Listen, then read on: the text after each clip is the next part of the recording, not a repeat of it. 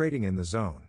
Master the Market with Confidence, Discipline and a Winning Attitude. Mark Douglas. Foreword by Thorn Hartle. Dedication. This book is dedicated to all of the traders I have had the pleasure of working with over the last 18 years as a trading coach. Each of you in your own unique way is a part of the insight and guidance this book will provide to those who choose to trade from a confident, disciplined, and consistent state of mind. Foreword. The great bull market in stocks has led to an equally great bull market in the number of books published on the subject of how to make money trading the markets. Many ideas abound, some good, some not, some original, some just a repackaging of earlier works. Occasionally, though, a writer comes forward with something that really sets him or her apart from the pack, something special.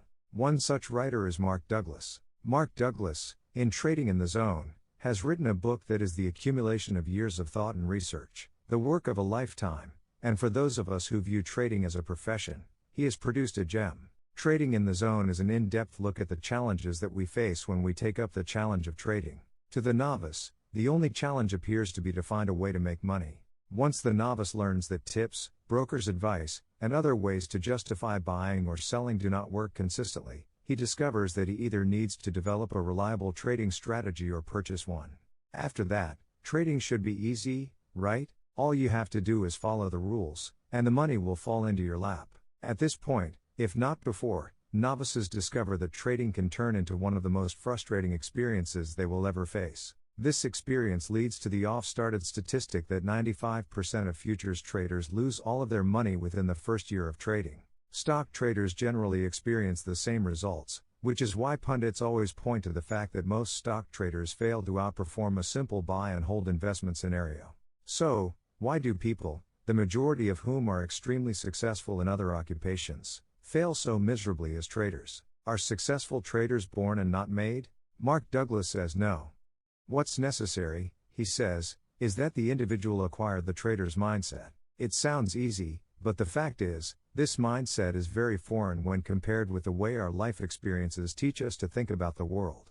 That 95% failure rate makes sense when you consider how most of us experience life, using skills learned as we grow. When it comes to trading, however, it turns out that the skills we learn to earn high marks in school, advance our careers, and create relationships with other people, the skills we are taught that should carry us through life, turn out to be inappropriate for trading.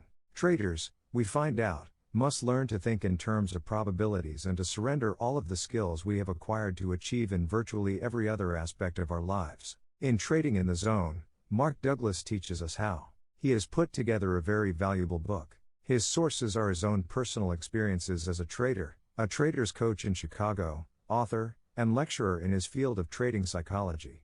My recommendation?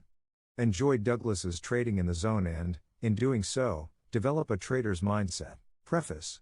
The goal of any trader is to turn profits on a regular basis, yet so few people ever really make consistent money as traders. What accounts for the small percentage of traders who are consistently successful? To me, the determining factor is psychological. The consistent winners think differently from everyone else. I started trading in 1978. At the time, I was managing a commercial casualty insurance agency in the suburbs of Detroit, Michigan. I had a very successful career and thought I could easily transfer that success into trading. Unfortunately, I found that was not the case. By 1981, I was thoroughly disgusted with my inability to trade effectively while holding another job, so I moved to Chicago and got a job as a broker with Merrill Lynch at the Chicago Board of Trade.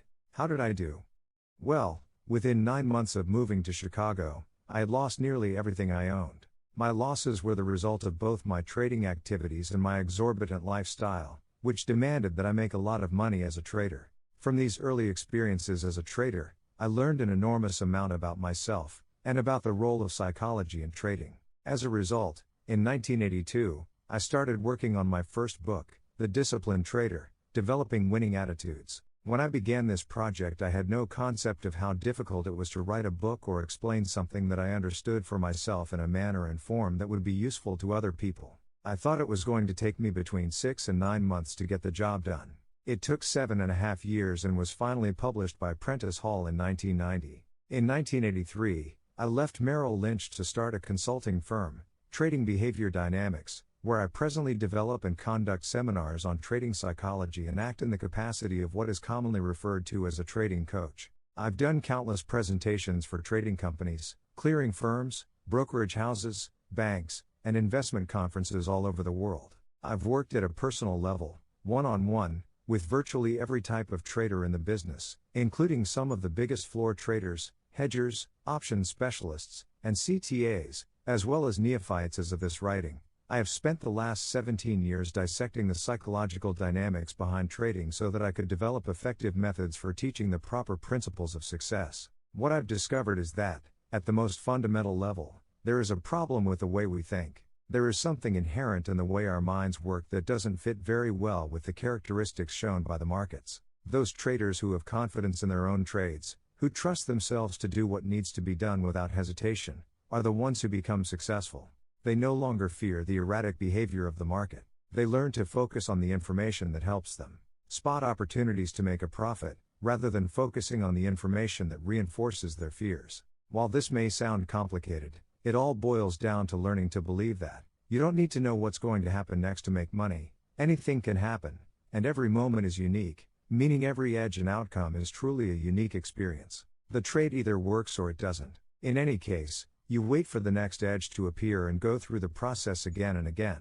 With this approach, you will learn in a methodical, non-random fashion what works and what doesn't. And, just as important, you will build a sense of self-trust so that you won't damage yourself in an environment that has the unlimited qualities the markets have. Most traders don't believe that their trading problems are the result of the way they think about trading or, more specifically, how they are thinking while they are trading. In my first book, The Disciplined Trader, I identified the problems confronting the trader from a mental perspective and then built a philosophical framework for understanding the nature of these problems and why they exist. I had 5 major objectives in mind in writing Trading in the Zone. To prove to the trader that more or better market analysis is not the solution to his trading difficulties or lack of consistent results. To convince the trader that it's his attitude and state of mind that determine his results. To provide the trader with the specific beliefs and attitudes that are necessary to build a winner's mindset, which means learning how to think in probabilities. To address the many conflicts, contradictions, and paradoxes in thinking that cause the typical trader to assume that he already does think in probabilities, when he really doesn't. To take the trader through a process that integrates this thinking strategy into his mental system at a functional level. Note, until recently, most traders were men, but I recognize that more and more women are joining the ranks. In an effort to avoid confusion and awkward phrasing, I have consistently used the pronoun he throughout this book in describing traders. This certainly does not reflect any bias on my part. Trading in the Zone presents a serious psychological approach to becoming a consistent winner in your trading. I do not offer a trading system. I am more interested in showing you how to think in the way necessary to become a profitable trader. I assume that you already have your own system, your own edge. You must learn to trust your edge. The edge means there is a higher probability of one outcome than another. The greater your confidence, the easier it will be to execute your trades. This book is designed to give you the insight and understanding you need about yourself and the nature of trading, so that actually doing it becomes as easy, simple, and stress-free as when you're just watching the market and thinking about doing it. In order to determine how well you think like a trader, take the following attitude survey. There are no right or wrong answers. Your answers are an indication of how consistent your current mental framework is with the way you need to think in order to get the most out of your trading. Attitude survey. 1. To make money as a trader, you have to know what the market is going to do next. Agree, disagree. 2. Sometimes I find myself thinking that there must be a way to trade without having to take a loss. Agree, disagree. 3. Making money as a trader is primarily a function of analysis. Agree, disagree. 4. Losses are an unavoidable component of trading. Agree, disagree. 5. My risk is always defined before I enter a trade. Agree, disagree. 6. In my mind there is always a cost associated with finding out what the market may do next. Agree, disagree. 7. I wouldn't even bother putting on the next trade if I wasn't sure that it was going to be a winner. Agree, disagree. 8. The more a trader learns about the markets and how they behave, the easier it will be for him to execute his trades. Agree, disagree. 9. My methodology tells me exactly under what market conditions to either enter or exit a trade. Agree, disagree. 10. Even when I have a clear signal to reverse my position, I find it extremely difficult to do. Agree, disagree. 11. I have sustained periods of consistent success, usually followed by some fairly drastic drawdowns in my equity. Agree, disagree. 12. When I first started trading, I would describe my trading methodology as haphazard, meaning some success in between a lot of pain. Agree, disagree. 13. I often find myself feeling that the markets are against me personally. Agree, disagree. 14. As much as I might try to let go, I find it very difficult to put past emotional wounds behind me. Agree, disagree. 15. I have a money management philosophy that is founded in the principle of always taking some money out of the market when the market makes it available. Agree, disagree. 16. A trader's job is to identify patterns in the market's behavior that represent an opportunity and then to determine the risk of finding out if these patterns will play themselves out as they have in the past. Agree, disagree. 17. Sometimes I just can't help feeling that I am a victim of the market. Agree, disagree. 18. When I trade, I usually try to stay focused in one time frame. Agree, disagree. 19. Trading successfully requires a degree of mental flexibility far beyond the scope of most people. 20. There are times when I can definitely feel the flow of the market, however, I often have difficulty acting on these feelings. Agree, disagree. 21. There are many times when I am in a profitable trade and I know the move is basically over, but I still won't take my profits. Agree, disagree. 22. No matter how much money I make in a trade, I am rarely ever satisfied and feel that I could have made more. Agree, disagree. 23. When I put on a trade, I feel I have a positive attitude. I anticipate all of the money I could make from the trade in a positive way. Agree, disagree. 24. The most important component in a trader's ability to accumulate money over time is having a belief in his own consistency. Agree, disagree. 25. If you were granted a wish to be able to instantaneously acquire one trading skill, what skill would you choose? 26. I often spend sleepless nights worrying about the market. Agree, disagree. 27.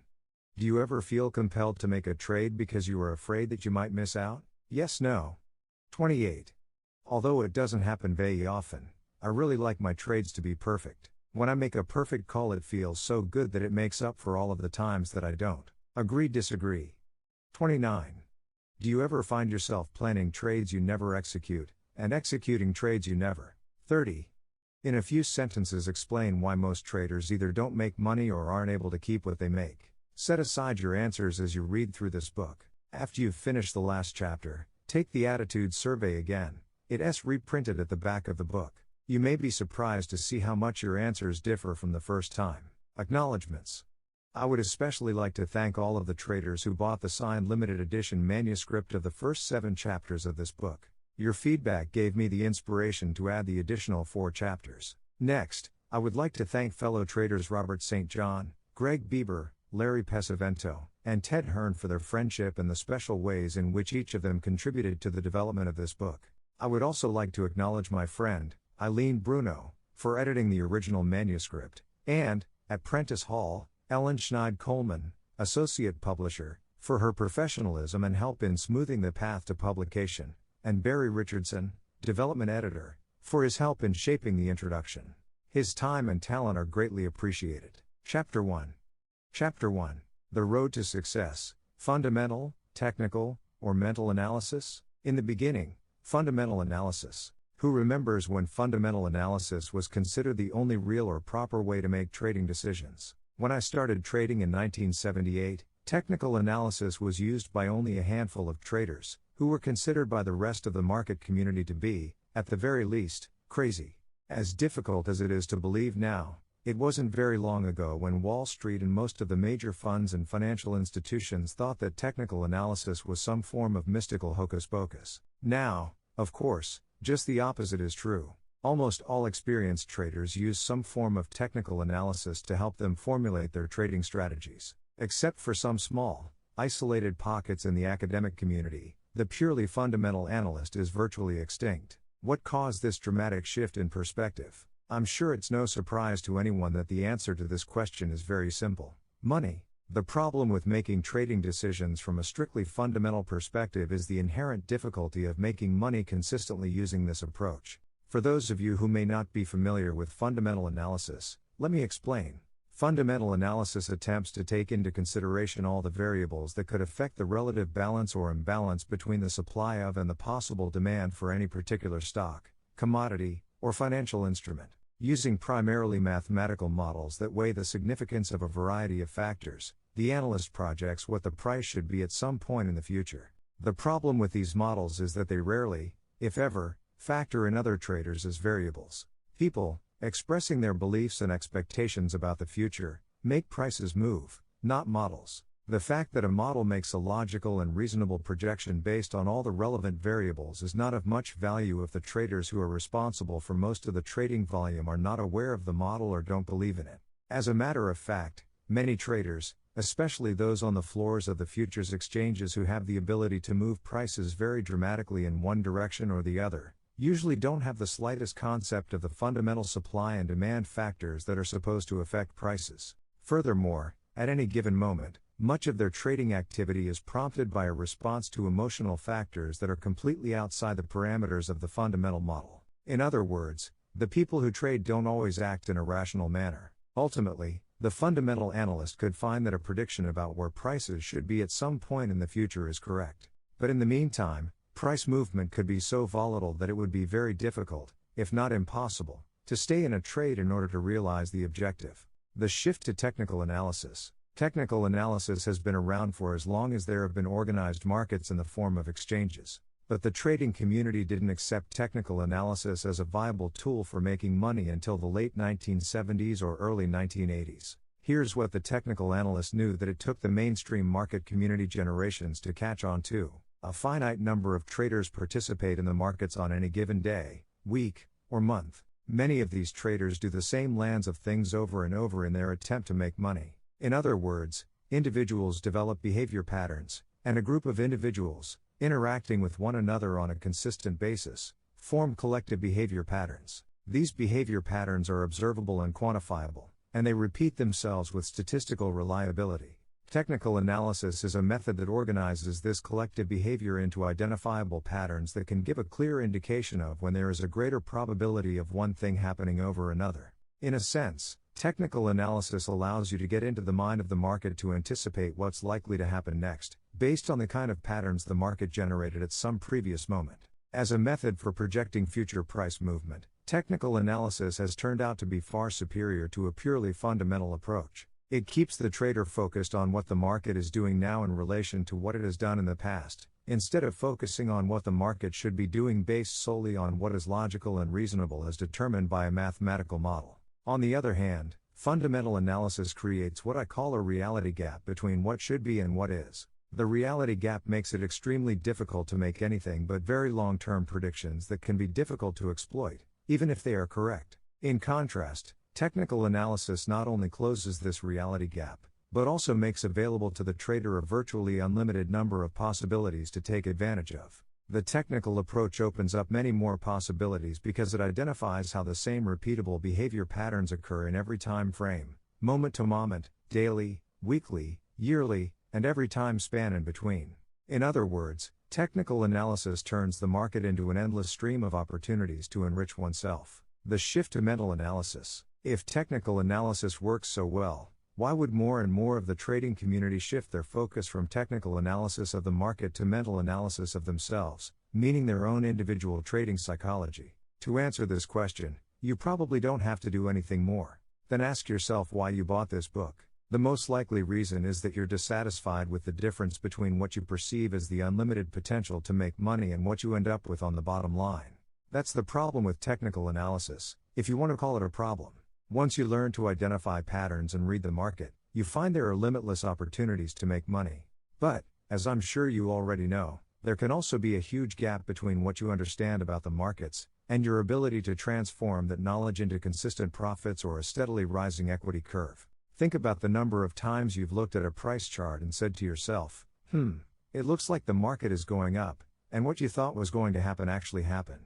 But you did nothing except watch the market move while you anguished over all the money you could have made. There's a big difference between predicting that something will happen in the market and the reality of actually getting into and out of trades. I call this difference, and others like it, A psychological gap that can make trading one of the most difficult endeavors you could choose to undertake and certainly one of the most mysterious to master. The big question is, can trading be mastered? Is it possible to experience trading with the same ease and simplicity implied when you are only watching the market and thinking about success, as opposed to actually having to put on and take off trades? Not only is the answer an unequivocal yes, but that's also exactly what this book is designed to give you. The insight and understanding you need about yourself and about the nature of trading. So the result is that actually doing it becomes as easy, simple, and stress-free as when you are just watching the market and thinking about doing it. This may seem like a tall order, and to some of you it may even seem impossible. But it's not. There are people who have mastered the art of trading, who have closed the gap between the possibilities available and their bottom line performance. But as you might expect, these winners are relatively few in number compared with the number of traders who experience varying degrees of frustration, all the way to extreme exasperation, wondering why they can't create the consistent success they so desperately desire. In fact, the differences between these two groups of traders are analogous to the differences between the Earth and the Moon. The Earth and Moon are both celestial bodies that exist in the same solar system, so they do have something in common. But they are as different in nature and characteristics as night and day. By the same token, anyone who puts on a trade can claim to be a trader, but when you compare the characteristics of the handful of consistent winners with the characteristics of most other traders, you'll find they're also as different as night and day. If going to the moon represents consistent success as a trader, we can say that getting to the moon is possible. The journey is extremely difficult and only a handful of people have made it. From our perspective here on Earth, the moon is usually visible every night and it seems so close that we could just reach out and touch it. Trading successfully feels the same way. On any given day, week, or month, the markets make available vast amounts of money to anyone who has the capacity to put on a trade. Since the markets are in constant motion, this money is also constantly flowing, which makes the possibilities for success greatly magnified and seemingly within your grasp. I use the word seemingly to make an important distinction between the two groups of traders.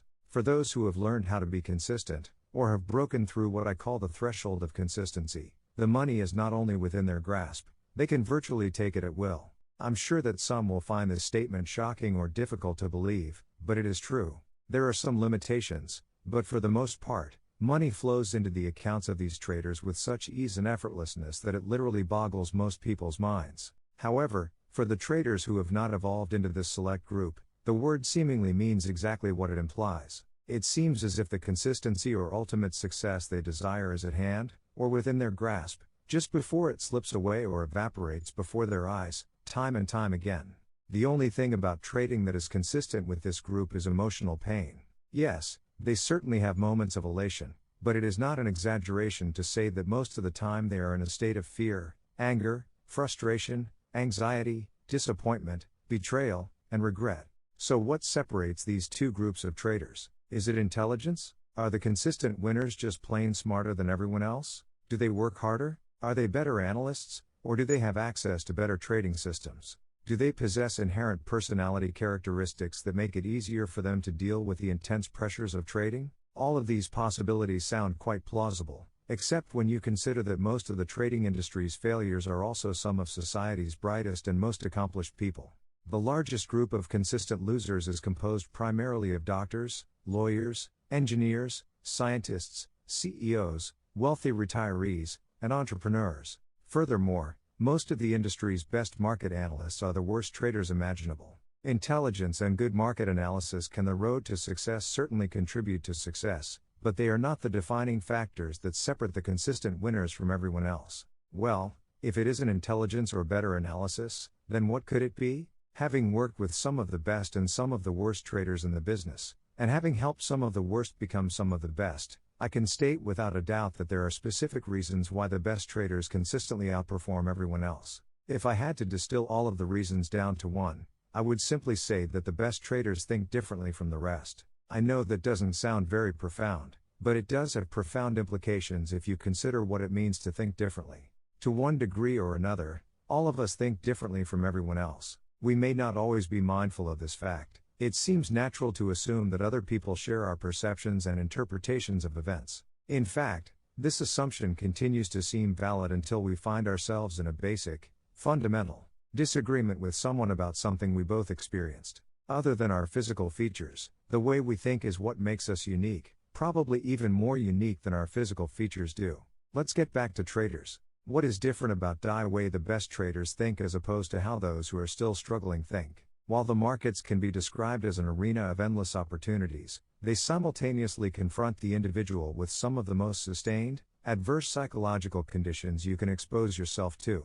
At some point, everyone who trades learns something about the markets that will indicate when opportunities exist. But learning how to identify an opportunity to buy or sell does not mean that you have learned to think like a trader. The defining characteristic that separates the consistent winners from everyone else is this: the winners have attained a mindset, a unique set of attitudes, that allows them to remain disciplined, focused, and, above all, confident in spite of the adverse conditions. As a result, they are no longer susceptible to the common fears and trading errors that plague everyone else. Everyone who trades ends up learning something about the markets. Very few people who trade ever learn the attitudes that are absolutely essential to becoming a consistent winner.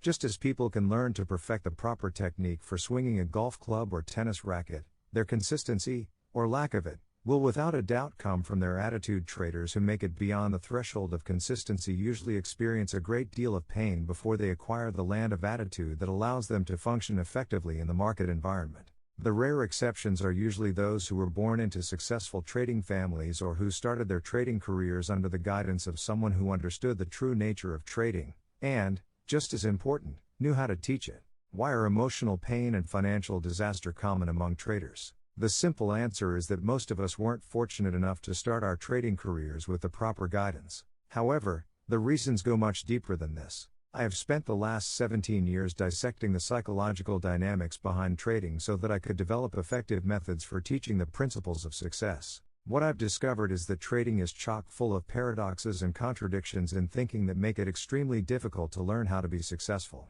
In fact, if I had to choose one word that encapsulates the nature of trading, it would be paradox. Financial and emotional disaster are common among traders because many of the perspectives, attitudes, and principles that would otherwise make perfect sense and work quite well in our daily lives have the opposite effect in the trading environment.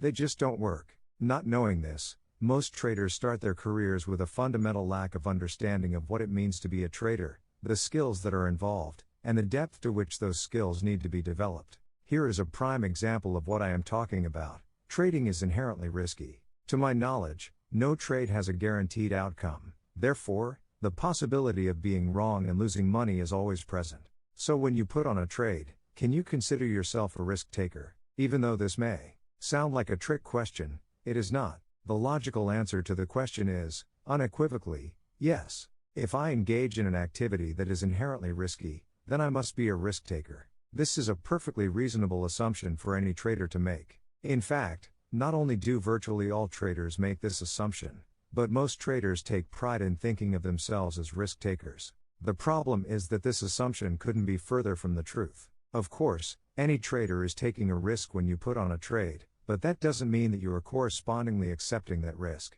In other words, all trades are risky because the outcomes are probable, not guaranteed. But do most traders really believe they are taking a risk when they put on a trade? Have they really accepted that the trade has a non-guaranteed, probable outcome? Furthermore, have they fully accepted the possible consequences? The answer is, unequivocally, no. Most traders have absolutely no concept of what it means to be a risk taker in the way a successful trader thinks about risk. The best traders not only take the risk, they have also learned to accept and embrace that risk. There is a huge psychological gap between assuming you are a risk taker because you put on trades and fully accepting the risks inherent in each trade. When you fully accept the risks, it will have profound implications on your bottom line performance. The best traders can put on a trade without the slightest bit of hesitation or conflict, and just as freely and without hesitation or conflict, admit it isn't working. They can get out of the trade, even with a loss, and doing so doesn't resonate the slightest bit of emotional discomfort. In other words, the risks inherent in trading do not cause the best traders to lose their discipline, focus, or sense of confidence. If you are unable to trade without the slightest bit of emotional discomfort, then you have not learned how to accept the risks inherent in trading. This is a big problem, because to whatever degree you haven't accepted the risk, is the same degree to which you will avoid the risk. Trying to avoid something that is unavoidable will have disastrous effects on your ability to trade successfully. Learning to truly accept the risks in any endeavor can be difficult, But it is extremely difficult for traders, especially considering what's at stake. What are we generally most afraid of? Certainly, losing money and being wrong both rank close to the top of the list. Admitting we are wrong and losing money to boot can be extremely painful, and certainly something to avoid. Yet as traders, we are confronted with these two possibilities virtually every moment we are in a trade. Now, you might be saying to yourself, apart from the fact that it hurts so much, it's natural to not want to be wrong and lose something. Therefore, it's appropriate for me to do whatever I can to avoid it. I agree with you. But it is also this natural tendency that makes trading extremely difficult. Trading presents us with a fundamental paradox. How do we remain disciplined, focused, and confident in the face of constant uncertainty? When you have learned how to think like a trader, that's exactly what you'll be able to do. Learning how to redefine your trading activities in a way that allows you to completely accept the risk is the key to thinking like a successful trader. Learning to accept the risk is a trading skill, the most important skill you can learn. Yet it's rare that developing traders focus any attention or expend any effort to learn it. When you learn the trading skill of risk acceptance, the market will not be able to generate information that you define or interpret as painful. If the information the market generates doesn't have the potential to cause you emotional pain, there's nothing to avoid. It is just information, telling you what the possibilities are. This is called an objective perspective, one that is not skewed or distorted by what you are afraid is going to happen or not happen. I'm sure there isn't one trader reading this book who hasn't gotten into trades too soon, before the market has actually generated a signal, or too late, long after the market has generated a signal.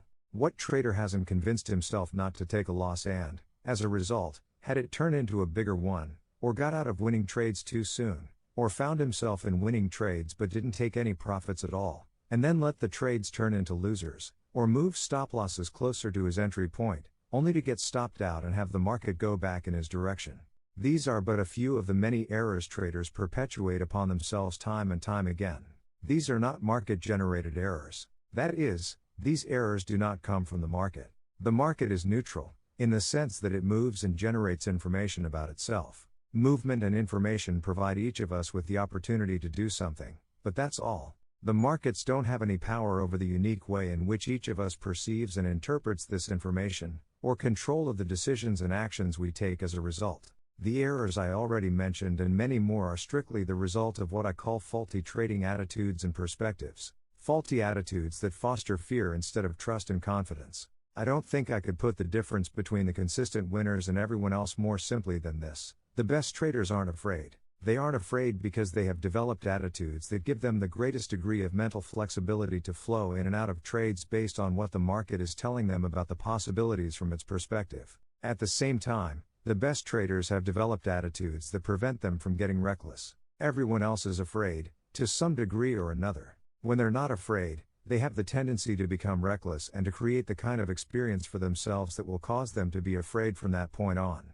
95% of the trading errors you are likely to make, causing the money to just evaporate before your eyes, will stem from your attitudes about being wrong, losing money, missing out, and leaving money on the table. What I call the 4 primary trading fears. Now, you may be saying to yourself, I don't know about this. I've always thought traders should have a healthy fear of the markets. Again, this is a perfectly logical and reasonable assumption. But when it comes to trading, your fears will act against you in such a way that you will cause the very thing you are afraid of to actually happen. If you're afraid of being wrong, your fear will act upon your perception of market information in a way that will cause you to do something that ends up making you wrong. When you are fearful, no other possibilities exist. You can't perceive other possibilities or act on them properly, even if you did manage to perceive them, because fear is immobilizing. Physically, it causes us to freeze or run. Mentally, it causes us to narrow our focus of attention to the object of our fear. This means that thoughts about other possibilities, as well as other available information from the market, get blocked. You won't think about all the rational things you've learned about the market until you are no longer afraid and the event is over. Then you will think to yourself, I knew that. Why didn't I think of it then? Or, why couldn't I act on it then? It's extremely difficult to perceive that the source of these problems is our own inappropriate attitudes. That's what makes fear so insidious. Many of the thinking patterns that adversely affect our trading are a function of the natural ways in which we were brought up to think and see the world. These thinking patterns are so deeply ingrained that it rarely occurs to us that the source of our trading difficulties is internal, derived from our state of mind. Indeed, it seems much more natural to see the source of a problem as external, in the market, because it feels like the market is causing our pain, frustration, and dissatisfaction. Obviously, these are abstract concepts and certainly not something most traders are going to concern themselves with. Yet understanding the relationship between beliefs, attitudes, and perception is as fundamental to trading as learning how to serve is to tennis, or as learning how to swing a club is to golf. Put another way, understanding and controlling your perception of market information is important only to the extent that you want to achieve consistent results. I say this because there is something else about trading that is as true as the statement I just made. You don't have to know anything about yourself or the markets to put on a winning trade, just as you don't have to know the proper way to swing a tennis racket or golf club in order to hit a good shot from time to time. The first time I played golf, I hit several good shots throughout the game even though I hadn't learned any particular technique, but my score was still over 120 for 18 holes. Obviously, to improve my overall score, I needed to learn technique. Of course, the same is true for trading. We need technique to achieve consistency. But what technique? This is truly one of the most perplexing aspects of learning how to trade effectively. If we aren't aware of, or don't understand, how our beliefs and attitudes affect our perception of market information, it will seem as if it is the market's behavior that is causing the lack of consistency. As a result, it would stand to reason that the best way to avoid losses and become consistent would be to learn more about the markets. This bit of logic is a trap that almost all traders fall into at some point, and it seems to make perfect sense. But this approach doesn't work. The market simply offers too many, often conflicting, variables to consider. Furthermore, there are no limits to the market's behavior. It can do anything at any moment. As a matter of fact, because every person who trades is a market variable, it can be said that any single trader can cause virtually anything to happen. This means that no matter how much you learn about the market's behavior, no matter how brilliant an analyst you become, you will never learn enough to anticipate every possible way that the market can make you wrong or cause you to lose money. So if you are afraid of being wrong or losing money, it means you will never learn enough to compensate for the negative effects these fears will have on your ability to be objective and your ability to act without hesitation. In other words, you won't be confident in the face of constant uncertainty. The hard, cold reality of trading is that every trade has an uncertain outcome. Unless you learn to completely accept the possibility of an uncertain outcome, you will try either consciously or unconsciously to avoid any possibility you define as painful. In the process, you will subject yourself to any number of self-generated, costly errors. Now, I am not suggesting that we don't need some form of market analysis or methodology to define opportunities and allow us to recognize them. We certainly do. However, market analysis is not the path to consistent results. It will not solve the trading problems created by lack of confidence, lack of discipline, or improper focus. When you operate from the assumption that more or better analysis will create consistency, you will be driven to gather as many market variables as possible into your arsenal of trading tools. But what happens then? You are still disappointed and betrayed by the markets, time and again, because of something you didn't see or give enough consideration to. It will feel like you can't trust the markets, but the reality is, you can't trust yourself. Confidence and fear are contradictory states of mind that both stem from our beliefs and attitudes. To be confident, functioning in an environment where you can easily lose more than you intend to risk, requires absolute trust in yourself. However, you won't be able to achieve that trust until you have trained your mind to override your natural inclination to think in ways that are counterproductive to being a consistently successful trader. Learning how to analyze the market's behavior is simply not the appropriate training. You have two choices. You can try to eliminate risk by learning about as many market variables as possible. Or you can learn how to redefine your trading activities in such a way that you truly accept the risk, and you're no longer afraid.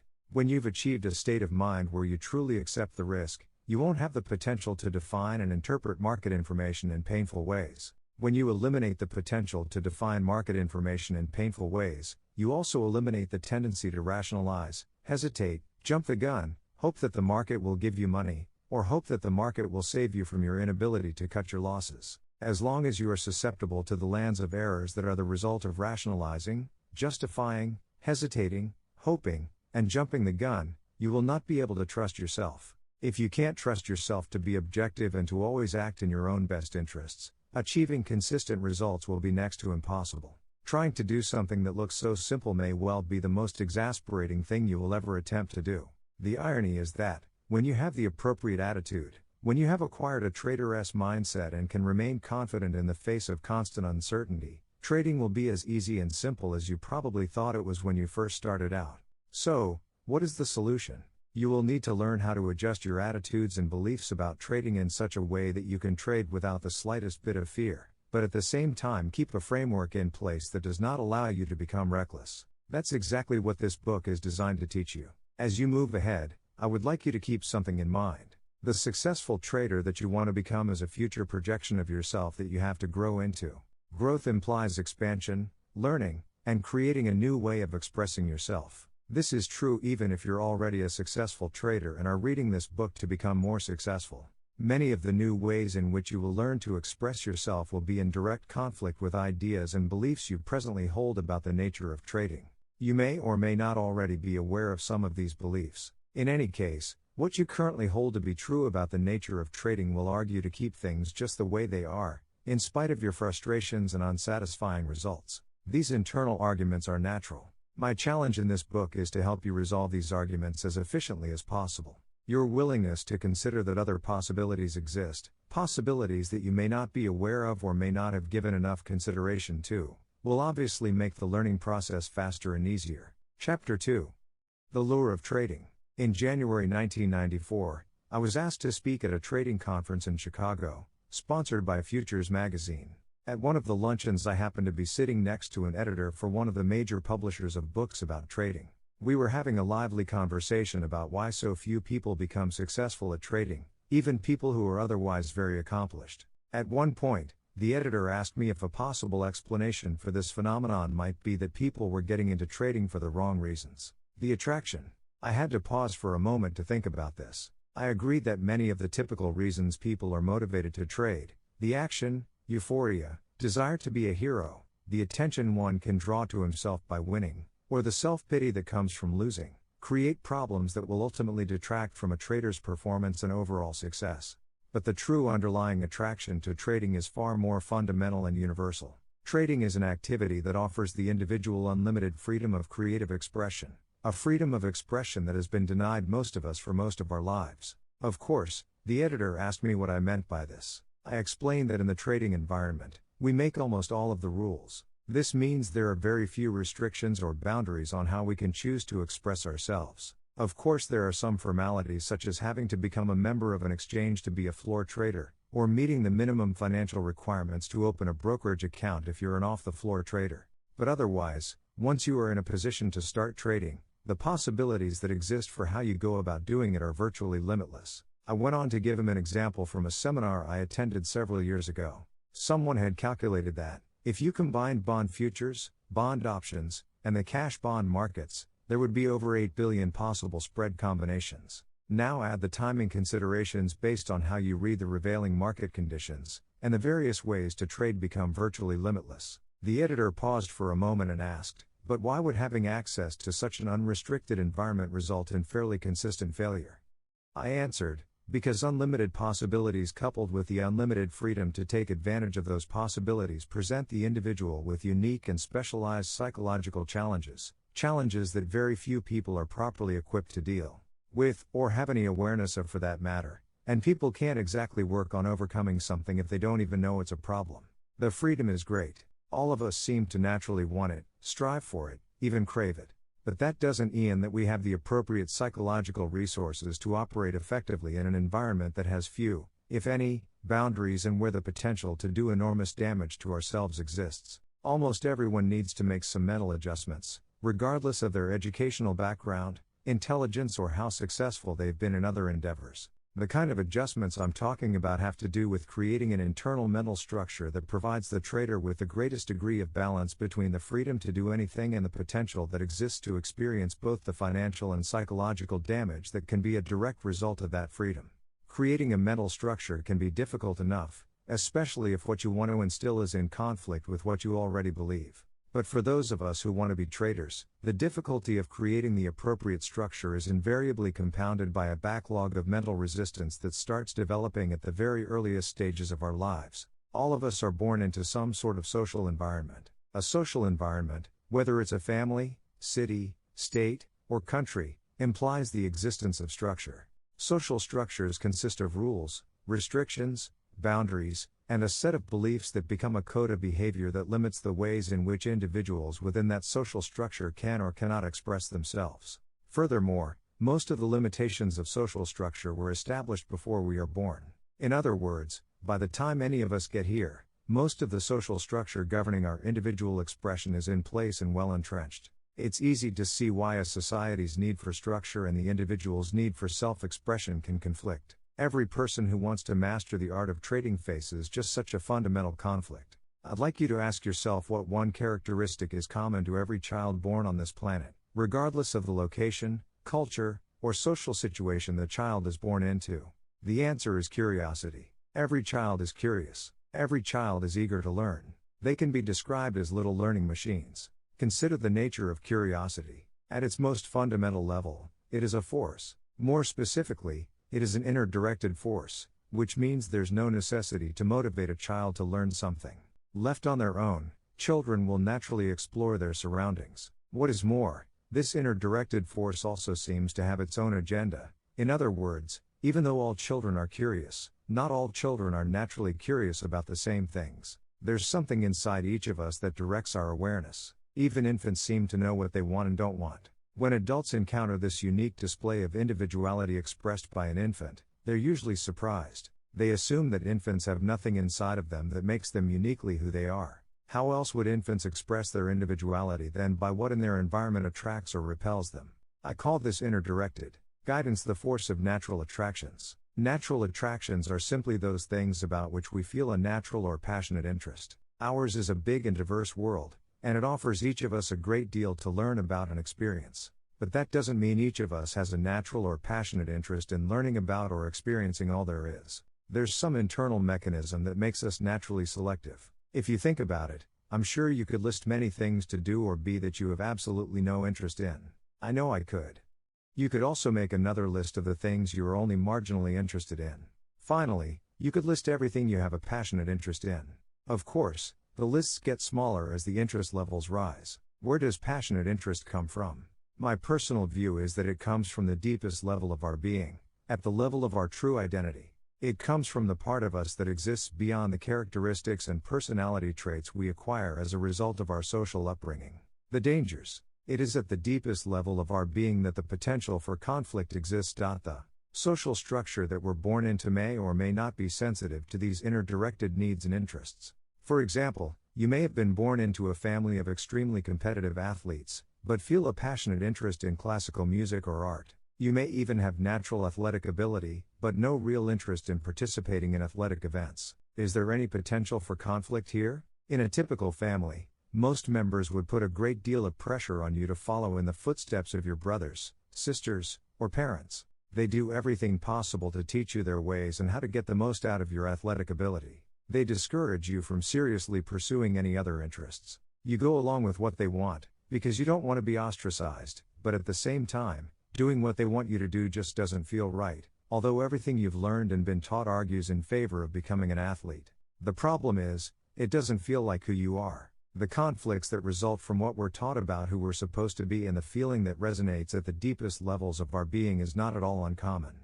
I would say that many, if not most people, grow up in a family and cultural environment that gives little, if any, objective, non-judgmental support to the unique ways in which we feel compelled to express ourselves. This lack of support is not simply an absence of encouragement. It can be as deep as the outright denial of some particular way in which we want to express ourselves. For example, let's look at a common situation.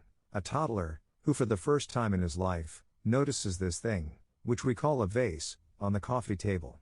He is curious, which means there's an inner force that's compelling him to experience this object. In a sense, it's as if this force creates a vacuum in his mind that has to be filled with the object of his interest. So, he focuses on the vase, and, with deliberate intent, crawls across the vast expanse of the living room floor to the coffee table. When he gets there, he reaches up to the edge of the table to pull himself to his feet. With one hand firmly on the table to maintain his balance, his other hand reaches out to touch this thing he has never experienced. Just at that moment, he hears a scream from across the room. "No! Don't touch that!" Startled, the child falls back on his butt, and begins to cry. Obviously, This is a very common occurrence and one that is completely unavoidable. Children have absolutely no concept of how they can injure themselves or how valuable something like a vase can be. In fact, learning what is safe and what isn't and the value of things are important lessons the child must learn. However, there are some extremely important psychological dynamics at work here that have a direct effect on our ability to create the kind of discipline and focus necessary to trade effectively later in life. What happens when we're denied the opportunity to express ourselves in the way we want to, or we're forced to express ourselves in a way that doesn't correspond with the natural selection process? The experience creates an upset. Being upset implies an imbalance. But what exactly is out of balance? For something to be out of balance, there has to be something that's in balance or in equal proportion in the first place. That something is the relative degree of correspondence that exists between our inner, mental environment and the exterior environment where we experience our lives. In other words, our needs and desires are generated in our mental environment, and they are fulfilled in the exterior environment. If these two environments are in correspondence with one another, we're in a state of inner balance and we feel a sense of satisfaction or happiness. If these environments are not in correspondence, we experience dissatisfaction, anger, and frustration, or what is commonly referred to as emotional pain. Now, why would not getting what we want or being denied the freedom to express ourselves in some particular way cause us to experience emotional pain? My personal theory is that needs and desires create mental vacuums. The universe in which we live has a natural tendency to not tolerate a vacuum and moves to fill it, whenever one exists. Suck the air out of a bottle and your tongue and lips will stick to the mouth of the bottle, because you have created an imbalance, which now must be filled. What are the dynamics behind the expression necessity is the mother of all invention? The recognition that a need creates a mental vacuum that the universe will fill with inspiring thoughts. The thoughts, in turn, can inspire movement and expression that result in the fulfillment of that need. In this respect, I think our mental environment works like the universe at large. Once we recognize a need or desire, we move to fill the vacuum with an experience in the exterior environment. If we are denied the opportunity to pursue the object of this need or desire, it literally feels as if we are not whole, or that something is missing, which puts us into a state of imbalance or emotional pain. Take a toy away from a child who is not finished playing with it and the universal response will be emotional pain. By the time we're 18 years old, we've been on Earth approximately 6,570 days. On average, how many times per day does the typical child hear statements like, "No, no, you can't do that. You can't do it that way. You have to do it this way. Not now, let me think about it. I'll let you know. It can't be done. What makes you think you can do it? You have to do it. You have no choice." These are just a few of the relatively nice ways in which all of us are denied individual expression as we grow up. Even if we only heard such statements once or twice a day, that still adds up to several thousand denials by the time we reach adulthood. I call these lands of experiences denied impulses to learn, impulses that are based on an inner need, originating from the deeper part of our identity, from the natural selection process. What happens to all of these impulses that have been denied and left unfulfilled? Do they just go away? They can, if they are reconciled in some way, if we do something, or someone else does something, to put our mental environment back into balance. What can put our mental environment back into balance? There are a number of techniques. The most natural one, especially for a child, is simply to cry. Crying is a natural mechanism for reconciling these denied, unfulfilled impulses. Scientific researchers have found tears to be composed of negatively charged ions. If allowed to take its natural course, crying will expel the negatively charged energy in our minds and bring us back to a state of balance, even though the original impulse was never fulfilled. The problem is that, most of the time, events are not allowed to take their natural course and the denied impulses are never reconciled. There are many reasons why adults don't like it when their children cry, and do everything they can to discourage this behavior. There are just as many reasons why adults will not bother to explain to children why they are being forced to do something they don't want to do. Even if adults do try, there are no assurances that they will be effective enough to reconcile the imbalance. What happens if these impulses aren't reconciled? They accumulate and usually end up manifesting themselves in any number of addictive and compulsive behavior patterns. A very loose rule of thumb is, whatever we believe we were deprived of as children can easily become addictions in adulthood. For example, many people are addicted to attention.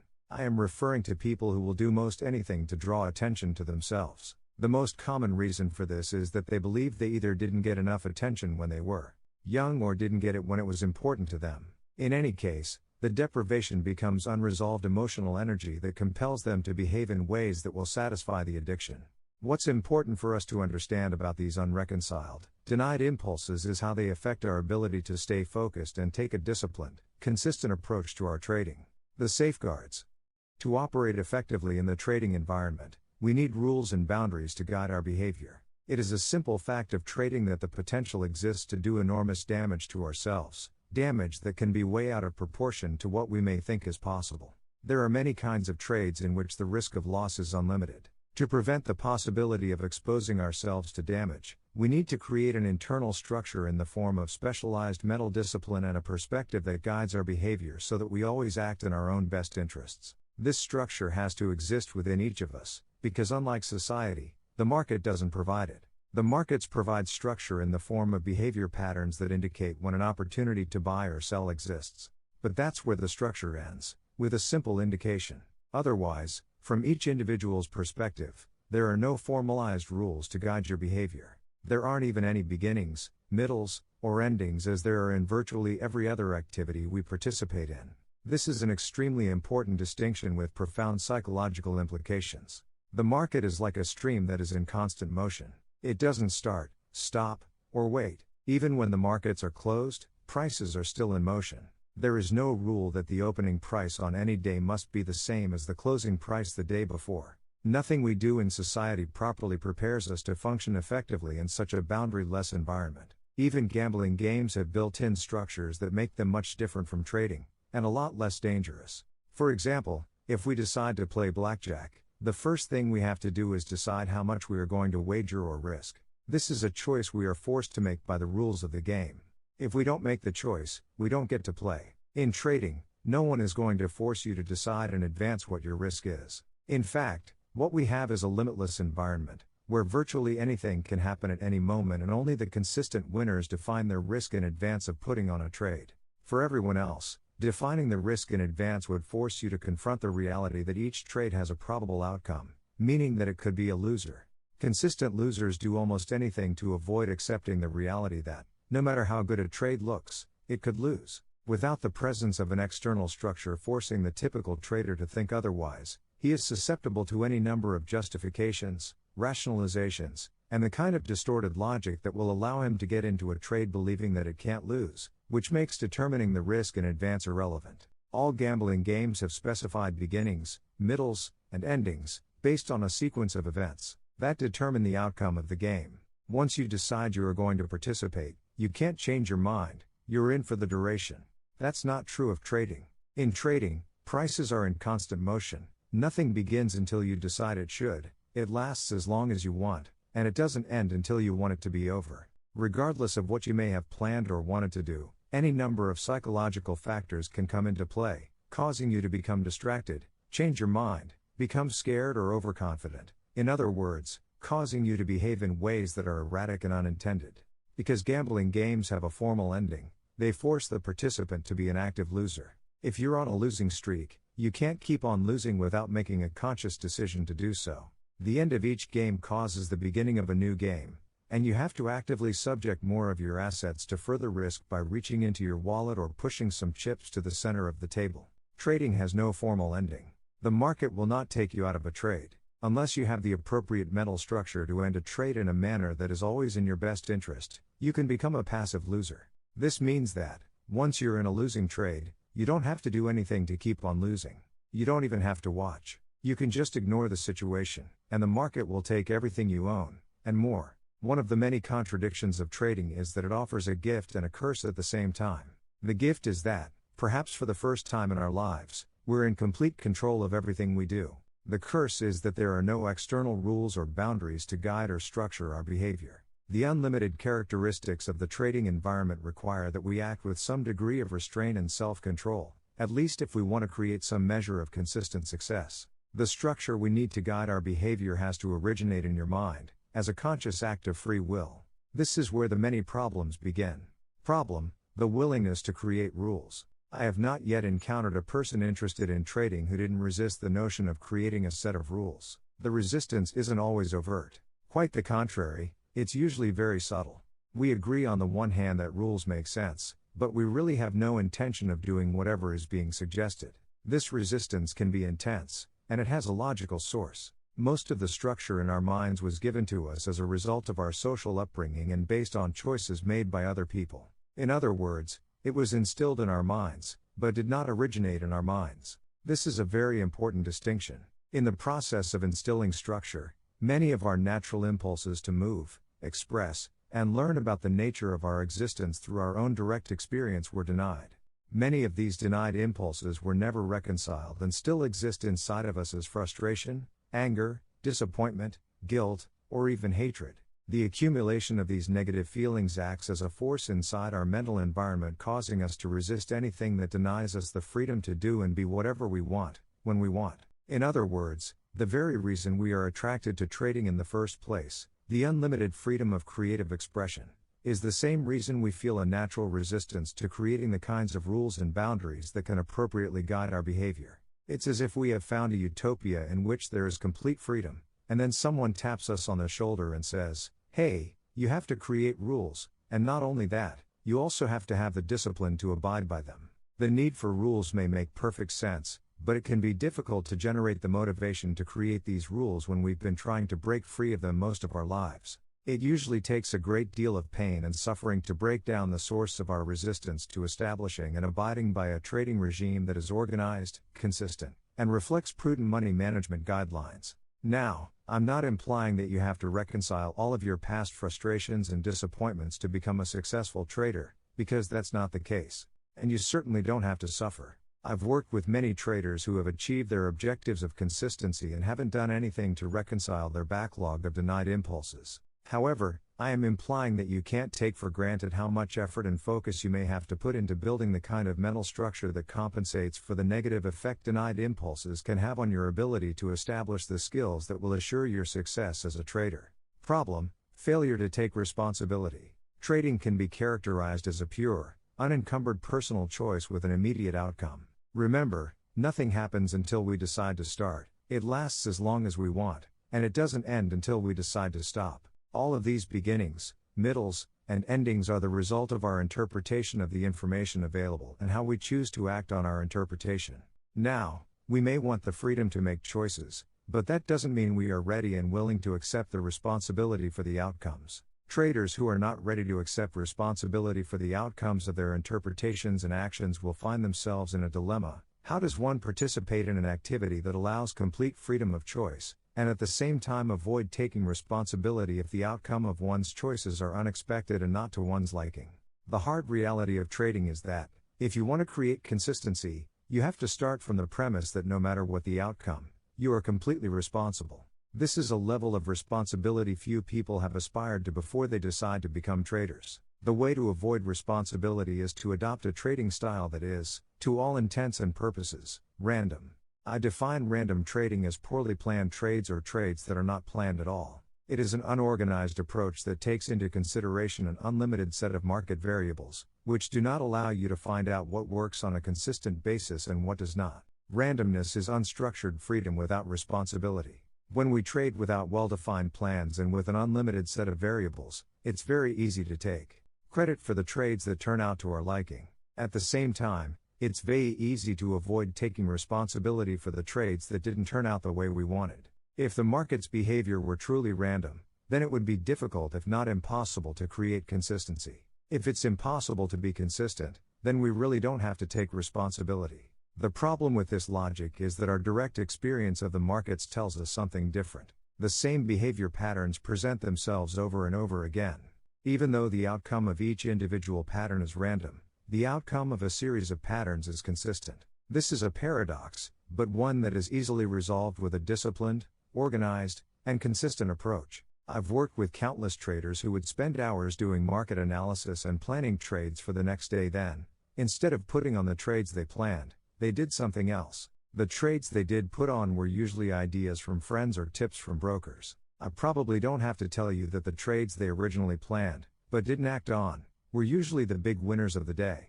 This is a classic example of how we become susceptible to unstructured, random trading, because we want to avoid responsibility. When we act on our own ideas, We put our creative abilities on the line and we get instant feedback on how well our ideas worked. It's very difficult to rationalize away any unsatisfactory results. On the other hand, when we enter an unplanned, random trade, it's much easier to shift the responsibility by blaming the friend or the broker for their bad ideas. There's something else about the nature of trading that makes it easy to escape the responsibility that comes with creating structure in favor of trading randomly. It is the fact that any trade has the potential to be a winner, even a big winner. That big winning trade can come your way whether you are a great analyst or a lousy one, whether you do or don't take responsibility. It takes effort to create the kind of disciplined approach that is necessary to become a consistent winner. But, as you can see, it's very easy to avoid this kind of mental work in favor of trading with an undisciplined, random approach. Problem: addiction to random rewards. Several studies have been done on the psychological effects of random rewards on monkeys. For example, if you teach a monkey to do a task and consistently reward it every time the task is done, the monkey quickly learns to associate a specific outcome with the efforts. If you stop rewarding it for doing the task, within a very short period of time the monkey will simply stop doing the task. It won't waste its energy doing something that it has now learned it won't be rewarded for. However, the monkey's response to being cut off from the reward is very different if you start out on a purely random schedule, instead of a consistent one. When you stop offering the reward, there's no way the monkey can know that it will never be rewarded again for doing that task. Every time it was rewarded in the past, the reward came as a surprise. As a result, from the monkey's perspective, there's no reason to quit doing the task. The monkey keeps on doing the task, even without being rewarded for doing it. Some will continue indefinitely. I'm not sure why we're susceptible to becoming addicted to random rewards. If I had to guess, I would say that it probably has something to do with the euphoria-inducing chemicals that are released in our brains when we experience an unexpected, pleasant surprise. If a reward is random, we never know for sure if and when we might receive it, so expending energy and resources in the hope of experiencing that wonderful feeling of surprise again isn't difficult. In fact, for many people it can be very addicting. On the other hand, when we expect a particular outcome and it doesn't come about, we're disappointed and feel bad. If we do it again and get the same disappointing outcome, it isn't likely that we will keep doing something we know will cause us emotional pain. The problem with any addiction is that it leaves us in a state of choicelessness. To whatever degree the addiction dominates our state of mind, to that same degree our focus and efforts will be geared toward fulfilling the object of that addiction. Other possibilities that exist in any given moment to fulfill other needs are either ignored or dismissed. We feel powerless to act in any other way than to satisfy the addiction. An addiction to random rewards is particularly troublesome for traders, because it is another source of resistance to creating the kind of mental structure that produces consistency. Problem: external versus internal control. Our upbringing has programmed us to function in a social environment, which means we've acquired certain thinking strategies for fulfilling our needs, wants and desires that are geared toward social interaction.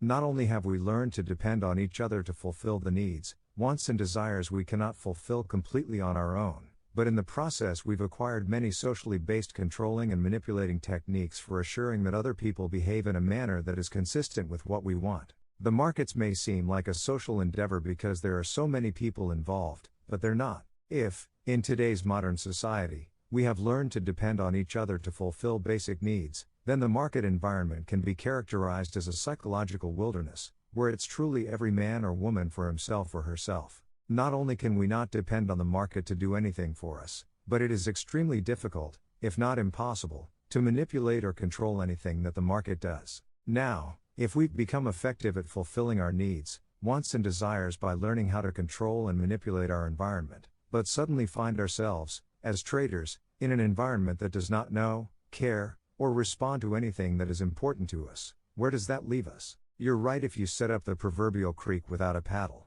One of the principal reasons so many successful people have failed miserably at trading is that their success is partly attributable to their superior ability to manipulate and control the social environment, to respond to what they want. To some degree, all of us have learned or developed techniques to make the external environment conform to our mental environment. The problem is that none of these techniques work with the market. The market doesn't respond to control and manipulation.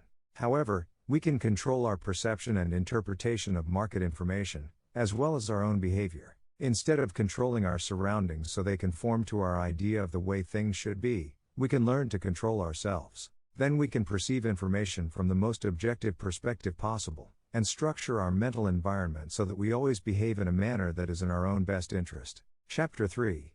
Taking responsibility. Although the words taking responsibility sound simple, the concept is neither easy to grasp nor easy to put into practice in your trading. We have all heard the words and been confronted with the need to take responsibility so many times in our lives that it is easy to take for granted that we know exactly what the phrase means. Taking responsibility in your trading and learning the appropriate principles of success are inextricably connected. You have to understand, with every fiber of your being, the ways in which you are and are not responsible for your success as a trader. Only then can you take on the characteristics that will allow you to join the select group of traders who are consistently successful in the markets. At the end of Chapter 1, I introduced the idea of stepping into a future projection of yourself. In other words, the consistently successful trader that you want to become doesn't exist yet. You must create a new version of yourself, just as a sculptor creates a likeness of a model. Shaping your mental environment. The tools you will use to create this new version of yourself are your willingness and desire to learn, fueled by your passion to be successful. If the willingness and desire to learn are your primary tools, then what is your medium? An artist creating a sculpture can choose to work in a number of mediums, clay, marble, or metal, for example. But if you want to create a new version of your personality that expresses itself as a consistently successful trader, you have only your beliefs and attitudes. The medium for your artistic endeavor will be your mental environment, where with your desire to learn, you can restructure and install the beliefs and attitudes that are necessary to achieve your ultimate goal. I am assuming your ultimate goal is consistency. If you're like most traders, you don't realize the fullest potential of the opportunities available to you. To realize more and more of that potential, to make it more and more of a reality in your life, your primary goal has to be to learn how to think like a consistently successful trader. Remember, the best traders think in a number of unique ways. They have acquired a mental structure that allows them to trade without fear and, at the same time, keeps them from becoming reckless and committing fear-based errors. This mindset has a number of components, but the bottom line is that successful traders have virtually eliminated the effects of fear and recklessness from their trading. These two fundamental characteristics allow them to achieve consistent results. When you acquire this mindset, you, too, will be able to trade without fear. You will no longer be susceptible to the multitude of fear-based errors that come from rationalizing, subconsciously distorting information, hesitating, jumping the gun, or hoping. Once the fear is gone, there just won't be a reason to make these errors and, as a result, they will virtually disappear from your trading. However, eliminating fear is only half the equation.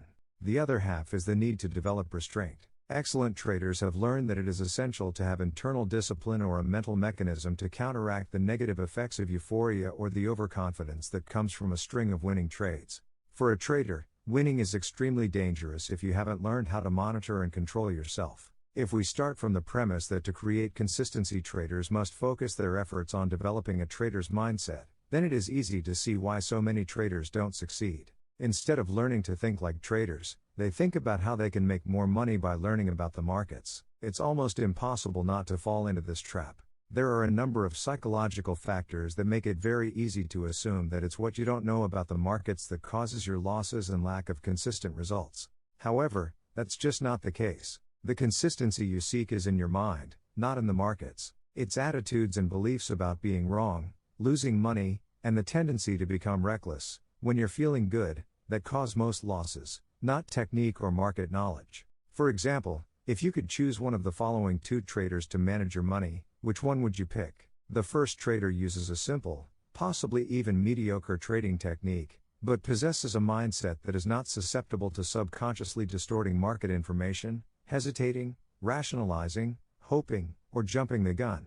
The second trader is a phenomenal analyst, but is still operating out of the typical fears that make him susceptible to all of the psychological maladies that the other trader is free of. The right choice should be obvious. The first trader is going to achieve far better results with your money. Attitude produces better overall results than analysis or technique. Of course, the ideal situation is to have both, but you really don't need both, because if you have the right attitude, the right mindset, then everything else about trading will be relatively easy, even simple, and certainly a lot more fun. I know for some of you this may be difficult to believe, or even distressing, especially if you've been struggling for years to learn everything you can about the market. Interestingly, Most traders are closer to the way they need to think when they first begin trading than at any other time in their careers. Many people begin trading with a very unrealistic concept of the inherent dangers involved. This is particularly true if their first trade is a winner. Then they go into the second trade with little or no fear. If that trade is a winner, they go into the next trade with even less concern for what would otherwise be the unacceptable possibility of a loss. Each subsequent win convinces them that there is nothing to fear and that trading is the easiest possible way to make money. This lack of fear translates into a carefree state of mind, similar to the state of mind many great athletes describe as a zone. If you've ever had the occasion to experience the zone in some sport, then you know it is a state of mind in which there is absolutely no fear and you act and react instinctively. You don't weigh alternatives or consider consequences or second-guess yourself. You are in the moment and just doing it. Whatever you do turns out to be exactly what needed to be done. Most athletes never reach this level of play, because they never get past the fear of making a mistake. Athletes who reach the point where there is absolutely no fear of the consequences of screwing up will usually, and quite spontaneously, enter into the zone. By the way, a psychological zone is not a condition you can will yourself into, the way you can will yourself into a feat of endurance. It is a state of mind you find yourself in that is inherently creative, and usually if you start thinking about your actions at a rational or conscious level, you pop right out of it. Even though you cannot force or will yourself into a zone, you can set up the kind of mental conditions that are most conducive to experiencing the zone, by developing a positive winning attitude. I define a positive winning attitude as expecting a positive result from your efforts, with an acceptance that whatever results you get are a perfect reflection of your level of development and what you need to learn to do better. That's what the great athletes have, a winning attitude that allows them to easily move beyond their mistakes and keep on.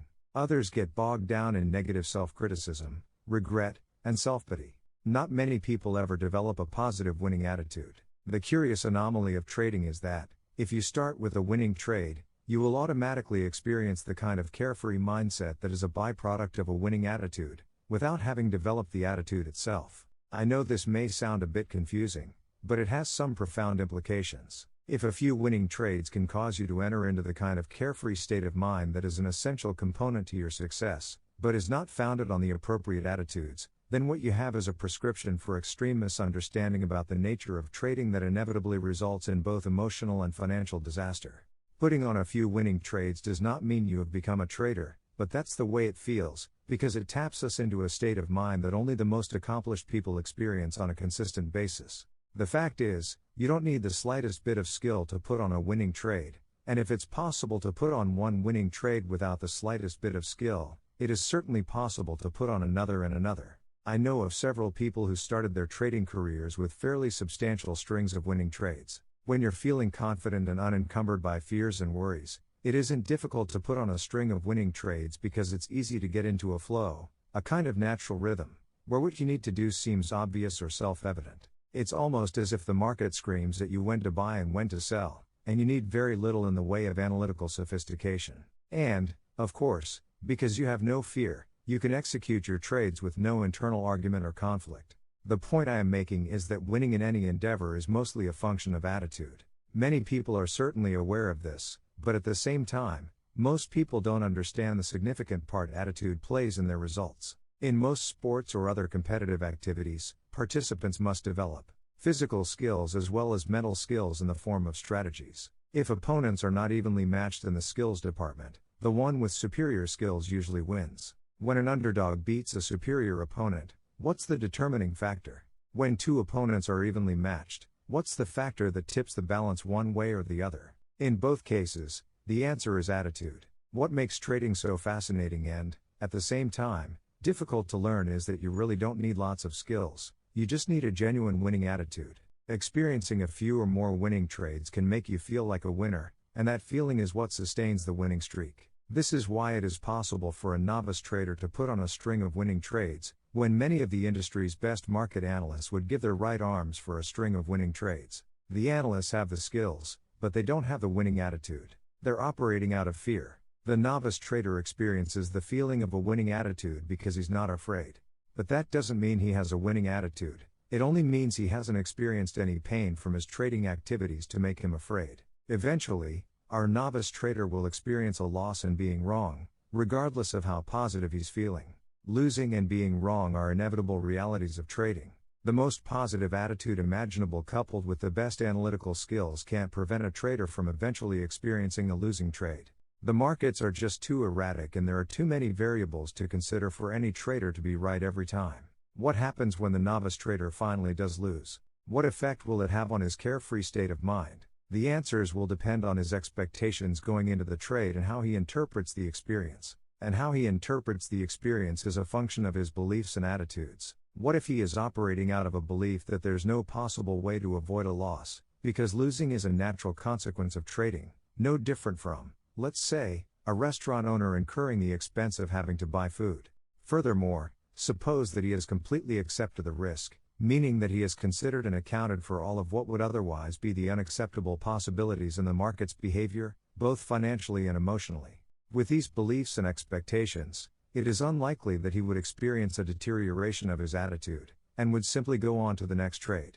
By the way, this is an example of an ideal set of trading beliefs and attitudes. Now suppose that he hasn't completely accepted the risk. What if his expectations didn't take into account any market behavior other than what he wanted? From this mental perspective, if the market doesn't do what he wants, he is going to feel pain, emotional pain. Expectations are our mental representations of how some future moment in the environment is going to look, sound, feel, smell, or taste. Depending upon how much energy is behind the expectation, it can hurt a lot when it isn't fulfilled. Of the two different perspectives I just described, which one is likely to be held by our novice trader? The latter, of course. Only the very best traders have acquired the perspective described in the first scenario. And, as I indicated in Chapter 1, unless these very best traders grew up in successful trading families or had super traders for mentors, where appropriate, attitudes about risk and loss were instilled in them from the very beginning of their careers, virtually every one of them had the common experience of losing one or more fortunes before they realized how they needed to think in order to be consistently successful. It's a fundamental shift in attitude that accounts for their success, not some brilliant realization about the market, as most people erroneously assume.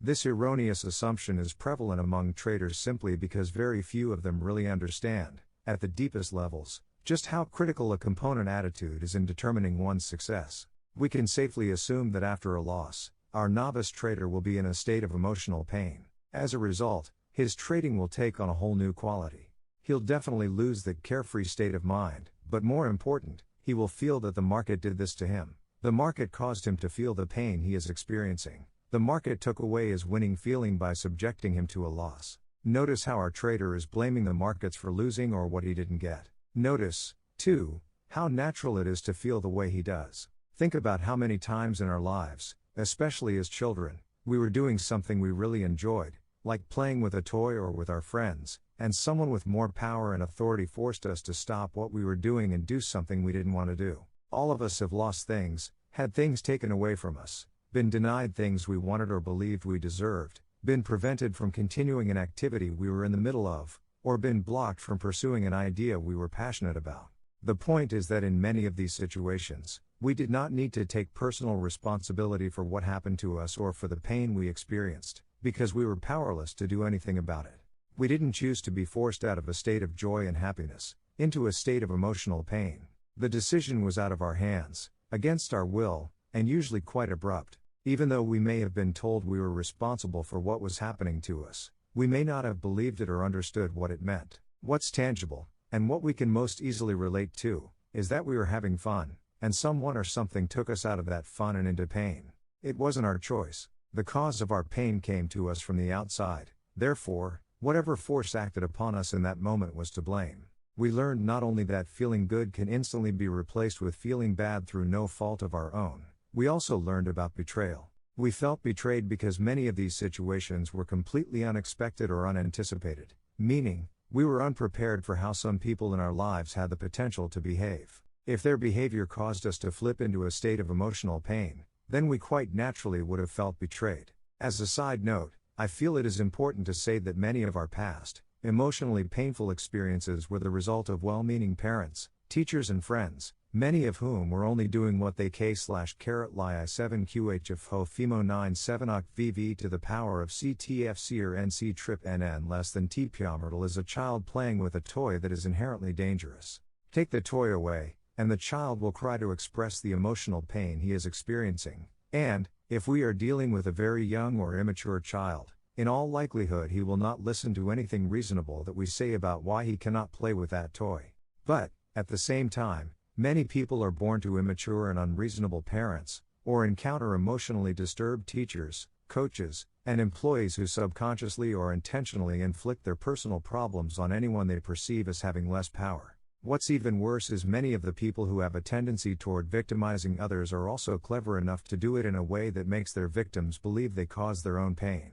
In any case, whether our painful experiences are the result of an act of love or intentionally inflicted is something each of us will have to determine for ourselves. The bottom line is that, as adults, when we get into a trading mode, we don't realize how natural it is to associate the instantaneous shift from joy to pain that we experience so often as children with the same instantaneous shift from joy to pain that occurs when we trade. The implications are that if we haven't learned to accept the inherent risks of trading and don't know how to guard against making these natural connections between our past and the present, we will end up blaming the market for our results instead of taking responsibility for them. Even though most people who trade consider themselves responsible adults, only the very best traders have reached a point where they can and do accept complete responsibility for the outcome of any particular trade. Everyone else to one degree or another assumes they are taking responsibility, but the reality is that they want the market to do it for them. The typical trader wants the market to fulfill his expectations, his hopes, and dreams. Society may work this way, but the markets certainly don't. In society, we can expect other people to behave in reasonable and responsible ways. When they don't, and if we suffer as a result, society makes remedies available to rectify the imbalance and make us whole again. The market, on the other hand, has no responsibility to give us anything or do anything that would benefit us. This may not be the way markets are advertised and certainly not the impression they want to project, but the reality is, every trader who participates in the markets does so for his own benefit. The only way one trader can benefit is if some other trader loses, whether the loss is in actual dollars as in a futures trade, or lost opportunity as in a stock trade. When you put on a trade, it is in anticipation of making money. Every other trader in the world who puts on a trade does so for the same reason. When you look at your relationship with the market from this perspective, you could say that your purpose is to extract money from the markets, but, by the same token, the market's sole purpose is to extract money or opportunity from you. If the market is a group of people interacting to extract money from one another, then what is the market's responsibility to the individual trader? It has no responsibility other than to follow the rules it has established to facilitate this activity. The point is, if you have ever found yourself blaming the market or feeling betrayed, then you have not given enough consideration to the implications of what it means to play a zero-sum game.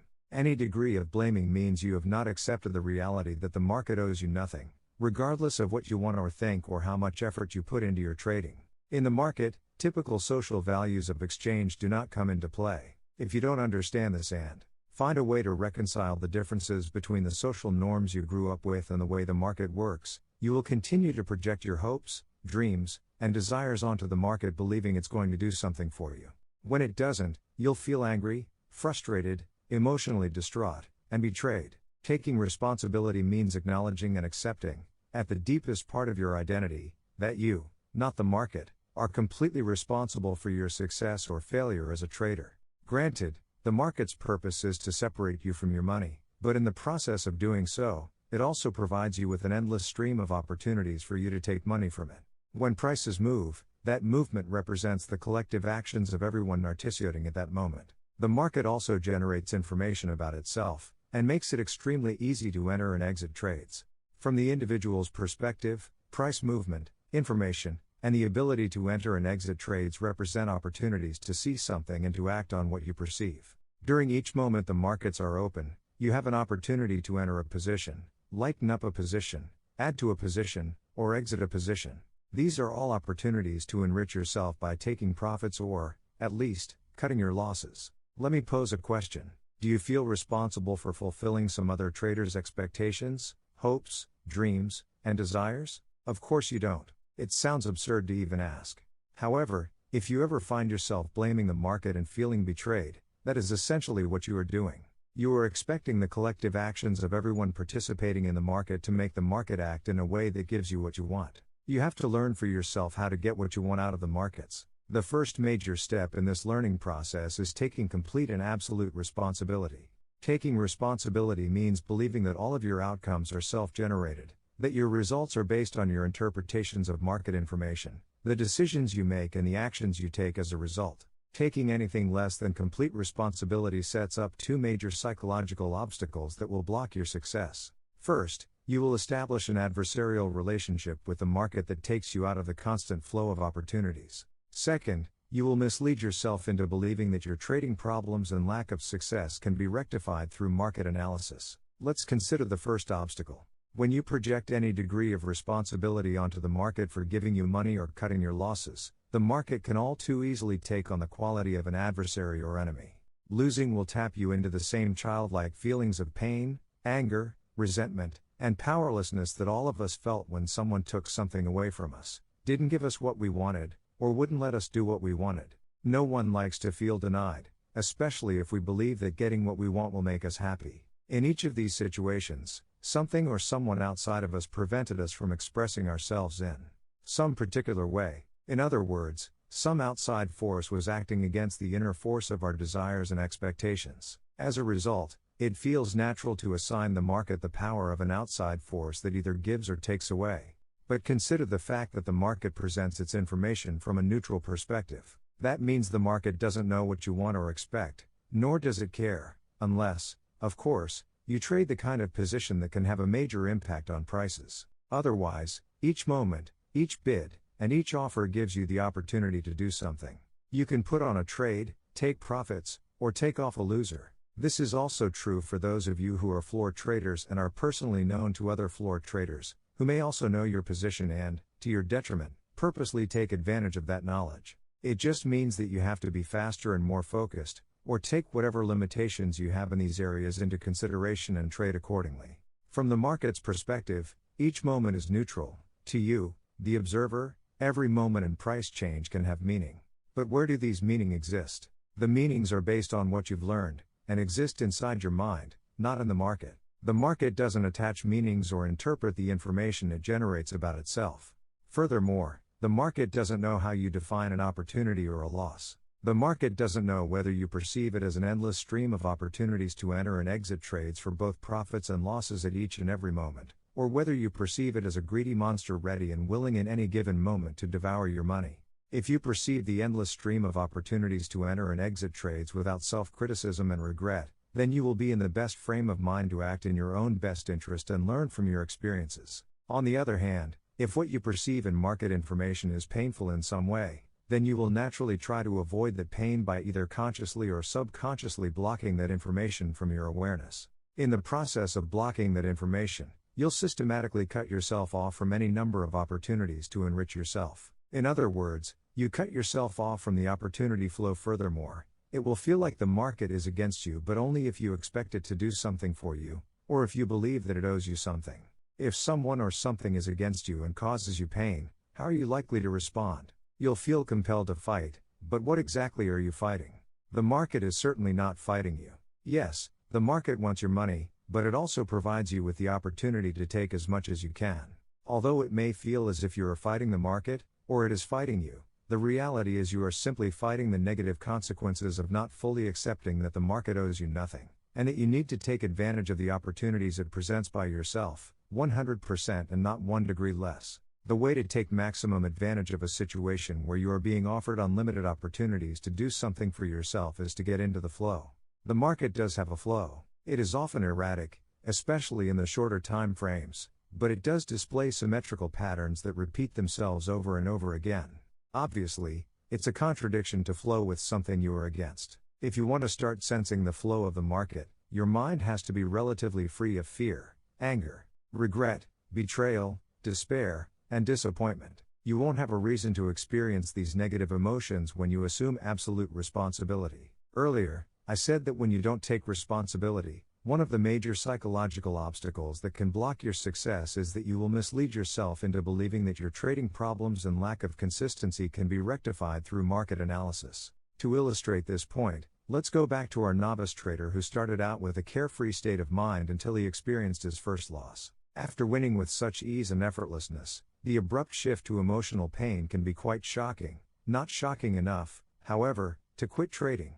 Besides, in his mind the situation wasn't his fault anyway, the market did it to him. Instead of quitting, the great feeling that he experienced when he was winning will be fresh in his mind, and will inspire him with a sense of determination to continue trading. Only now he's going to be smarter about it. He's going to put some effort into it and learn everything he can about the markets. It's perfectly logical to think that if he can win not knowing anything, he'll be able to clean up when he does know something.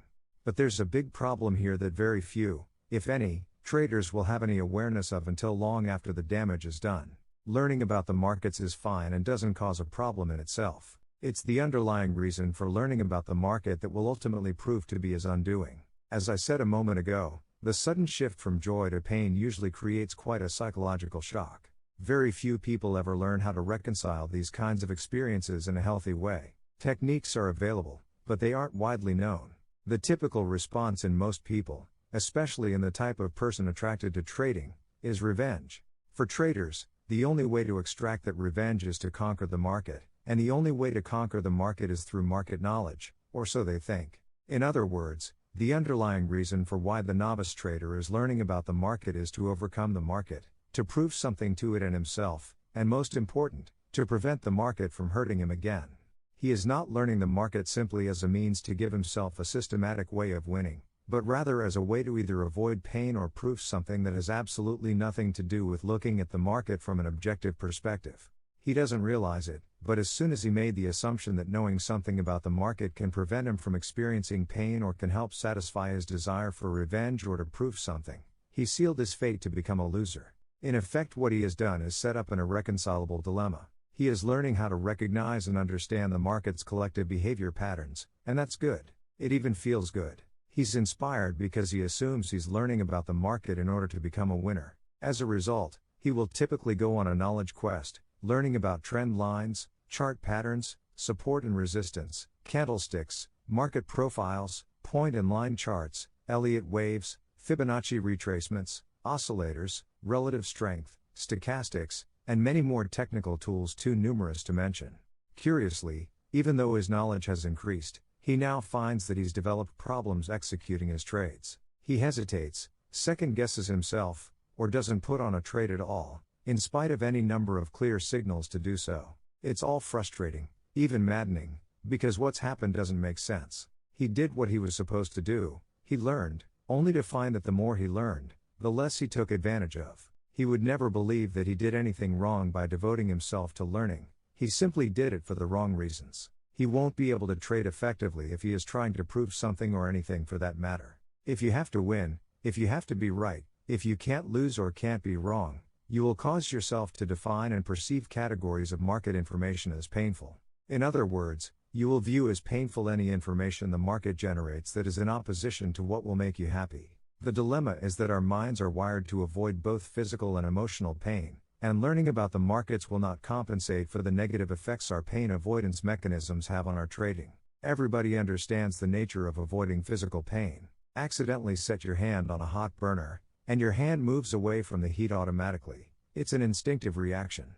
However, when it comes to avoiding emotional pain and the negative consequences it creates, especially for traders, very few people understand the dynamics. It's absolutely essential to your development that you understand these negative effects and learn how to take conscious control in a way that helps you fulfill your goals. Our minds have a number of ways to shield us from information that we have learned to perceive as painful. For example, at a conscious level, we can rationalize, justify, or make a case for staying in a losing trade. Some of the more typical ways we do this are to call our trading buddies, talk to our broker, or look at indicators we never use, all for the express purpose of gathering non-painful information in order to deny the validity of the painful information. At a subconscious level, our minds will automatically alter, distort, or specifically exclude information from our conscious awareness. In other words, we don't know at a conscious level that our pain avoidance mechanisms are either excluding or altering the information being offered by the market. Consider the experience of being in a losing trade when the market is making consistently higher highs and higher lows or lower highs and lower lows against your position, while you refuse to acknowledge you are in a losing trade because you have focused all your attention on the ticks that go in your favor. On the average, you are only getting 1 out of 4 or 5 ticks in your direction, but it doesn't matter because every time you get one, You are convinced the market has reversed and is coming back. Instead, the market keeps going against you. At some point, the dollar value of the loss becomes so great that it cannot be denied and you finally exit the trade. The first reaction that traders universally have when looking back at such a trade is, why didn't I just take my loss and reverse? The opportunity to put on a trade in the opposite direction was easily recognized once there was nothing at stake. But we were blinded to this opportunity while we were in the trade, because at that time the information indicating it was an opportunity was defined as painful, so we blocked it from our awareness. When our hypothetical trader first started trading, he was having fun, he was in a carefree state of mind, he had no personal agendas and nothing to prove. As long as he was winning, he put his trades on from a let's see what will happen perspective. The more he won, the less he considered the possibility of ever losing. When he finally did lose, he was probably in a state of mind where he least expected it. Instead of assuming that the cause of his pain was his erroneous expectation about what the market was supposed to do or not do, he blamed the market, and resolved that by gaining market knowledge, he could prevent such experiences from recurring. In other words, he made a dramatic shift in his perspective from carefree to preventing pain by avoiding losses. The problem is that preventing pain by avoiding losses can't be done. The market generates behavior patterns and the patterns repeat themselves, but not every time. So again, there is no possible way to avoid losing or being wrong. Our trader won't sense these trading realities, because he is being driven forward by two compelling forces. He desperately wants that winning feeling back, and he is extremely enthusiastic about all of the market knowledge he is acquiring. What he doesn't realize is that, in spite of his enthusiasm, when he went from a carefree state of mind to a prevent and avoid mode of thinking, he shifted from a positive to a negative attitude. He's no longer focused on just winning, but rather on how he can avoid pain by preventing the market from hurting him again.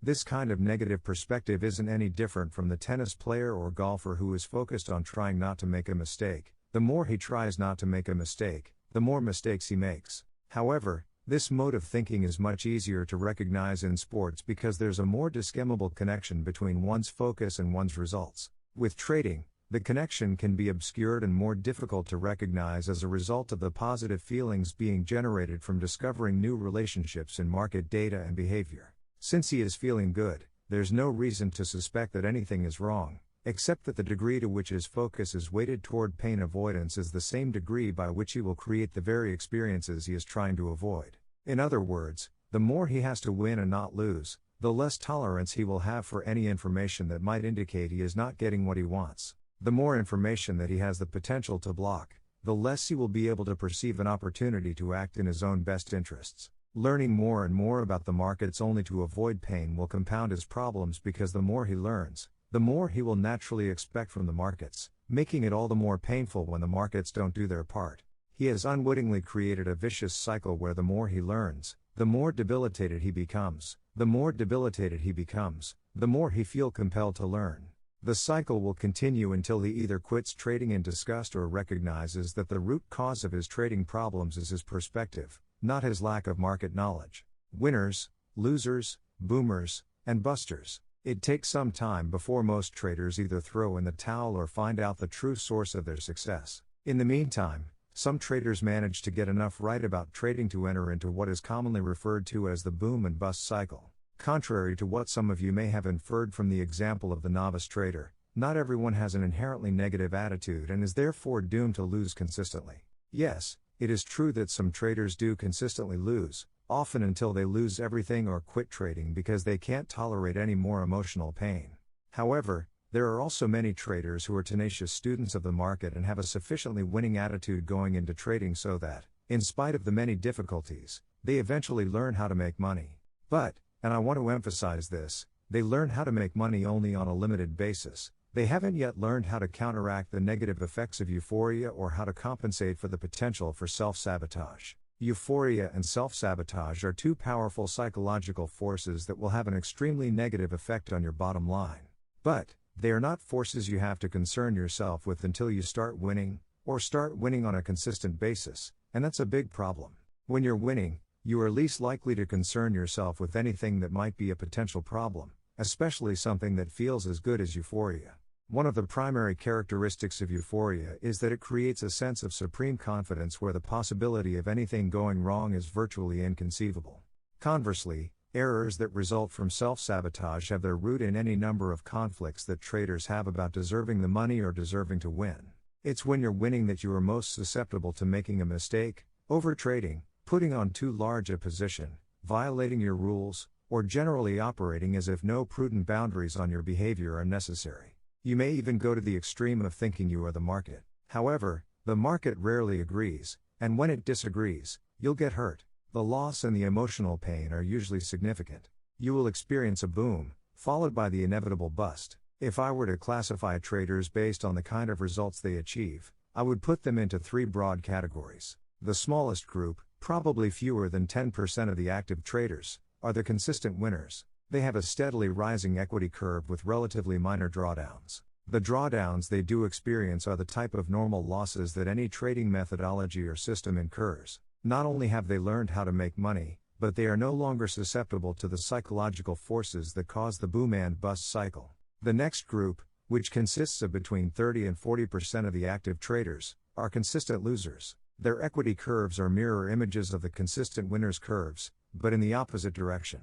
Many losing trades with an occasional winner. Regardless of how long they have been trading, there's much about it that they haven't learned. They either have illusions about the nature of trading or are addicted to it in ways that make it virtually impossible for them to be winners. The largest group, the remaining 40 to 50% of the active traders, are the boom and busters. They have learned how to make money, but they haven't learned there is a whole body of trading skills that have to be mastered in order to keep the money they make. As a result, their equity curves typically look like roller coaster rides, with a nice, steady ascent into a steep drop-off, then another nice, steady ascent into another steep drop-off. The roller coaster cycle continues on and on.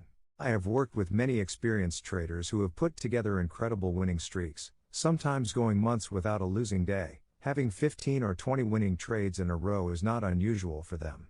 But for the boom and busters, these streaks always end the same way, in huge losses that are the result of either euphoria or self-sabotage. If the losses are the result of euphoria, it really doesn't matter what form the streak takes. A number of wins in a row, a steadily rising equity curve, or even one winning trade.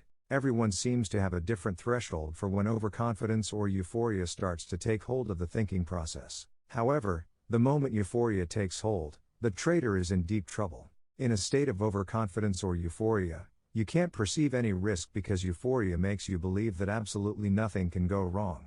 If nothing can go wrong, there's no need for rules or boundaries to govern your behavior. So putting on a larger than usual position is not only appealing, it's compelling. However, as soon as you put on the larger than usual position, you're in danger. The larger the position, the greater the financial impact small fluctuations in price will have on your equity. Combine the larger than normal impact of a move against your position with a resolute belief that the market will do exactly as you expect, and you have a situation in which one tick in the opposition direction of your trade can cause you to go into a state of mind freeze and become immobilized. When you finally do pull yourself out of it, you'll be dazed, disillusioned, and betrayed, and you'll wonder how something like that could have happened. In fact, you were betrayed by your own emotions. However, if you're not aware of or don't understand the underlying dynamics I just described, you'll have no other choice but to blame the market. If you believe the market did this to you, then you'll feel compelled to learn more about the market in order to protect yourself. The more you learn, the more confident you will naturally become in your ability to win. As your confidence grows, the more likely that at some point you will cross the threshold into euphoria and start the cycle all over again.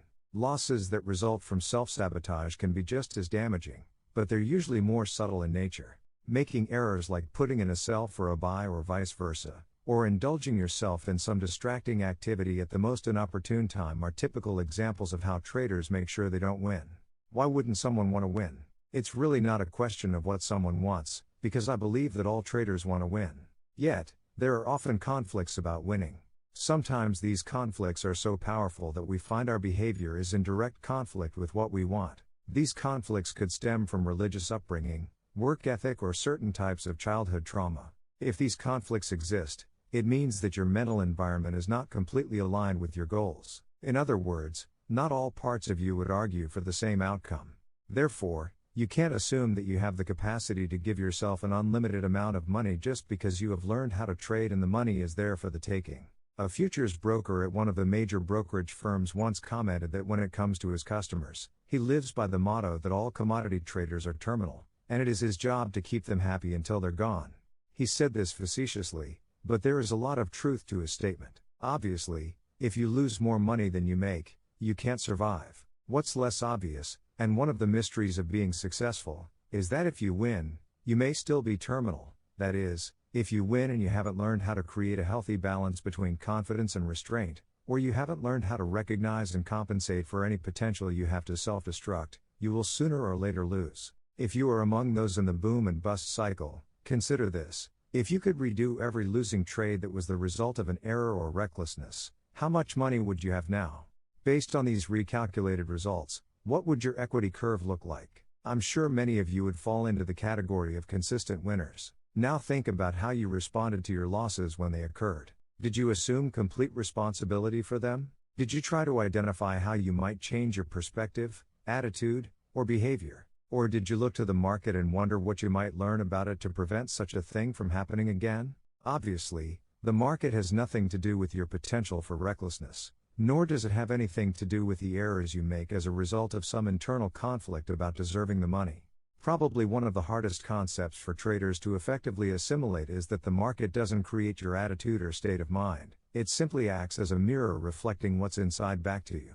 If you are confident, it's not because the market is making you feel that way, it is because your beliefs and attitudes are aligned in a way that allows you to step forward into an experience, take responsibility for the outcome, and extract the insight that's been made available. You maintain your confident state of mind simply because you are constantly learning. Conversely, if you're anxious and afraid, it's because you believe to some degree that the market creates your outcomes, not the other way around. Ultimately, the worst consequence of not taking responsibility is that it keeps you in a cycle of pain and dissatisfaction.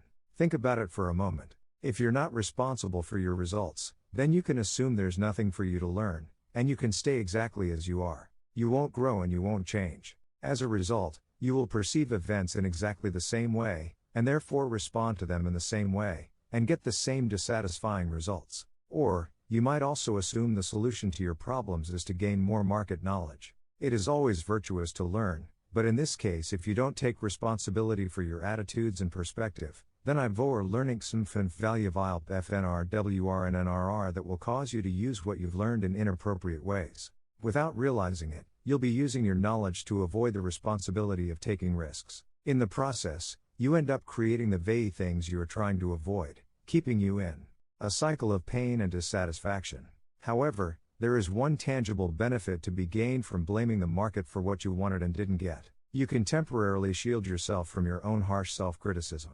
I say temporarily because, when you shift responsibility, you cut yourself off from whatever you needed to learn from the experience. Remember our definition of a winning attitude. A positive expectation of your efforts with an acceptance that whatever results you get are a perfect reflection of your level of development and what you need to learn to do better. If you shift the blame in order to block the painful feelings that result from beating yourself up, all you've done is put an infected band-aid on the wound. You may think you have solved the problem, but the problem is only going to resurface later, worse than before. It has too, simply because you haven't learned anything that would cause you to make the land of interpretations that would result in a more satisfying experience. Did you ever wonder why leaving money on the table is often more painful than taking a loss? When we lose, there are any number of ways in which we can shift the blame to the market and not accept responsibility. But when we leave money on the table, we can't blame the market. The market didn't do anything but give us exactly what we wanted, but for whatever reason, we weren't capable of acting on the opportunity appropriately. In other words, there's no way to rationalize the pain away. You are not responsible for what the market does or doesn't do, but you are responsible for everything else that results from your trading activities. You are responsible for what you have learned, as well as for everything you haven't learned yet that's waiting to be discovered by you. The most efficient path to discovering what you need to be successful is to develop a winning attitude, because it's an inherently creative dare so active. Not all does a winning attitude own and vow on to what you need to learn. It also produces the land of mindset that is most conducive to discovering something no one else has experienced. Developing a winning attitude is the key to your success. The problem for many traders is that either they think they already have one, when they don't, or they expect the market to develop the attitude for them by giving them winning trades. You are responsible for developing your own winning attitude. The market is not going to do it for you, and, I want to be as emphatic as I can, no amount of market analysis will compensate for developing a winning attitude if you lack one. Understanding the markets will give you the edge you need to create some winning trades, but your edge won't make you a consistent winner if you don't have a winning attitude. Certainly one could argue that some traders lose because they don't understand enough about the markets and therefore they usually pick the wrong trades. As reasonable as this may sound, it has been my experience that traders with losing attitudes pick the wrong trades regardless of how much they know about the markets. In any case, the result is the same, they lose. On the other hand, traders with winning attitudes who know virtually nothing about the markets can pick winners, and if they know a lot about the markets, they can pick even more winners. If you want to change your experience of the markets from fearful to confident, if you want to change your results from an erratic equity curve to a steadily rising one, the first step is to embrace the responsibility and stop expecting the market to give you anything or do anything for you. If you resolve from this point forward to do it all yourself, the market can no longer be your opponent. If you stop fighting the market, which in effect means you stop fighting yourself, you'll be amazed at how quickly you will recognize exactly what you need to learn, and how quickly you will learn it. Taking responsibility is the cornerstone of a winning attitude. See a chapter.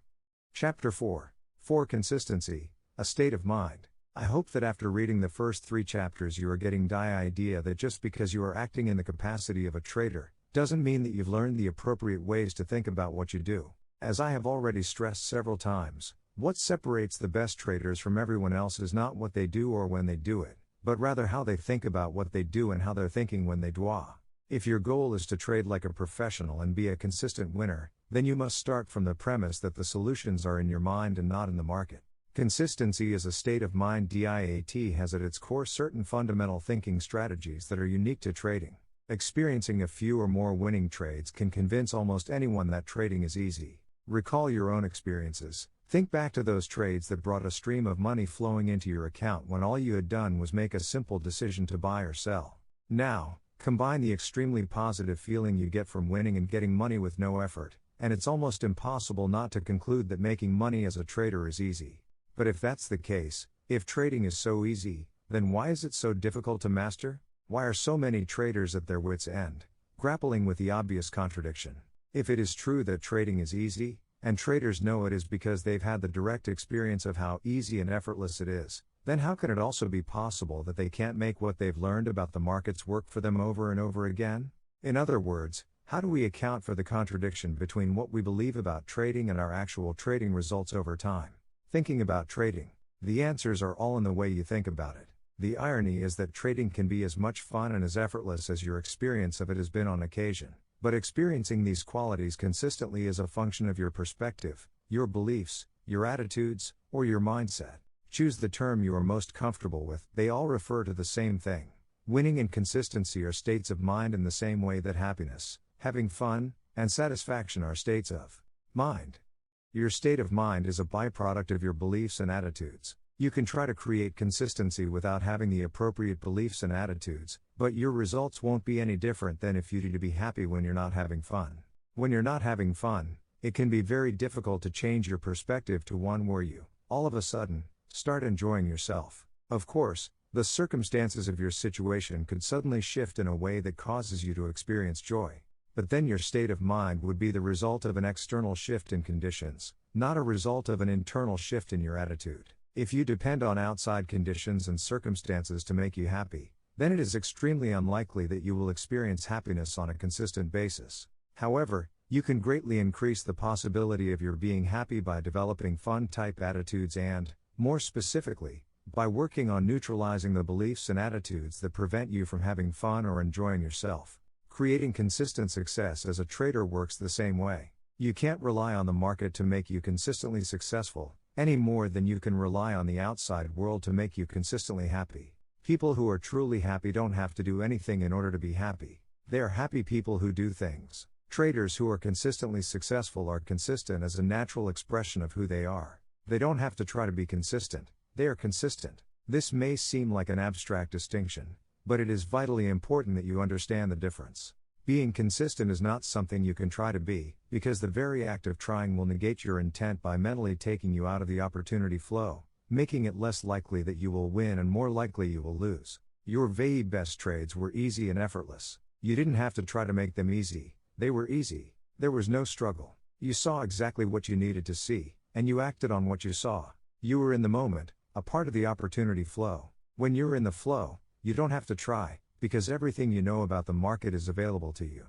Nothing is being blocked or hidden from your awareness, and your actions seem effortless because there's no struggle or resistance. On the other hand, having to try indicates that there is some degree of resistance or struggle. Otherwise, you would just be doing it and not have to try to be doing it. It also indicates that you're trying to get what you want from the market. While it seems natural to think this way, it's a perspective fraught with difficulties. The best traders stay in the flow because they don't try to get anything from the market. They simply make themselves available so they can take advantage of whatever the market is offering at any given moment. There's a huge difference between the two perspectives. In Chapter 3, I briefly illustrated how our minds are wired to avoid both physical and emotional pain.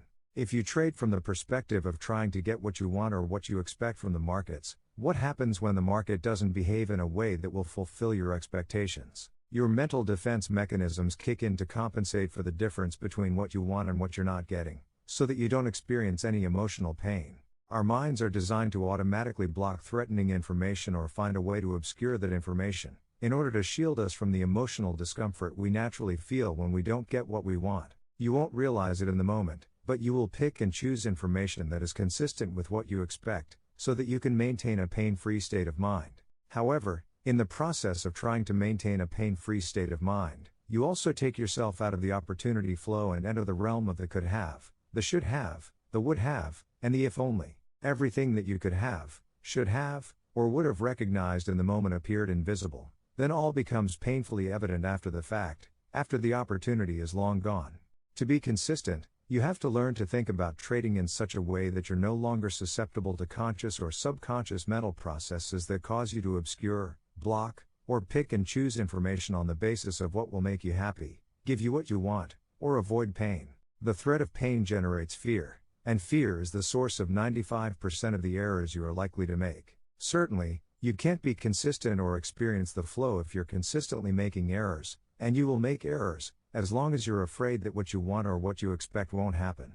Furthermore, everything you attempt to do as a trader will be a struggle, and it will seem as if you are struggling against the market or that the market is against you personally. But, the reality is that it's all taking place inside your mind. The market doesn't perceive the information it makes available, you do. If there's a struggle, it is you who are struggling against your own TV. 1011 t ASIC to the power of O no, greater than R to the power of T. I clear LC Henri R to the power of a VC now. You may be asking yourself, how can I think about trading in such a way that I'm no longer afraid and, therefore, no longer susceptible to the mental processes that cause me to block, obscure, or pick and choose information? The answer is, learn to accept the risk. Really understanding risk, other than the many issues surrounding responsibility that we discussed in Chapter 3, there isn't anything about trading that is more central to your success and also more misunderstood than the concept of accepting the risk. As I mentioned in the first chapter, most traders erroneously assume that because they are engaged in the inherently risky activity of putting on and taking off trades, they are also accepting that risk. I will repeat that this assumption couldn't be further from the truth. Accepting the risk means accepting the consequences of your trades without emotional discomfort or fear. This means that you must learn how to think about trading and your relationship with the markets in such a way that the possibility of being wrong, losing, missing out, or leaving money on the table doesn't cause your mental defense mechanisms to kick in and take you out of the opportunity flow. It doesn't do you any good to take the risk of putting on a trade if you are afraid of the consequences, because your fears will act on your perception of information and your behavior in a way that will cause you to create the very experience you fear the most, the one you are trying to avoid. I am offering you a specific thinking strategy composed of a set of beliefs that will keep you focused, in the moment, and in the flow. With this perspective, you will not be trying to get anything from the market or to avoid anything. Rather, you will let the market unfold and you will make yourself available to take advantage of whatever situations you define as opportunities. When you make yourself available to take advantage of an opportunity, you don't impose any limitations or expectations on the market's behavior. You are satisfied to let the market do whatever it's going to do. However, in the process of doing something, the market will create certain conditions you define and perceive as opportunities. You act on those opportunities to the best of your ability, But your state of mind is not dependent upon or affected by the market's behavior. If you can learn to create a state of mind that is not affected by the market's behavior, the struggle will cease to exist. When the internal struggle ends, everything becomes easy. At that point, you can take full advantage of all your skills, analytical or otherwise, to eventually realize your potential as a trader. Here's the challenge. How do you accept the risks of trading without emotional discomfort and fear, when at the moment you perceive the risk, you simultaneously feel discomfort and fear? In other words, how do you remain confident and pain-free when you are absolutely certain you can be proved wrong, lose money, miss out, or leave money on the table? As you can see, your fear and feeling of discomfort are completely justified and rational. Each of those possibilities becomes real the moment you contemplate interacting with the market.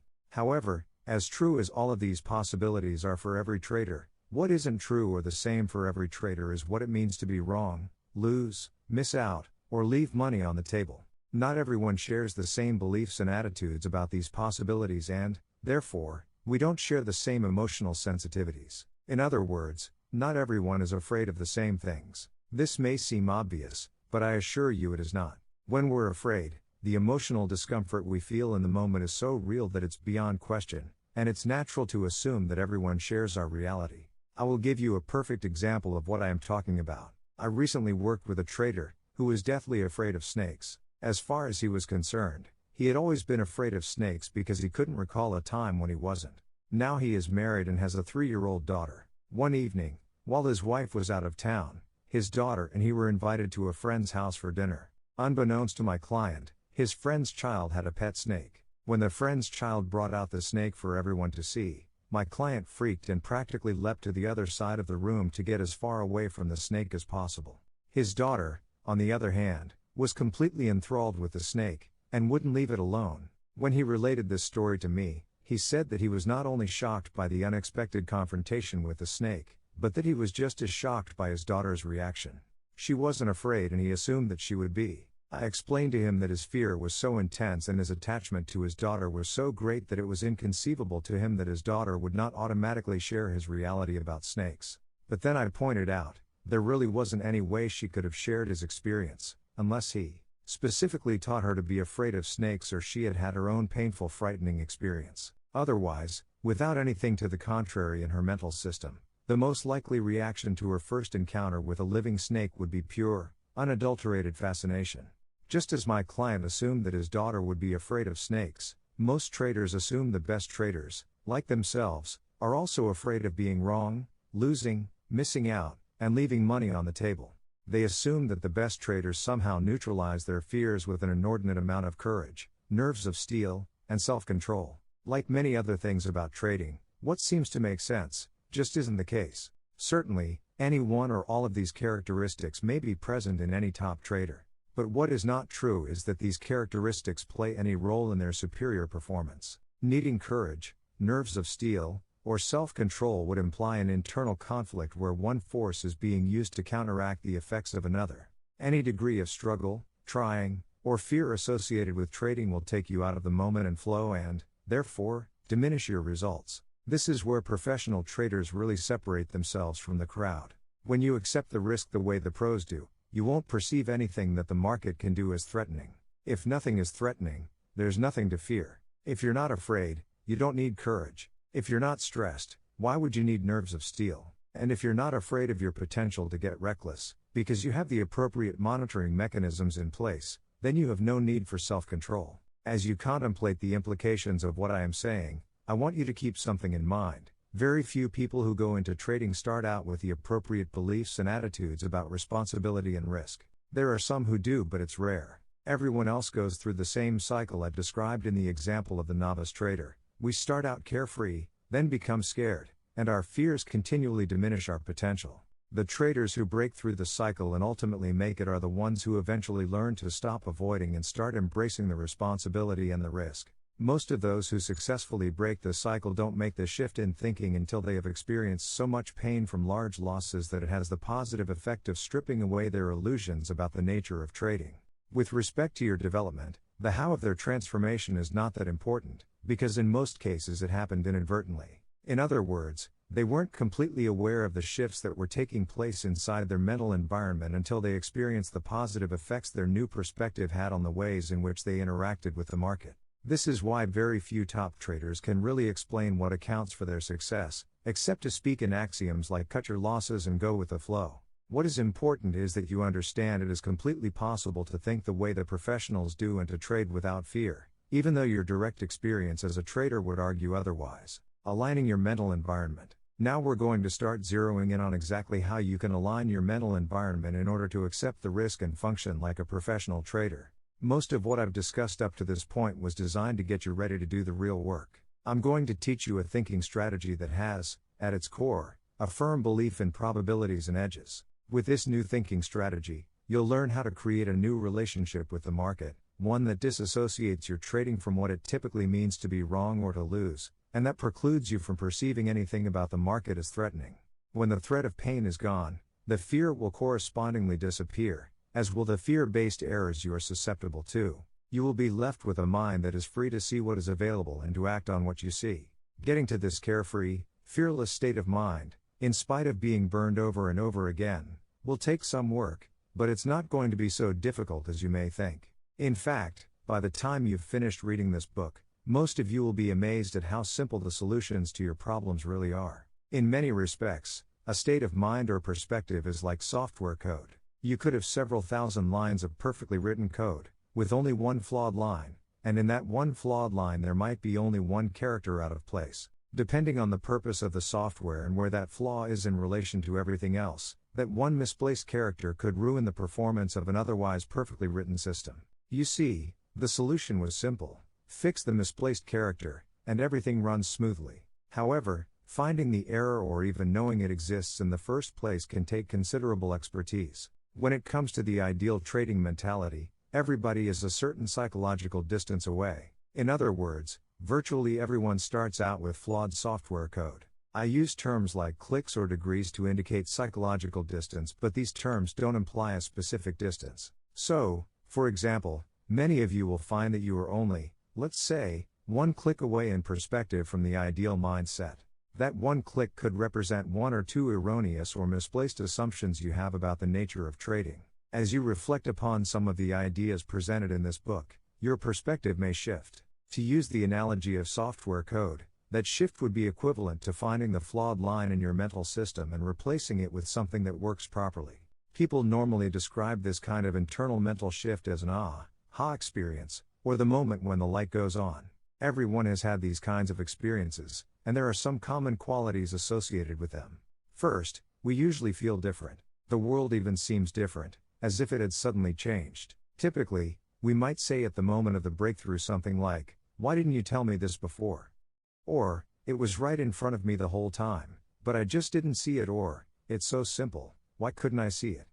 Another interesting phenomenon of the aha experience is that sometimes within moments, although the amount of time can vary, we feel as if this new part of our identity has always been a part of who we are. It then becomes difficult to believe that we were ever the way we were before we had the experience. In short, you may already have some awareness of much of what you need to know to be a consistently successful trader. But being aware of something doesn't automatically make it a functional part of who you are. Awareness is not necessarily a belief. You can't assume that learning about something new and agreeing with it is the same as believing it at a level where you can act on it. Take the example of my client who is afraid of snakes. He is certainly aware that not all snakes are dangerous, and that learning how to make a distinction between the ones that are dangerous and the ones that aren't would not be difficult. Will learning how to make these distinctions suddenly cause him not to be afraid of non-dangerous snakes? Can we assume that his awareness will drop down to a level in his mental environment where he can now interact with snakes without fear or immobility? No, we cannot make this assumption. His awareness that some snakes aren't dangerous and his fear of snakes can exist side by side in his mental environment, as a contradiction to each other. You could confront him with a snake and he might readily acknowledge that he knows the snake is not dangerous and wouldn't hurt him, but, at the same time, he would still find it extremely difficult to touch the snake, even if he wanted to. Does this mean that he is doomed to be afraid of snakes for the rest of his life? Only if he wants to be. It's really a matter of willingness. It's certainly possible to neutralize his fear, but he will have to work at it, and working at anything requires sufficient motivation.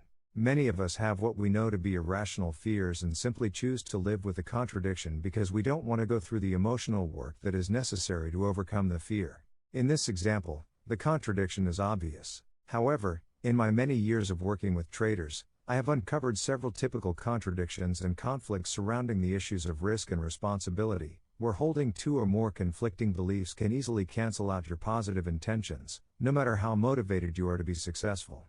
The problem is that none of these contradictions are really obvious, at least not at first glance.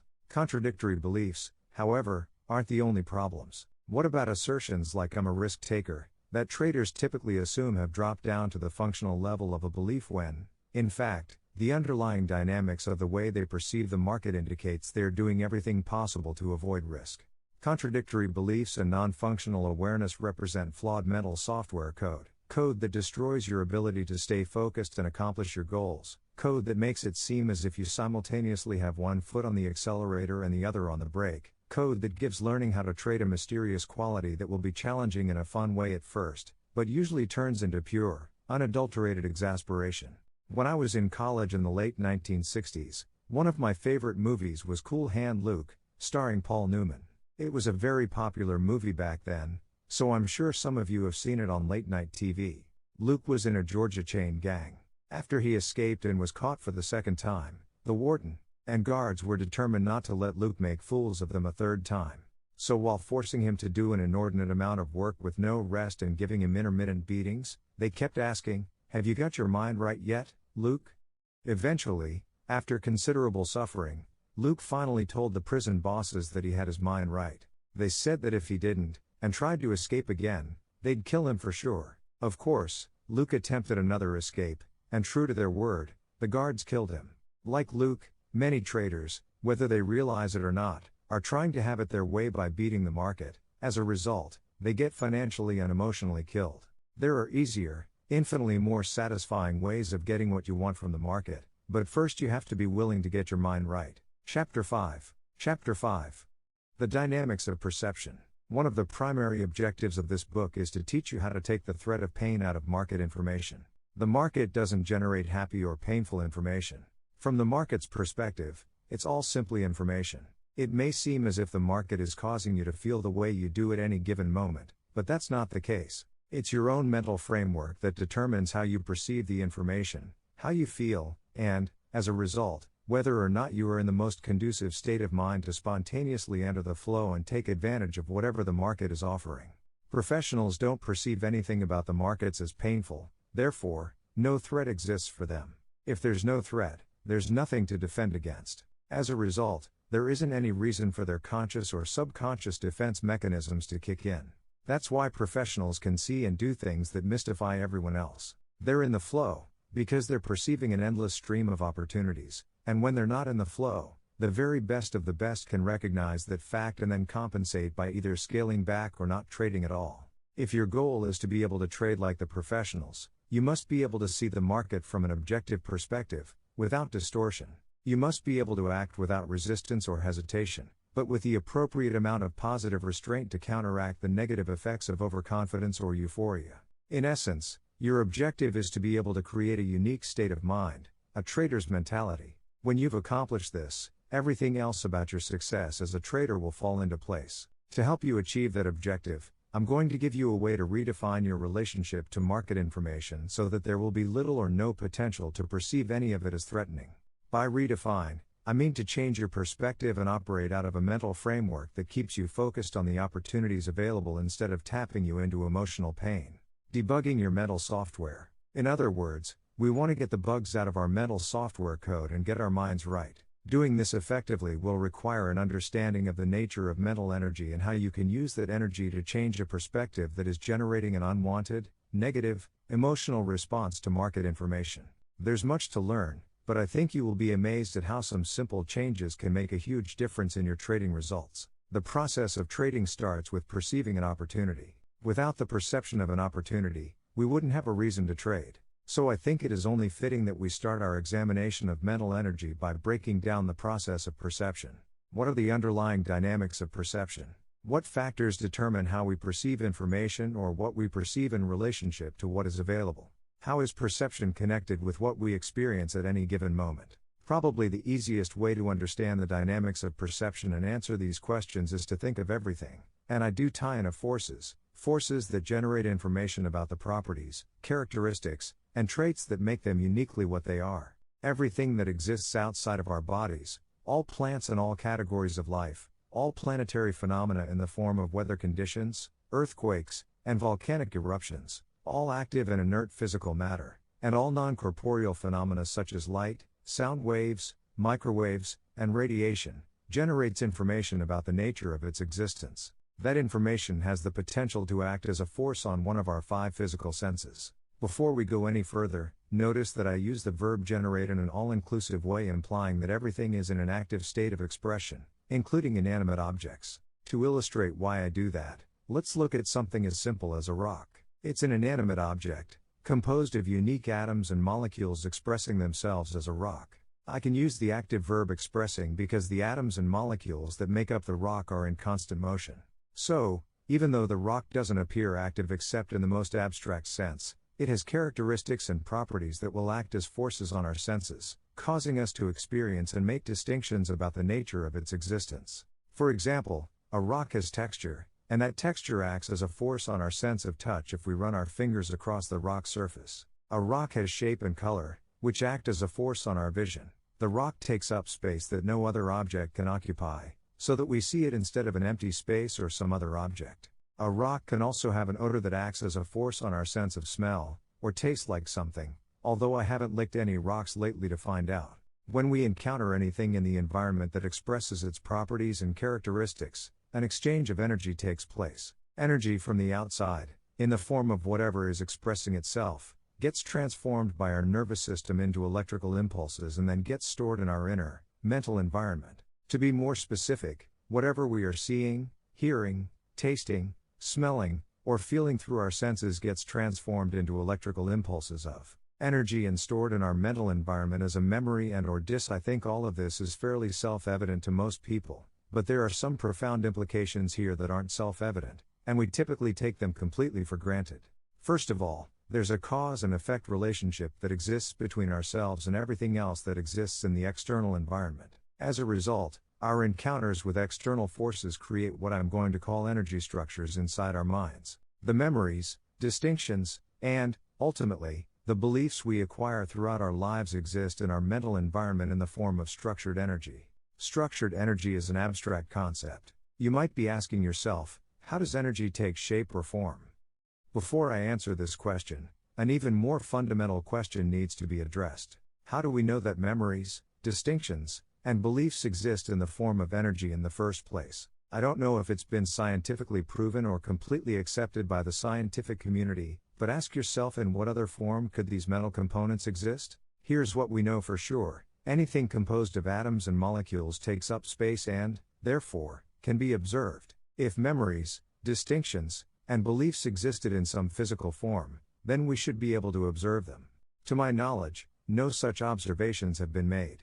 The scientific community has dissected brain tissue, examined it at the level of the individual atom, mapped various regions of the brain in terms of their functions, but nobody, as yet, has observed a memory, distinction, or belief in its natural form.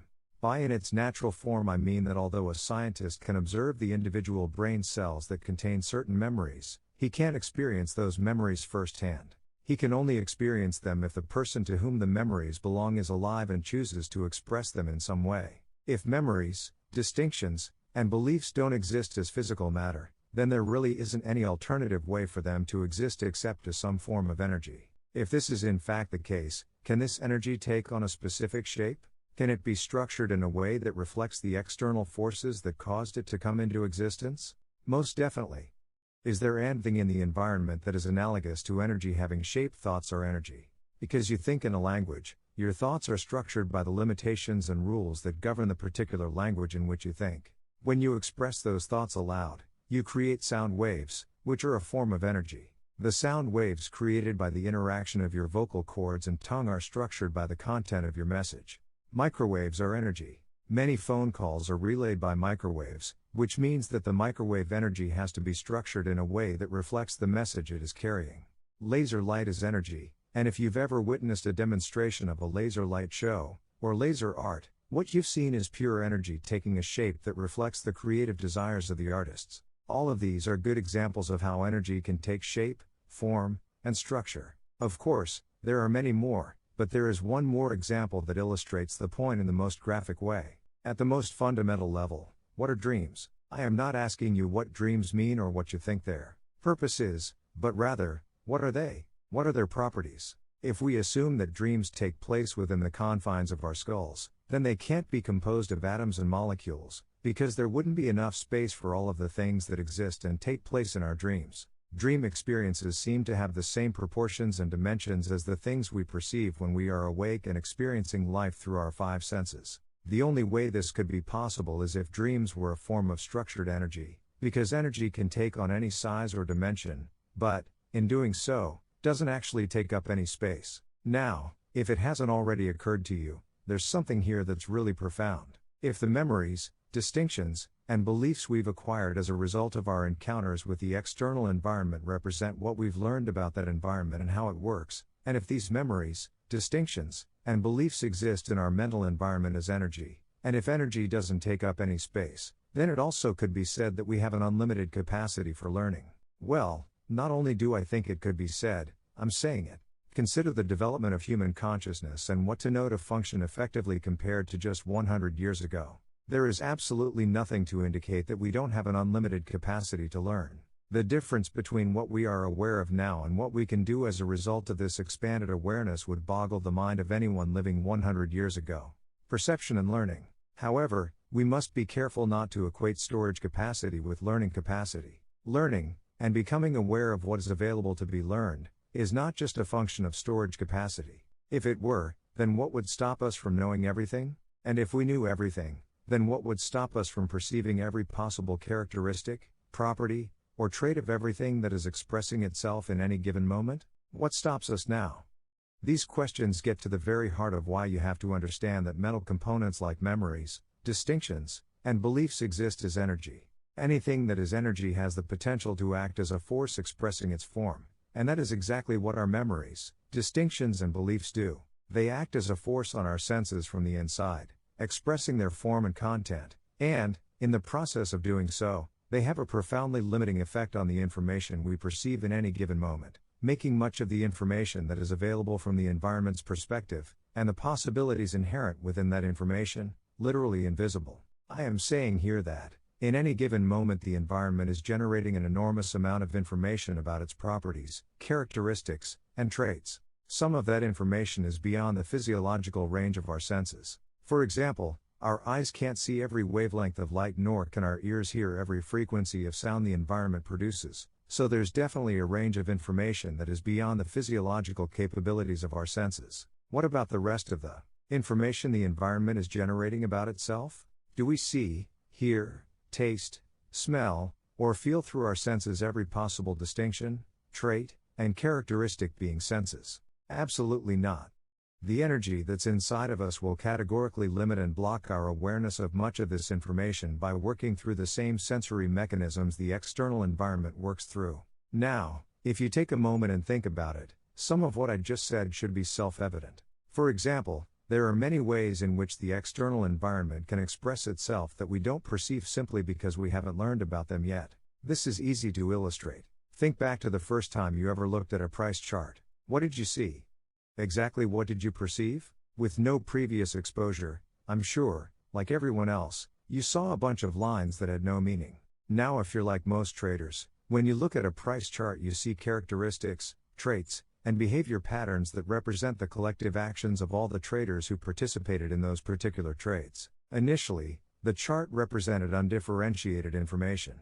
Undifferentiated information usually creates a state of confusion, and that's probably what you experienced when you first encountered a chart. Gradually, however, you learned to make distinctions about that information, such as trends and trend lines, consolidations, support and resistance, retracements or significant relationships between volume and open interest and price action, just to name a few.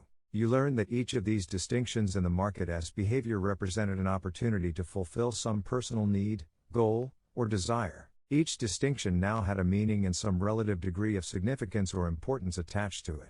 Now, I want you to use your imagination and pretend that I just set before you the very first price chart you ever saw. Would there be a difference between what you see now and what you saw then? Absolutely. Instead of a bunch of undifferentiated lines, you would see everything you've learned about those lines between then and now. In other words, you would see all the distinctions you've learned to make, as well as all the opportunities those distinctions represent. Yet, everything you can see as you look at that chart now existed then, and, furthermore, was available to be perceived. What's the difference? The structured energy that's inside of you now, the knowledge you have gained, acts as a force on your eyes, causing you to recognize the various distinctions that you've learned about. Since that energy wasn't there the first time you looked at the chart, all the opportunities that you now see were there, but at the same time invisible to you. Furthermore, unless you've learned to make every possible distinction based on every possible relationship between the variables in that chart, what you haven't learned yet is still invisible. Most of us have no concept of the extent to which we are continually surrounded by the invisible opportunities inherent in the information we're exposed to. More often than not, we never learn about these opportunities and, as a result, they remain invisible. The problem, of course, is that unless we're in a completely new or unique situation or we're operating out of an attitude of genuine openness, we won't perceive something that we haven't learned about yet. To learn about something, we have to be able to experience it in some way. So what we have here is a closed loop that prevents us from learning. Perceptual closed loops exist in all of us, because they are natural functions of the way mental energy expresses itself on our senses. If anyone has heard the expression, people see what they want to see, I would put it a little differently. People see what they've learned to see, and everything else is invisible until they learn how to counteract the energy that blocks their awareness of whatever is unlearned and waiting to be discovered. To illustrate this concept and make it even clearer, I am going to give you another example, one that demonstrates how mental energy can affect how we perceive and experience the environment in a way that it actually reverses the cause and effect relationship. Let's look at a very young child's first encounter with a dog. Because it's a first-time experience, the child's mental environment is a clean slate, so to speak, with respect to dogs. He won't have any memories and certainly no distinctions about a dog's nature. Therefore, up to the moment of his first encounter, from the child's perspective, dogs don't exist. Of course, from the environment's perspective, dogs do exist and they have the potential to act as a force on the child's senses to create an experience. In other words, dogs expressing their nature can act as a cause to produce an effect inside the child's mental environment. What kind of effect are dogs capable of producing? Well, dogs have a range of expression. By range of expression I mean dogs can behave in a number of ways toward humans. They can be friendly, loving, protective, and fun to play with, or they can be hostile, mean, and dangerous, just to name a few of the many behaviors they're capable of. All of these traits can be observed, experienced, and learned about. When the child sees the dog for the first time, there is absolutely nothing in his mental environment to tell him what he is dealing with. Unfamiliar, unknown, and unclassified environmental information can generate a sense of curiosity, when we want to find out more about what we're experiencing, or it can generate a state of confusion, which can easily turn to fear if we can't place the information into an understandable or meaningful organizational framework or context. In our example, the child's sense of curiosity kicks in and he rushes to the dog to get more sensory experience. Notice how children are literally compelled to thrust themselves into a situation they know nothing about. However, in this example, the environmental forces at hand do not react favorably to the child's advances. The dog the child is interested in is either inherently mean or having a bad day. In any case, as soon as the child gets close enough, the dog bites him. The attack is so severe that the dog has to be pulled off the child. This kind of unfortunate experience is certainly not typical, but it's not that uncommon either. I chose it for two reasons. First, most people can relate to it in some way either from their own direct experience or through the experience of someone they know. Second, as we analyze the underlying dynamics of this experience from an energy perspective, we're going to learn about 1. How our minds are designed to think, 2. Process information, 3. How these processes affect what we experience, and 4. Our ability to recognize new possibilities. I know this might seem like a lot of insight from just one example, but the principles involved apply to the dynamics beneath virtually all learning. As a result of being physically and emotionally traumatized, the little boy in our example now has a memory and one distinction about the way dogs can express themselves. If the boy's ability to remember his experiences is normal, he can store this incident in a way that represents all of the senses the experience had an impact on. For example, the attack can be stored as mental images based on what he saw, as well as mental sounds representing what he heard, and so on. Memories representing the other three senses will work the same way. However, the kind of sensory data in his memory is not as important as the kind of energy the sensory data represents. We basically have two kinds of mental energy: positively charged energy, which we call love, confidence, happiness, joy, satisfaction, excitement, and enthusiasm, to name a few of the pleasant ways we can feel, and negatively charged energy, representing fear, terror, dissatisfaction, betrayal, regret, anger, confusion, anxiety, stress, and frustration, all representing what is commonly referred to as emotional pain. Because the boy's first experience with a dog was intensely painful, we can assume that regardless of what senses were affected, all of his memories of this experience will be in painful, unpleasant feeling, negative energy. Now, what effect will this negatively charged mental energy have on his perception and behavior if and when he encounters another dog? The answer is so obvious that it may seem ridiculous even to ask, but the underlying implications are not obvious, so bear with me. Clearly, the moment he comes into contact with another dog, he will experience fear. Notice that I use the word another to describe the next dog he has any contact with. What I want to point out is that any dog can cause the boy to feel fear, not just the one that actually attacked him. It won't make a bit of difference if the next dog he comes into contact with is the friendliest dog in the world, one whose nature is only to express playfulness and love. The child will still be afraid, and furthermore, his fear could quickly turn to unrestrained terror, especially if the second dog attempts to approach him. Each of us has at one time or another witnessed a situation in which someone was experiencing fear, when from our perspective there wasn't the least bit of danger or threat. Although we may not have said it, we probably thought to ourselves that this person was being irrational. Perception and risk. If we tried to point out why there was no need to be afraid, we probably found that our words had little, if any, impact. We could easily think the same thing about the boy in our example, that he is just being irrational, because it's clear from our perspective that other possibilities exist than the one his mind is focused on. But is his fear any less rational than, let's say, your fear about putting on the next trade, when your last trade was a loser? Using the same logic, a top trader would say that your fear is irrational because this now moment, opportunity has absolutely nothing to do with your last trade. Each trade is simply an edge with a probable outcome, and statistically independent of every other trade. If you believe otherwise, then I can see why you're afraid, but I can assure you that your fears are completely unfounded. As you can see, one person's perception of risk can easily be perceived as irrational thinking by another. Risk is relative, but to the person who perceives it in the moment, it seems absolute and beyond question. When the child encountered his first dog, he was bubbling with excitement and curiosity. What is it about the way our minds think and process information that could automatically flip the boy into a state of fear the next time he encounters a dog, even if it's months or years later? If we look at fear as a natural mechanism warning us of threatening conditions, then what is it about the way our minds function that would automatically tell the boy that the next encounter with a dog is something to be afraid of? What happened to the boy's natural sense of curiosity? There is surely more to learn about the nature of dogs than this one experience has taught him, especially in light of the fact that our minds seem to have an unlimited capacity for learning.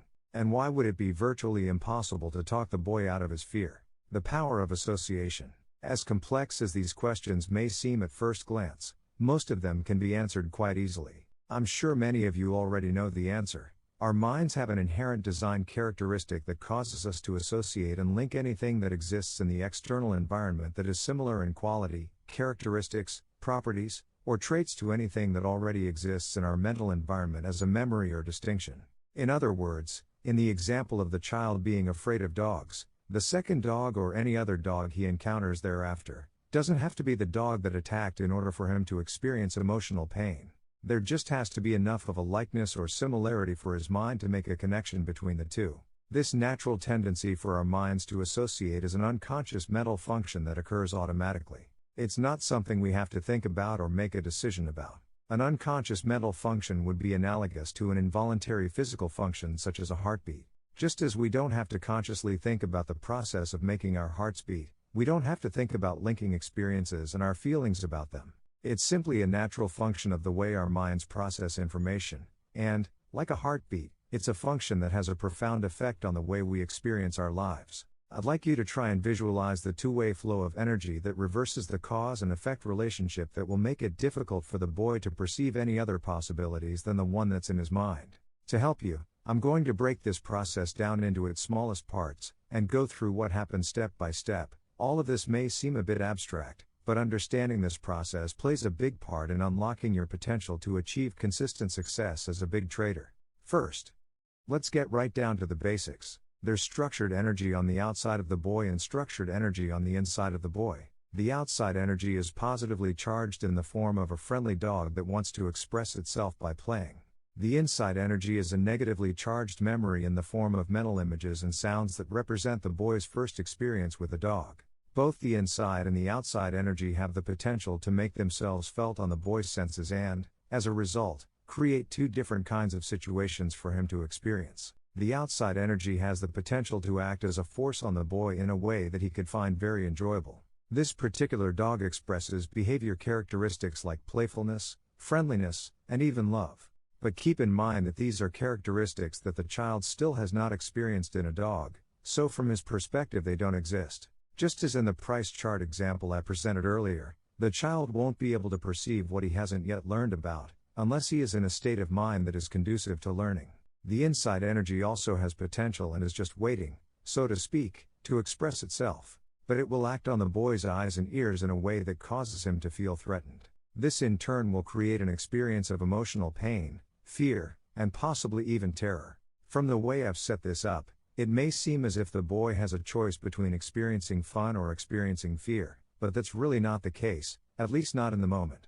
Of the two possibilities that exist in this situation, he will undoubtedly experience the pain and fear, instead of the fun. This is true for several reasons. First, as I've already indicated, our minds are wired to automatically and instantaneously associate and link information that has similar characteristics, properties, and traits. What's outside of the child in the form of a dog looks and sounds similar to the one that's in his mind. However, the degree of similarity that is necessary for his mind to link the two is an unknown variable, meaning I don't know the mental mechanism that determines how much or how little similarity is required for our minds to associate and link two or more sets of information. Since everyone's mind functions in a similar way, but, at the same time is unique, I would assume there is a range of tolerance for similarity or dissimilarity and each of us has a unique capacity somewhere within the range. Here's what we do know. As this next dog comes into contact with the boy's eyes or ears, if there is enough similarity between the way it looks or sounds and the dog that's embedded in his memory, then his mind will automatically connect the two. This connection, in turn, will cause the negatively charged energy in his memory to be released throughout his body, causing him to be overcome with a very uncomfortable sense of foreboding or terror. The degree of discomfort or emotional pain that he experiences will be equivalent to the degree of trauma that he suffered as a result of his first encounter with a dog. What happens next is what psychologists call a projection. I'm going to refer to it simply as another instantaneous association that makes the reality of the situation from the boy's perspective seem like the absolute, unquestionable truth.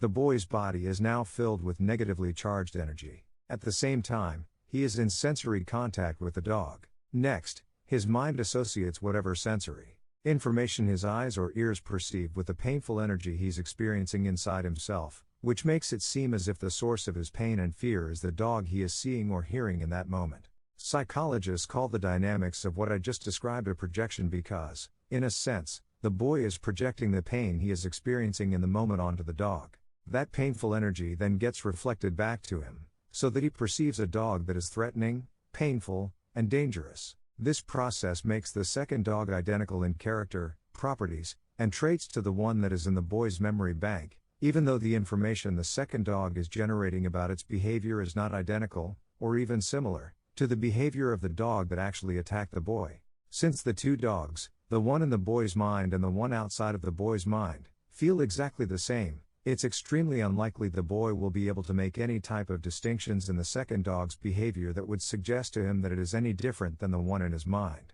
So, instead of perceiving this next encounter with a dog as an opportunity to experience something new about the nature of dogs, he perceives a threatening and dangerous dog. Now, if you think about it for a moment, what is it about this process that would indicate to the boy that his experience of the situation was not the absolute, unquestionable truth. Certainly the pain and fear that he experienced in his body was the absolute truth. But what about the possibilities that he perceived? Were they true?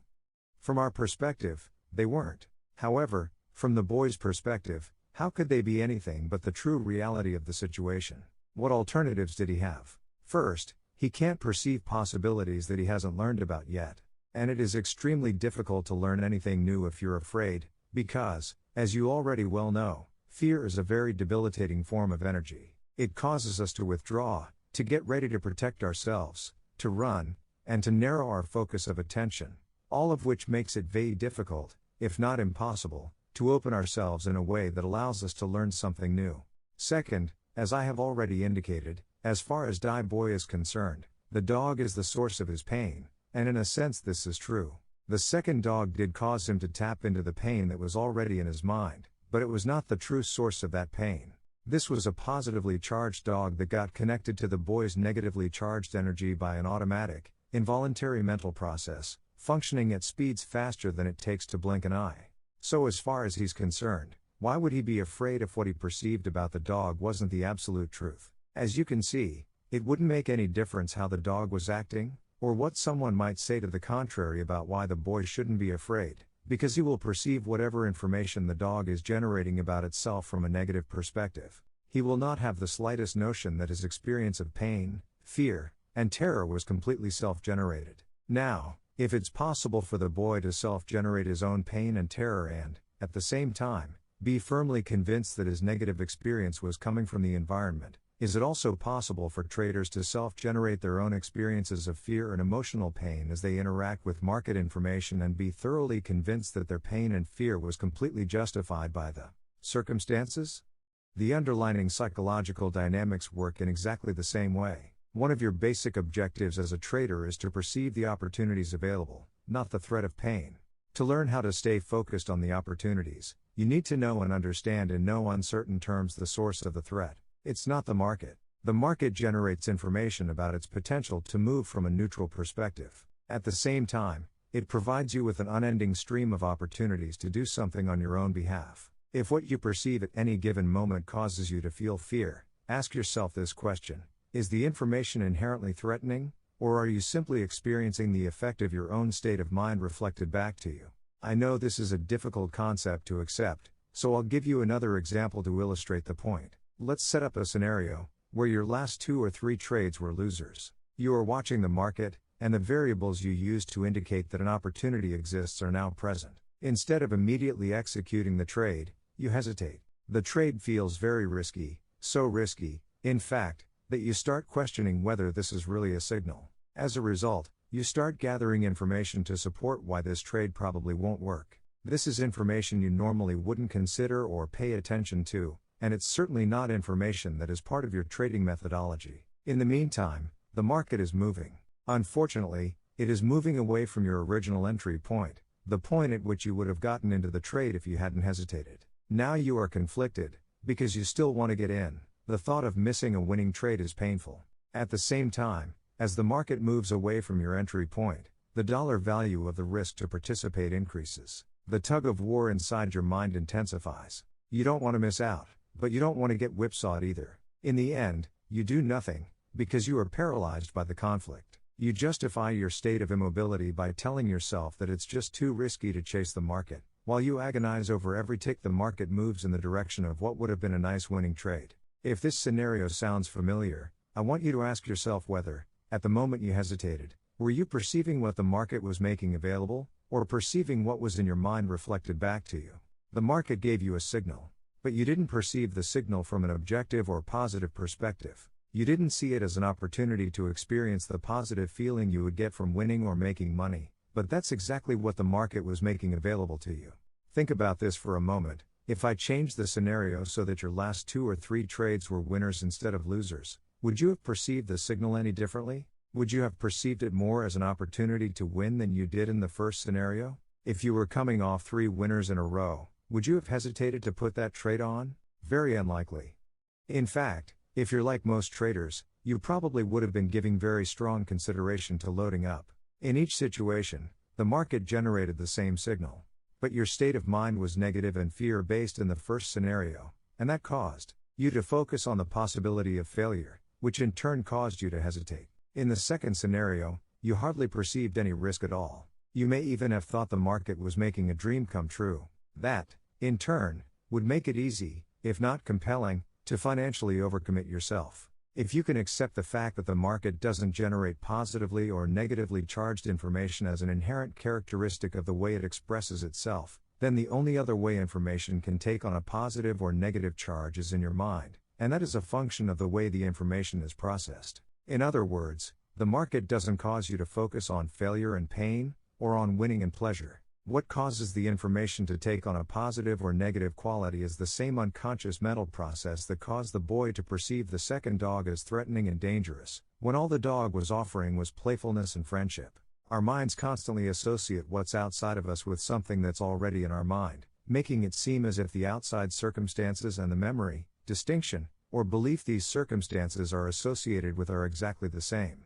As a result, in the first scenario, if you were coming off 2 or 3 losing trades, the next signal the market gives you that an opportunity was present will feel overly risky. Your mind is automatically and unconsciously linking the now moment with your most recent trading experiences. The link taps you into the pain of losing, creating a fearful state of mind and causing you to perceive the information you're exposed to in that moment from a negative perspective. It seems as if the market is expressing threatening information, so, of course, your hesitation is justified.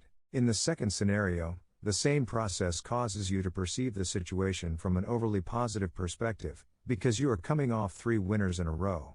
The association between the now moment and the elation of the last 3 trades creates an overly positive or euphoric state of mind, making it seem as if the market is offering you a riskless opportunity. Of course, this justifies overcommitting yourself. In Chapter 1, I said that many of the mental patterns that cause traders to lose and make errors are so self-evident and deeply ingrained that it would never occur to us that the reason we aren't consistently successful is because of the way we think. Understanding, becoming consciously aware of, and then learning how to circumvent the mind's natural propensity to associate is a big part of achieving that consistency.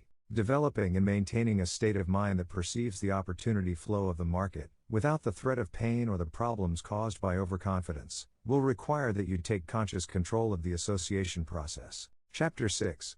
Chapter 6. The market's perspective. For the most part, a typical trader's perception of the risk in any given trading situation is a function of the outcome of his most recent 2 or 3 trades. The best traders, on the other hand, are not impacted by the outcomes of their last or even their last several trades. So their perception of the risk of any given trading situation is not affected by this personal, psychological variable.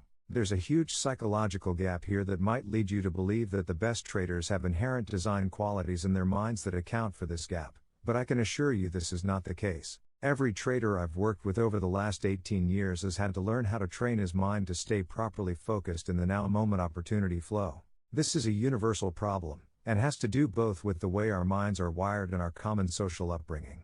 There are other factors relating to self-esteem that may also act as obstacles to your consistent success, but what we are going to discuss now is the most important and fundamental building block to your success as a trader: the uncertainty principle. If there is such a thing as a secret to the nature of trading, this is it. At the very core of one's ability: 1. To trade without fear or overconfidence. 2. Perceive what the market is offering from its perspective. 3. Stay completely focused in the now moment opportunity flow. And 4. Spontaneously enter the zone. It is a strong, virtually unshakable belief in an uncertain outcome with an edge in your favor. The best traders have evolved to the point where they believe, without a shred of doubt or internal conflict, that anything can happen. They don't just suspect that anything can happen or give lip service to the idea. Their belief in uncertainty is so powerful that it actually prevents their minds from associating the now moment situation and circumstance with the outcomes of their most recent trades. By preventing this association, they are able to keep their minds free of unrealistic and rigid expectations about how the market will express itself. Instead of generating the kind of unrealistic expectations that more often than not result in both emotional and financial pain, they have learned to make themselves available to take advantage of whatever opportunities the market may offer in any given moment. Making yourself available is a perspective from which you understand that the framework from which you are perceiving information is limited relative to what's being offered. Our minds don't automatically perceive every opportunity that presents itself in any given moment. This same land of perceptual blindness happens all the time in trading. We can't perceive the potential for the market to continue to move in a direction that is already against our position if, for example, we are operating out of a fear of being wrong. The fear of admitting we are wrong causes us to place an inordinate amount of significance on information that tells us that we're right. This happens even if there's ample information to indicate that the market has in fact established a trend in the opposite direction of our position. A trending market is a distinction about the market's behavior we can ordinarily perceive, but this distinction can easily become invisible if we are operating out of fear. The trend and the opportunity to trade in the direction of that trend don't become visible until we are out of the trade. In addition, there are opportunities that are invisible to us because we haven't learned to make the distinctions that would allow us to perceive them. Recall our discussion in Chapter 5 of the first price chart you ever looked at. What we haven't learned yet is invisible to us, and remains invisible until our minds are open to an exchange of energy. A perspective from which you make yourself available takes into consideration both the known and the unknown. For example, you've built a mental framework that allows you to recognize a set of variables in the market's behavior that indicates when an opportunity to buy or sell is present. This is your edge and something you know. However, what you don't know is exactly how the pattern your variables identify will unfold. With the perspective of making yourself available, you know that your edge places the odds of success in your favor, but, at the same time, you completely accept the fact that you don't know the outcome of any particular trade. By making yourself available, you consciously open yourself up to find out what will happen next, instead of giving way to an automatic mental process that causes you to think you already know. Adopting this perspective leaves your mind free of internal resistance that can prevent you from perceiving whatever opportunity the market is making available from its perspective. Your mind is open for an exchange of energy. Not only can you learn something about the market that you previously didn't know, but you also set up the mental condition most conducive to entering the zone. The essence of what it means to be in the zone is that your mind and the market are in sync. As a result, you sense what the market is about to do as if there is no separation between yourself and the collective consciousness of everyone else participating in the market. The zone is a mental space where you are doing more than just reading the collective mind, you are also in complete harmony with it. If this sounds a bit strange to you, ask yourself how it is that a flock of birds or a school of fish can change direction simultaneously. There must be a way in which they are linked to one another. If it is possible for people to become linked in the same way, then there will be times when information from those with whom we are linked can and will bleed through to our consciousness. Traders who have experienced being tapped into the collective consciousness of the market can anticipate a change in direction just as a bird in the middle of a flock or a fish in the middle of a school will turn at the precise moment that all of the others turn. However, setting up the kind of mental conditions most conducive to experiencing this seemingly magical synchronicity between you and the market is no easy task. There are two mental hurdles to overcome. The first is the focus of this chapter, learning how to keep your mind focused in the now moment opportunity flow. In order to experience synchronicity, your mind has to be open to the market's truth, from its perspective. The second hurdle has to do with the division of labor between the two halves of our brain. The left side of our brain specializes in rational thought, based on what we already know. The right side specializes in creative thought. It is capable of tapping into an inspiration, an intuition, a hunch, or a sense of knowing that usually can't be explained at a rational level. It can't be explained because if the information is really creative in nature, then it is something that we wouldn't know at a rational level. By definition, true creativity brings forth something that didn't previously exist. There's an inherent conflict between these two modes of thought, that the rational, logical part will almost always win, unless we take specific steps to train our minds to accept and trust creative information. Without that training, we will usually find it very difficult to act on our hunches, intuitive impulses, inspirations, or sense of knowing.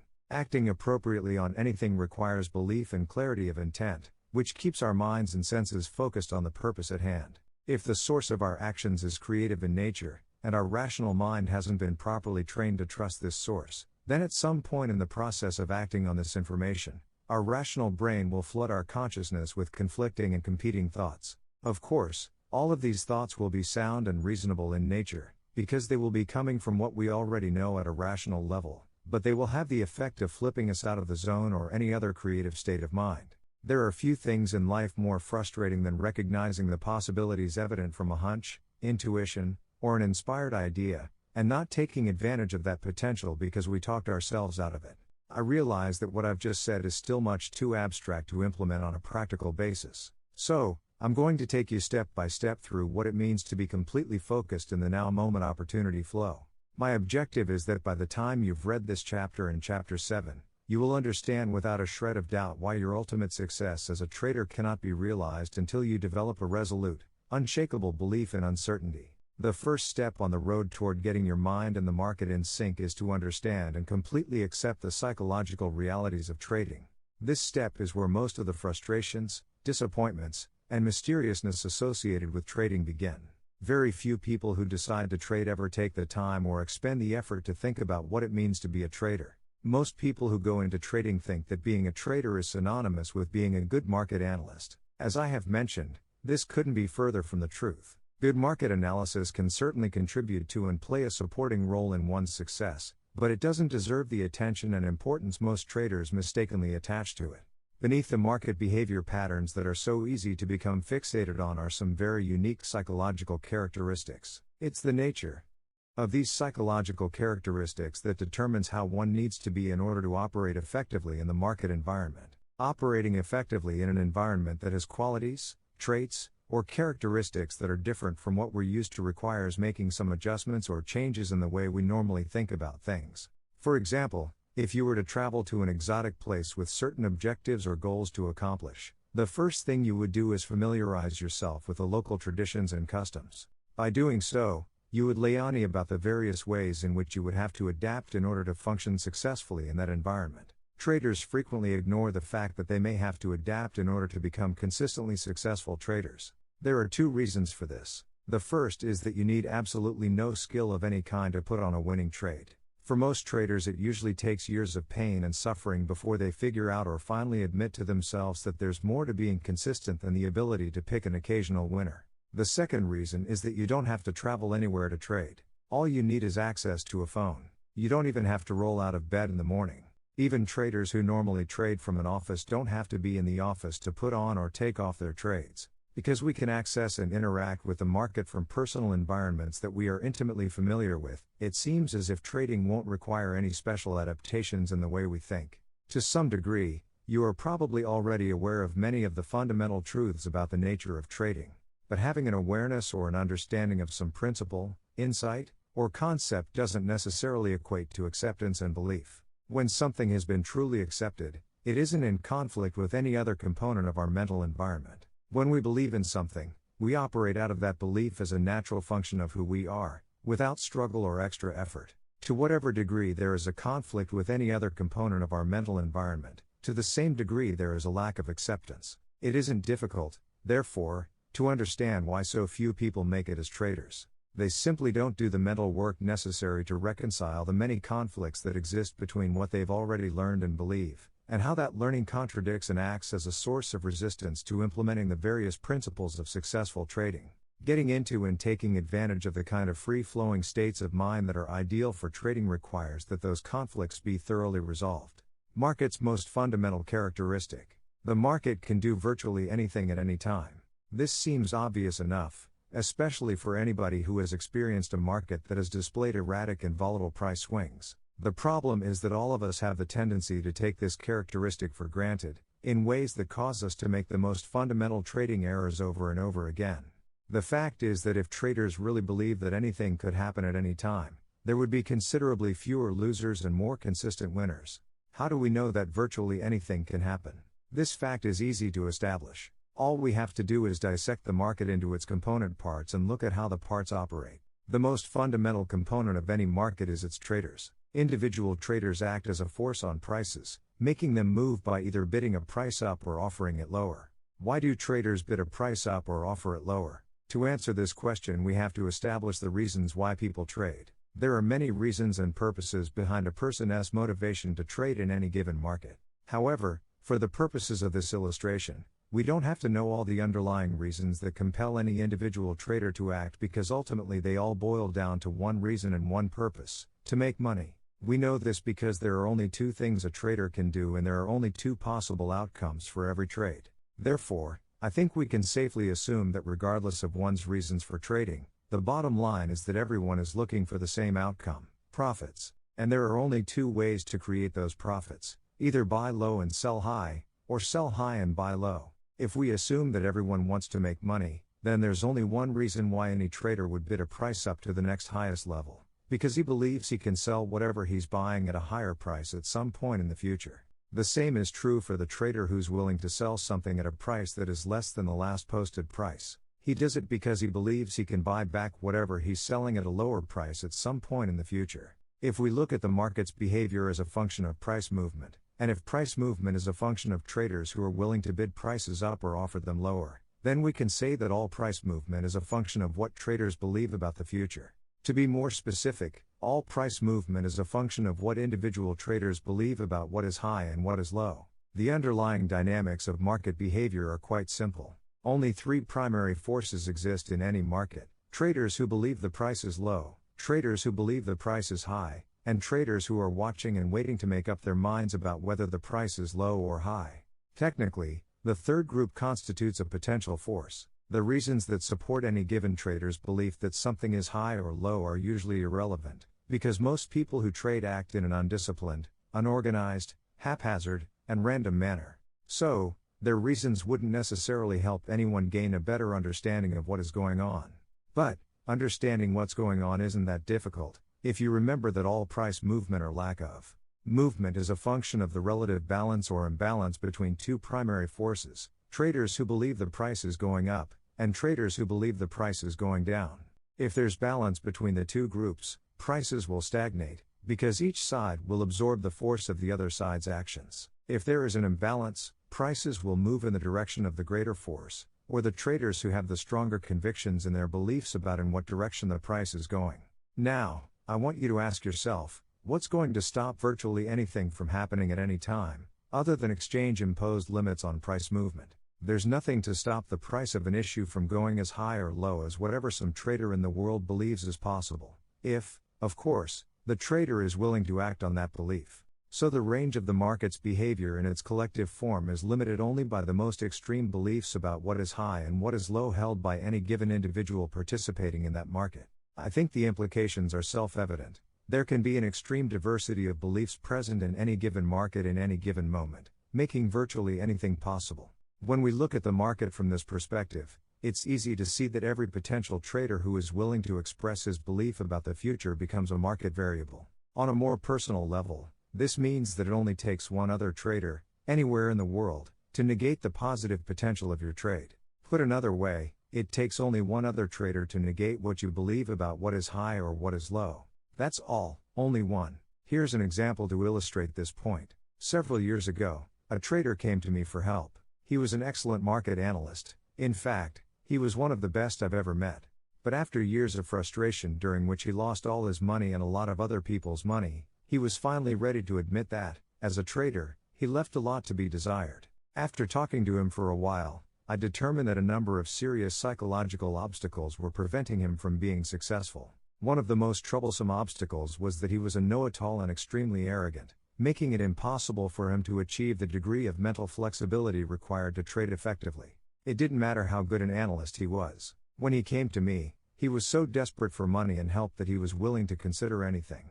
The first suggestion I made was that instead of looking for another investor to back what ultimately would be another failed attempt at trading, he would be better off taking a job, doing something he was truly good at. He could be paid a steady income while working through his problems, and at the same time provide someone with a worthwhile service. He took my advice and quickly found a position as a technical analyst with a fairly substantial brokerage house and clearing firm in Chicago. The semi-retired chairman of the board of the brokerage firm was a long-time trader with nearly 40 years of experience in the grain pits at the Chicago Board of Trade. He didn't know much about technical analysis, because he never needed it to make money on the floor. But he no longer traded on the floor and found the transition to trading from a screen difficult and somewhat mysterious. So he asked the firm's newly acquired star technical analyst to sit with him during the trading day and teach him technical trading.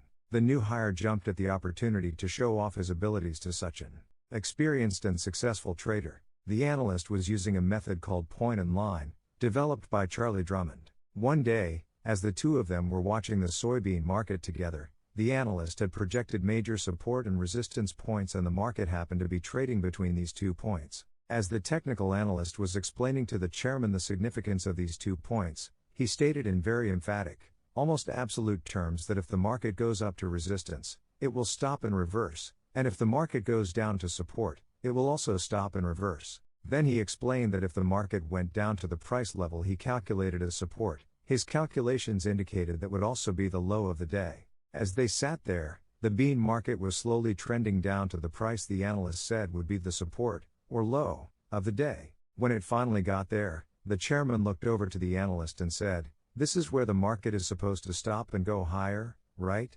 The analyst responded, "Absolutely. This is the low of the day." "That's bullshit." The chairman retorted, "Watch this." He picked up the phone, called one of the clerks handling orders for the soybean pit, and said, "Sell 2 million beans at the market." Within 30 seconds after he placed the order, the soybean market dropped 10 cents a bushel. The chairman turned to look at the horrified expression on the analyst's face. Calmly, he asked, "Now, where did you say the market was going to stop? If I can do that, anyone can." The point is that from our own individual perspective as observers of the market, anything can happen, and it takes only one trader to do it. This is the hard, cold reality of trading that only the very best traders have embraced and accepted with no internal conflict. How do I know this? Because only the best traders consistently predefine their risks before entering a trade. Only the best traders cut their losses without reservation or hesitation when the market tells them the trade isn't working. And only the best traders have an organized, systematic, money management regimen for taking profits when the market goes in the direction of their trade. Not predefining your risk, not cutting your losses, or not systematically taking profits are 3 of the most common, and usually the most costly, trading errors you can make. Only the best traders have eliminated these errors from their trading. At some point in their careers, they learn to believe without a shred of doubt that anything can happen, and to always account for what they don't know, for the unexpected. Remember that there are only 2 forces that cause prices to move: traders who believe the markets are going up, and traders who believe the markets are going down. At any given moment, we can see who has the stronger conviction by observing where the market is now relative to where it was at some previous moment. If a recognizable pattern is present, that pattern may repeat itself, giving us an indication of where the market is headed. This is our edge, something we know. But there's also much that we don't know, and we'll never know unless we learn how to read minds. For instance, do we know how many traders may be sitting on the sidelines and about to enter the market? Do we know how many of them want to buy and how many want to sell, or how many shares they are willing to buy or sell? What about the traders whose participation is already reflected in the current price? At any given moment, how many of them are about to change their minds and exit their positions? If they do, how long will they stay out of the market? And if and when they do come back into the market, in what direction will they cast their votes? These are the constant, never-ending, unknown, hidden variables that are always operating in every market. Always, the best traders don't try to hide from these unknown variables by pretending they don't exist, nor do they try to intellectualize or rationalize them away through market analysis. Quite the contrary, the best traders take these variables into account, factoring them into every component of their trading regimes. For the typical trader, just the opposite is true. He trades from the perspective that what he can't see, hear, or feel must not exist. What other explanation could account for his behavior? If he really believed in the existence of all the hidden variables that have the potential to act on prices in any given moment, then he would also have to believe that every trade has an uncertain outcome. And if every trade truly has an uncertain outcome, then how could he ever justify or talk himself into not predefining his risk, cutting his losses, or having some systematic way to take profits?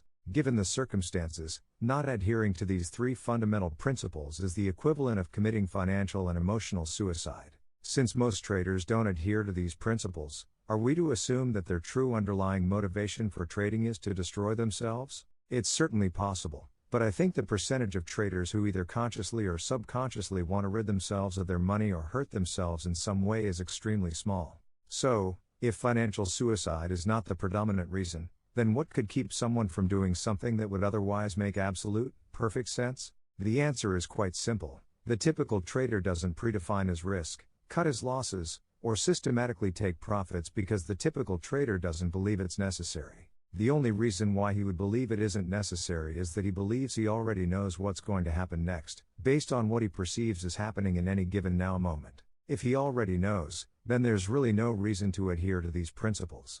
Believing, assuming, or thinking that he knows will be the cause of virtually evade trading error he has the potential to make. Our beliefs about what is true and real are very powerful inner forces. They control every aspect of how we interact with the markets, from our perceptions, interpretations, decisions, actions, and expectations, to our feelings about the results. It's extremely difficult to act in a way that contradicts what we believe to be true. In some cases, depending on the strength of the belief, it can be next to impossible to do anything that violates the integrity of a belief. What the typical trader doesn't realize is that he needs an inner mechanism, in the form of some powerful beliefs, that virtually compels him to perceive the market from a perspective that is always expanding with greater and greater degrees of clarity, and also compels him always act appropriately, given the psychological conditions and the nature of price movement. The most effective and functional trading belief that he can acquire is anything can happen. Aside from the fact that it is the truth, it will act as a solid foundation for building every other belief and attitude that he needs to be a successful trader. Without that belief, his mind will automatically, and usually without his conscious awareness, cause him to avoid, block, or rationalize away any information that indicates the market may do something he hasn't accepted as possible. If he believes that anything is possible, then there's nothing for his mind to avoid. Because anything includes everything, this belief will act as an expansive force on his perception of the market that will allow him to perceive information that might otherwise have been invisible to him.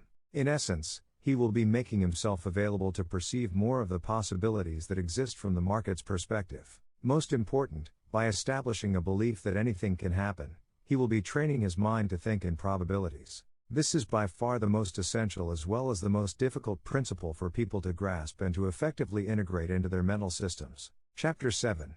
The Trader's Edge, Thinking in Probabilities. Exactly what does it mean to think in probabilities, and why is it so essential to one's consistent success as a trader? If you take a moment and analyze the last sentence, you will notice that I made consistency a function of probabilities. It sounds like a contradiction. How can someone produce consistent results from an event that has an uncertain probabilistic outcome? To answer this question, all we have to do is look to the gambling industry. Corporations spend vast amounts of money, in the hundreds of millions, if not billions, of dollars, on elaborate hotels to attract people to their casinos. If you've been to Las Vegas, you know exactly what I am talking about. Gaming corporations are just like other corporations, in that they have to justify how they allocate their assets to a board of directors and ultimately to their stockholders. How do you suppose they justify spending vast sums of money on elaborate hotels and casinos, whose primary function is to generate revenue from an event that has a purely random outcome? Probabilities paradox: random outcome, consistent results. Here's an interesting paradox. Casinos make consistent profits day after day and year after year, facilitating an event that has a purely random outcome. At the same time, most traders believe that the outcome of the market's behavior is not random, yet can't seem to produce consistent profits. Shouldn't a consistent, non-random outcome produce consistent results, and a random outcome produce random, inconsistent results? What casino owners, experienced gamblers, and the best traders understand that the typical trader finds difficult to grasp is, even that have probable outcomes can produce consistent results, if you can get the odds in your favor and there is a large enough sample size. The best traders treat trading like a numbers game, similar to the way in which casinos and professional gamblers approach gambling.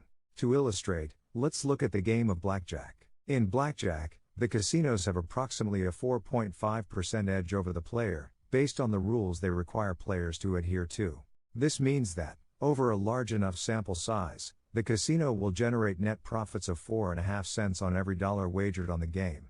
This average of 4.5 cents takes into account all the players who walked away big winners, all the players who walked away big losers, and everybody in between. At the end of the day, week, month, or year, the casino always ends up with approximately 4.5% of the total amount wagered. That 4.5% might not sound like a lot, but let's put it in perspective. Suppose a total of $100 million is wagered collectively at all of a casino's blackjack tables over the course of a year. The casino will net $4.5 million. What casino owners and professional gamblers understand about the nature of probabilities is that each individual hand played is statistically independent of every other hand. This means that each individual hand is a unique event, where the outcome is random relative to the last hand played or the next hand played. If you focus on each hand individually, there will be a random, unpredictable distribution between winning and losing hands. But on a collective basis, just the opposite is true. If a large enough number of hands is played, patterns will emerge that produce a consistent, predictable, and statistically reliable outcome. Here's what makes thinking in probability so difficult. It requires two layers of beliefs that on the surface seem to contradict each other. We'll call the first layer the micro level. At this level, you have to believe in the uncertainty and unpredictability of each individual hand. You know the truth of this uncertainty, because there are always a number of unknown variables affecting the consistency of the deck that each new hand is drawn from.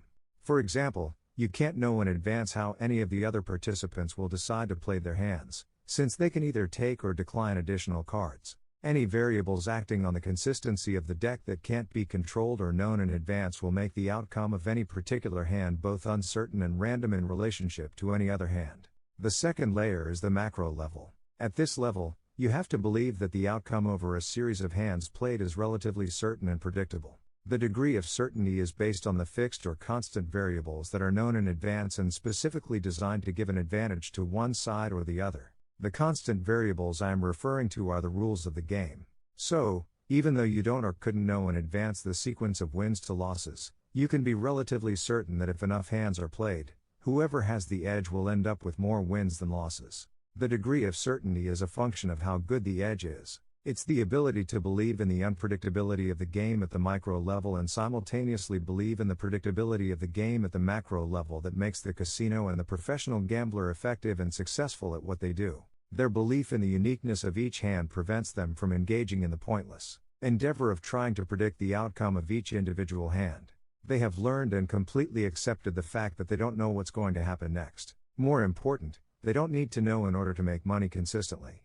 Because they don't have to know what's going to happen next, they don't place any special significance, emotional or otherwise, on each individual hand, spin of the wheel, or roll of the dice. In other words, they're not encumbered by unrealistic expectations about what is going to happen, nor are their egos involved in a way that makes them have to be right. As a result, it's easier to stay focused on keeping the odds in their favor and executing flawlessly, which in turn makes them less susceptible to making costly mistakes. They stay relaxed because they are committed and willing to let the probabilities play themselves out, all the while knowing that if their edges are good enough and the sample sizes are big enough, they will come out net winners. The best traders use the same thinking strategy as the casino and professional gambler. Not only does it work to their benefit, but the underlying dynamics supporting the need for such a strategy are exactly the same in trading as they are in gambling. A simple comparison between the two will demonstrate this quite clearly. First, the trader, the gambler, and the casino are all dealing with both known and unknown variables that affect the outcome of each trade or gambling event. In gambling, the known variables are the rules of the game. In trading, the known variables are the results of their market analysis. Market analysis finds behavior patterns in the collective actions of everyone participating in a market. We know that individuals will act the same way under similar situations and circumstances, over and over again, producing observable patterns of behavior.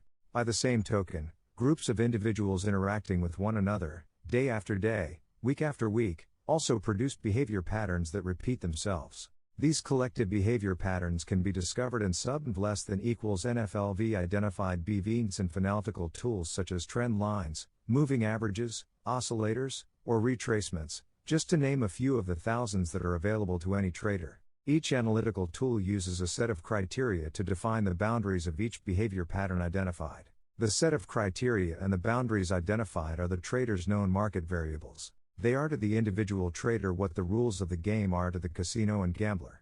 By this I mean, the trader's analytical tools are the known variables that put the odds of success for any given trade in the trader's favor, in the same way that the rules of the game put the odds of success in favor of the casino.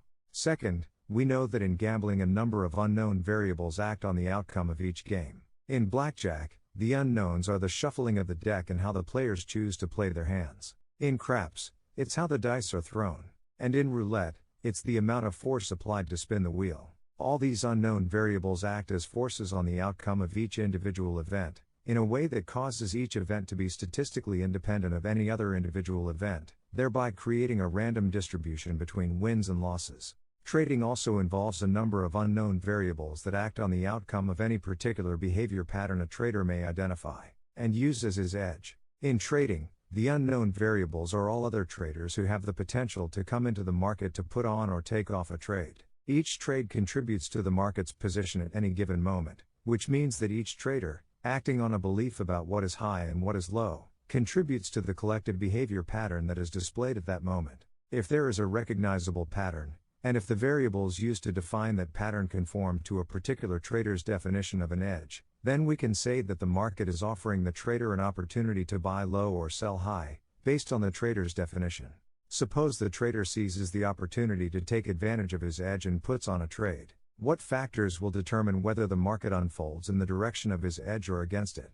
The answer is the behavior of other traders. At the moment he puts a trade on, and for as long as he chooses to stay in that trade, other traders will be participating in that market. They will be acting on their beliefs about what is high and what is low. At any given moment, some percentage of other traders will contribute to an outcome favorable to our trader's edge, and the participation of some percentage of traders will negate his edge. There's no way to know in advance how everyone else is going to behave and how their behavior will affect his trade, so the outcome of the trade is uncertain.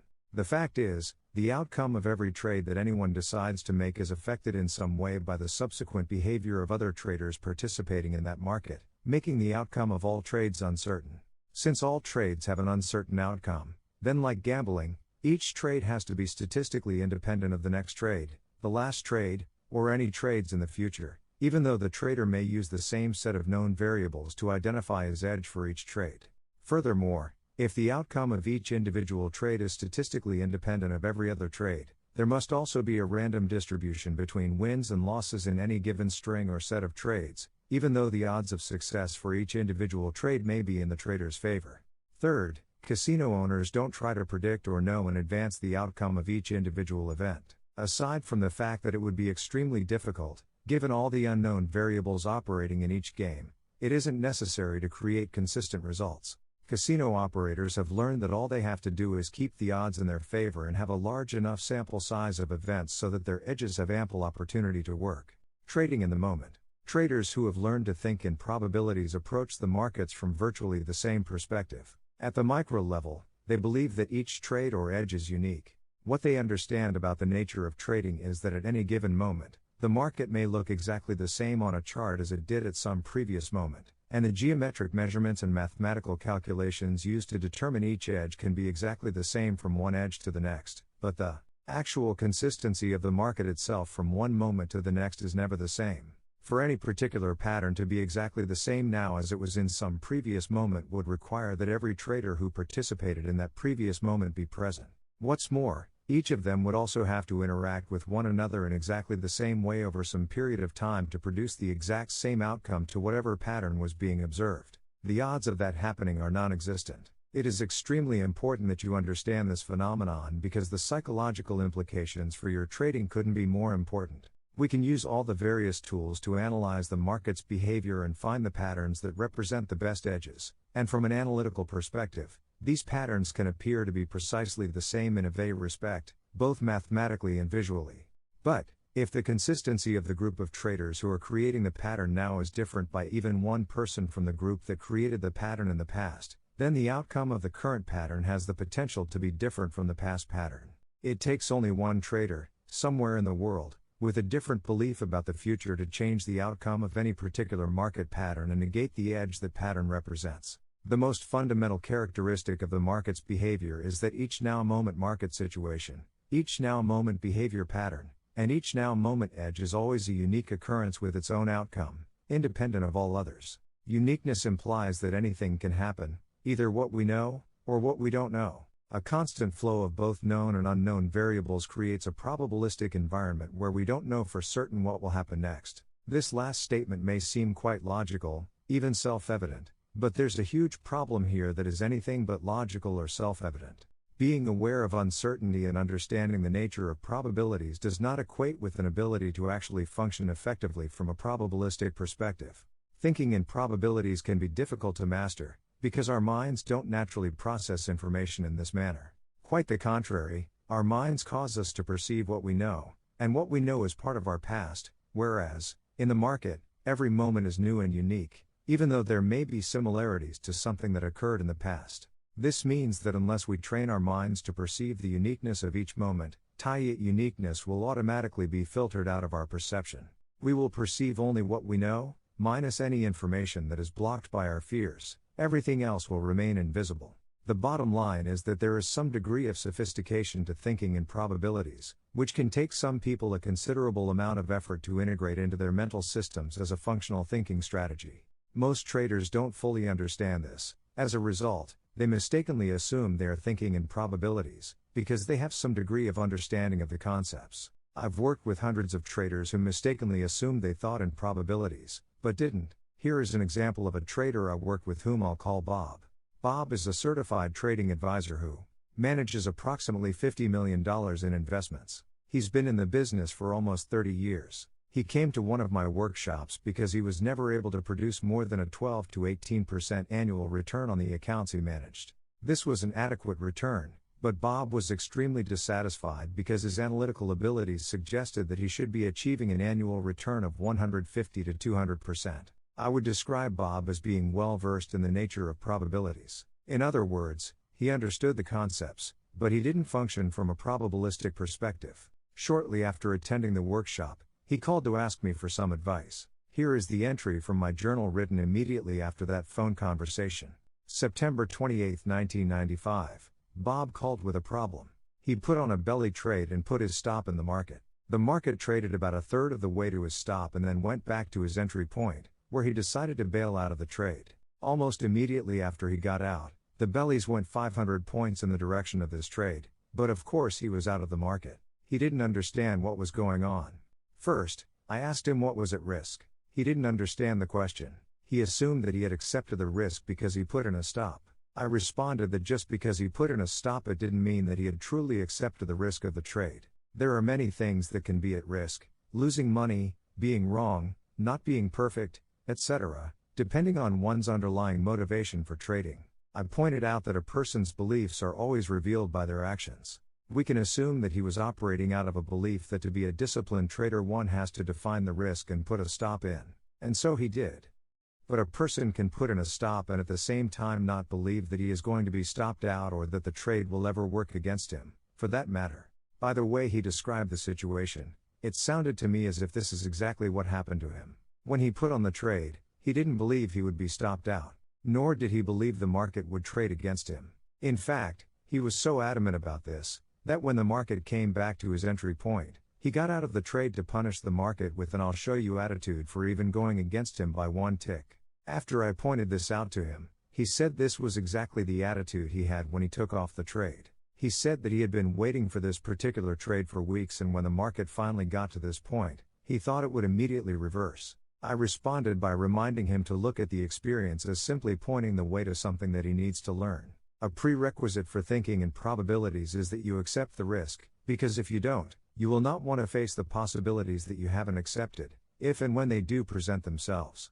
When you've trained your mind to think in probabilities, it means you have fully accepted all the possibilities and you always do something to take the unknown forces into account. Think in this way is virtually impossible unless you've done the mental work necessary to let go of the need to know what is going to happen next or the need to be right on each trade. In fact, the degree by which you think you know, assume you know, or in any way need to know what is going to happen next, is equal to the degree to which you will fail as a trader. Traders who have learned to think in probabilities are confident of their overall success, because they commit themselves to taking every trade that conforms to their definition of an edge. They don't attempt to pick and choose the edges they think, assume, or believe are going to work and act on those, nor do they avoid the edges that for whatever reason they think, assume, or believe aren't going to work. If they did either of those things, they would be contradicting their belief that the now moment situation is always unique, creating a random distribution between wins and losses on any given string of edges. They have learned, usually quite painfully, that they don't know in advance which edges are going to work and which ones aren't. They have stopped trying to predict outcomes. They have found that by taking every edge, they correspondingly increase their sample size of trades, which in turn gives whatever edge they use ample opportunity to play itself out in their favor, just like the casinos. On the other hand, why do you think unsuccessful traders are obsessed with market analysis? They crave the sense of certainty that analysis appears to give them.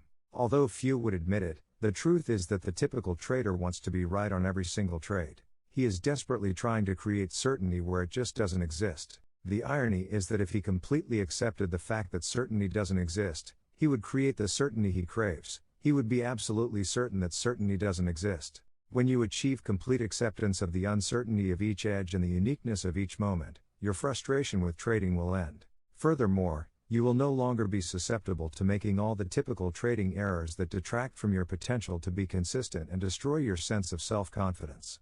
For example, not Rolf-Mif the risk before CR Roftinker into a trial is HV far RHP most common of all trading errors, and starts the whole process of trading from an inappropriate perspective. In light of the fact that anything can happen, wouldn't it make perfect sense to decide before executing a trade what the market has to look, sound, or feel like to tell you your edge isn't working? So why doesn't the typical trader decide to do it or do it every single time?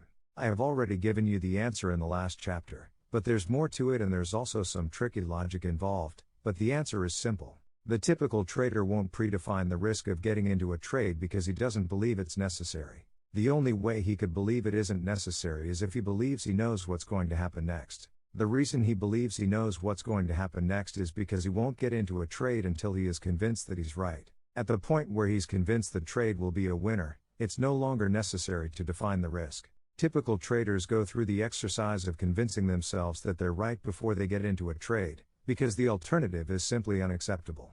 Remember that our minds are wired to associate. As a result, being wrong on any given trade has the potential to be associated with any other experience in a trader's life where he's been wrong. The implication is that any trade can easily tap him into the accumulated pain of every time he has been wrong in his life.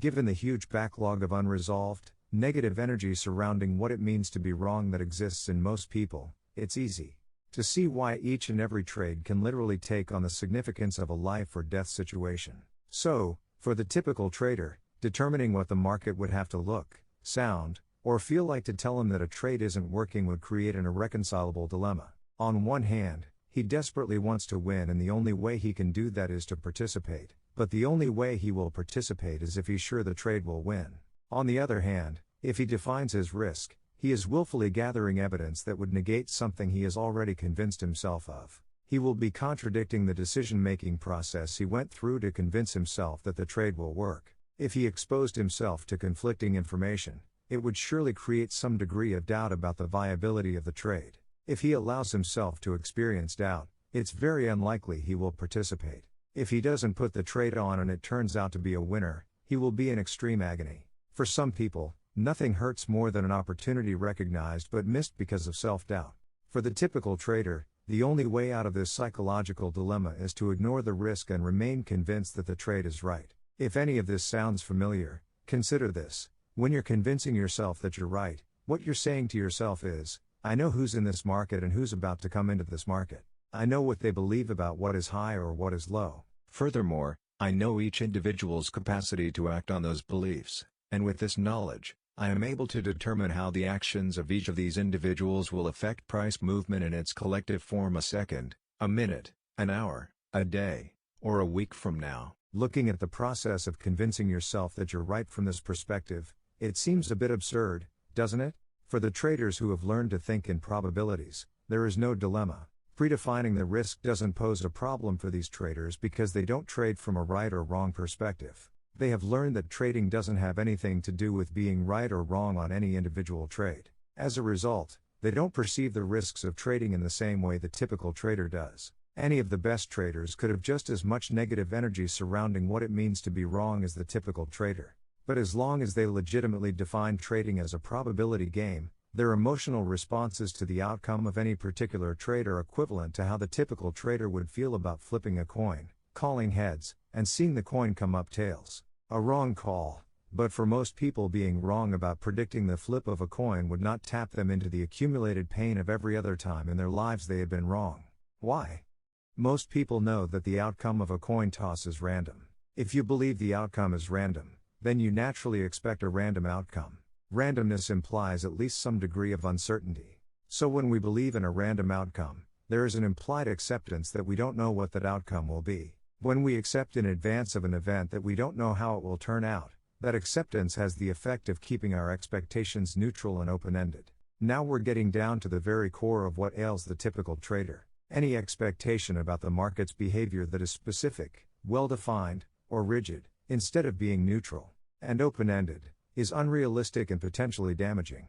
I define an unrealistic expectation as one that does not correspond with the possibilities available from the market's perspective. If each moment in the market is unique, and anything is possible, then any expectation that does not reflect these boundaryless characteristics is unrealistic. Managing expectations. The potential damage caused by holding unrealistic expectations comes from how it affects the way we perceive information.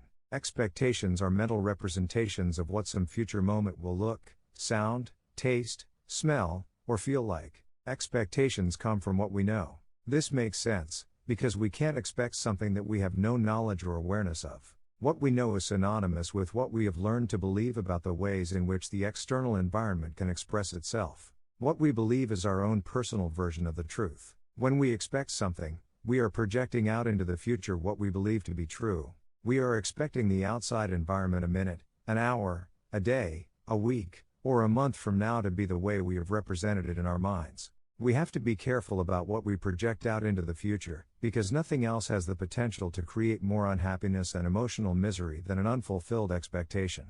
When things happen exactly as you expect them to, how do you feel? The response is generally wonderful, unless, of course, you were expecting something dreadful and it manifested itself. Conversely, how do you feel when your expectations are not fulfilled? The universal response is emotional pain. Everyone experiences some degree of anger, resentment, despair, regret, disappointment, dissatisfaction, or betrayal when the environment doesn't turn out to be exactly as we expected it to be. Here's where we run into problems. Because our expectations come from what we know, when we decide or believe that we know something, we naturally expect to be right. At that point, we're no longer in a neutral or open state of mind, and it's not difficult to understand why. If we're going to feel great if the market does what we expect it to do, or feel horrible if it doesn't, then we're not exactly neutral or open-minded.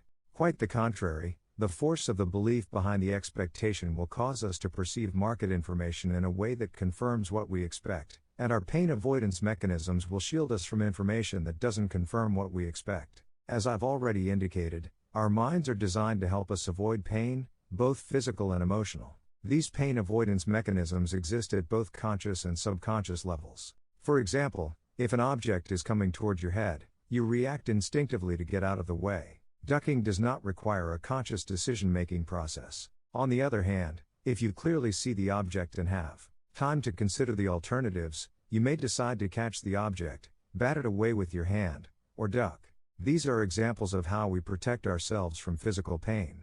Protecting ourselves from emotional or mental pain works in the same way, except that we are now protecting ourselves from information. For example, the market expresses information about itself and its potential to move in a particular direction. If there's a difference between what we want or expect and what the market is offering or making available, then our pain avoidance mechanisms kick in to compensate for the differences. As with physical pain, these mechanisms operate at both the conscious and subconscious levels. To protect ourselves from painful information at the conscious level, we rationalize, justify, make excuses, willfully gather information that will neutralize the significance of the conflicting information, get angry, or just plain lie to ourselves. At the subconscious level, the pain avoidance process is much more subtle and mysterious. At this level, our minds may block our ability to see other alternatives, even though in other circumstances we would be able to perceive them.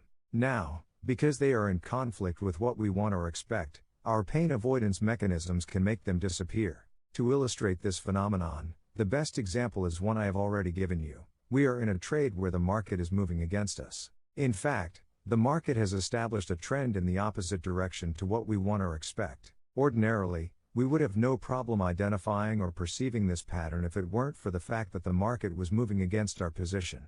But the pattern loses its significance because we find it too painful to acknowledge. To avoid the pain, we narrow our focus of attention and concentrate on information that keeps us out of pain, regardless of how insignificant or minute. In the meantime, the information that clearly indicates the presence of a trend and the opportunity to trade in the direction of that trend becomes invisible.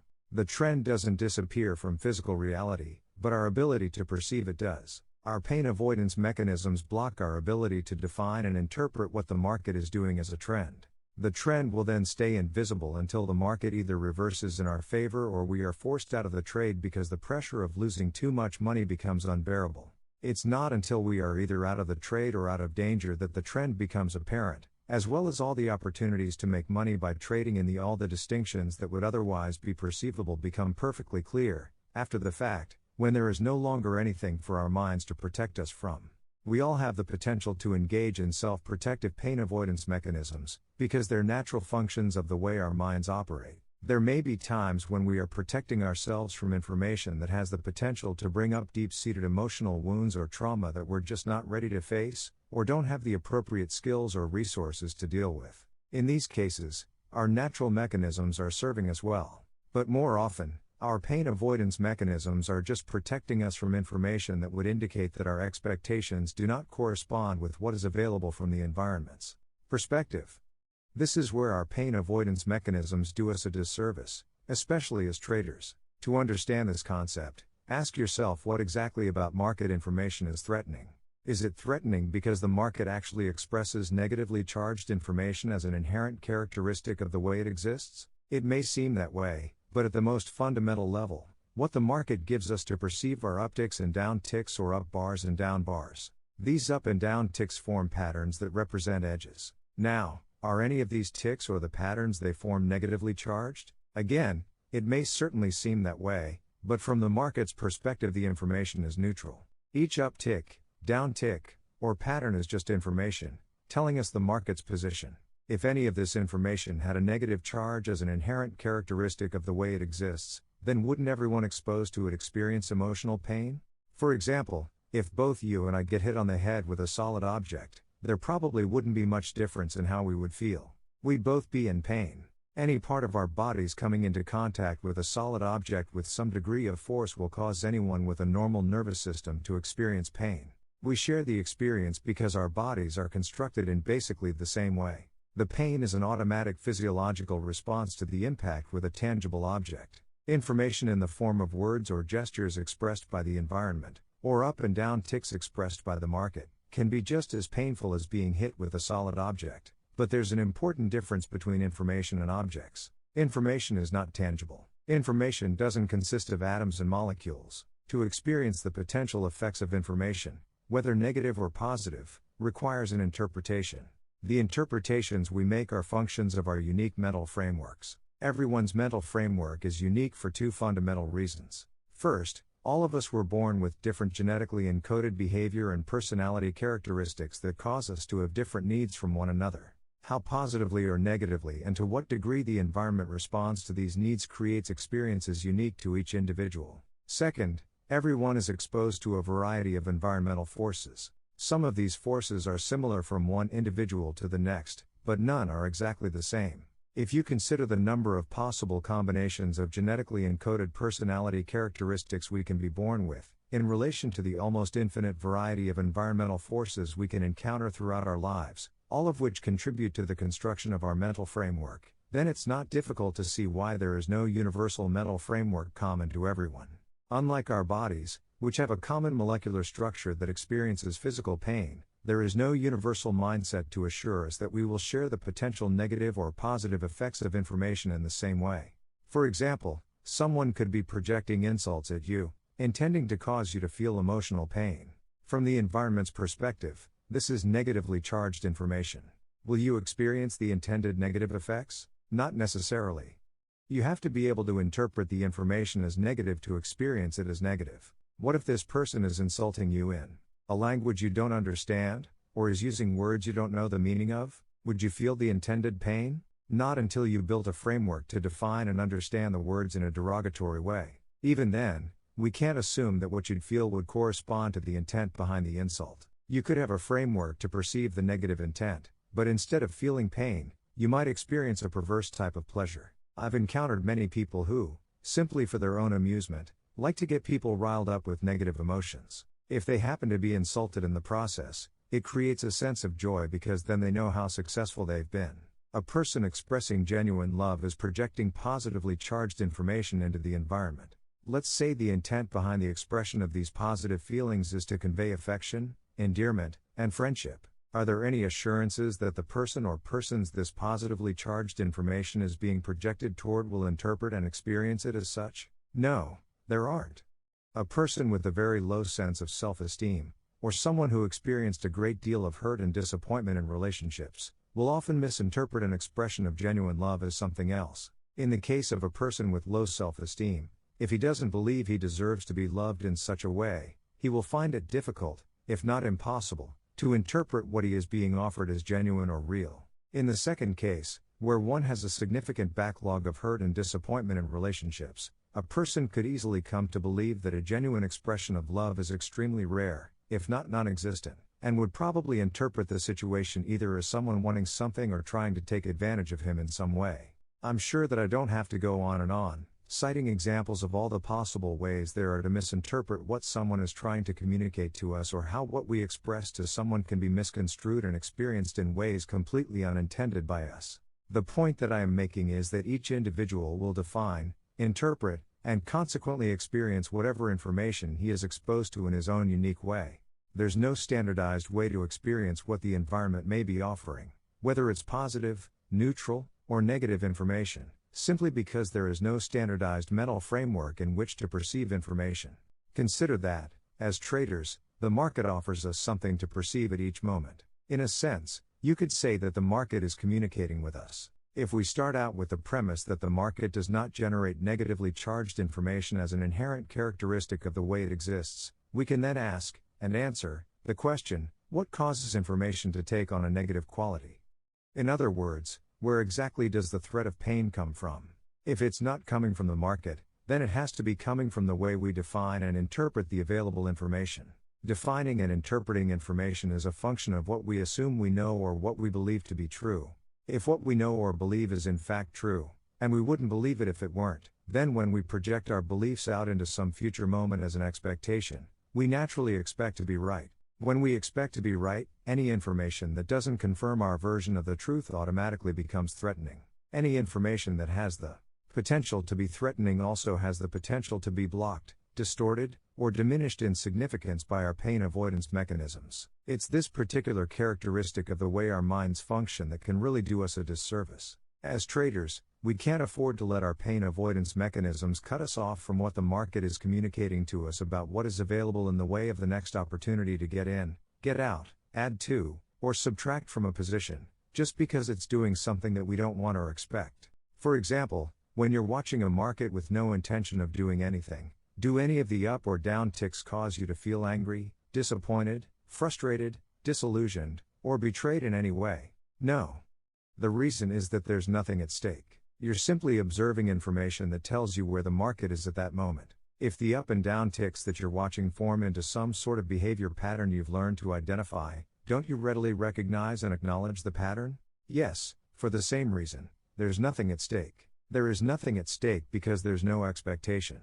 You haven't projected what you believe, assume, or think you know about that market into some future moment. As a result, there's nothing to be either right about or wrong about, so the information has no potential to take on a threatening or negatively charged quality. With no particular expectation, you haven't placed any boundaries on how the market can express itself. Without any mental boundaries, you will be making yourself available to perceive everything you've learned about the nature of the ways in which the market moves.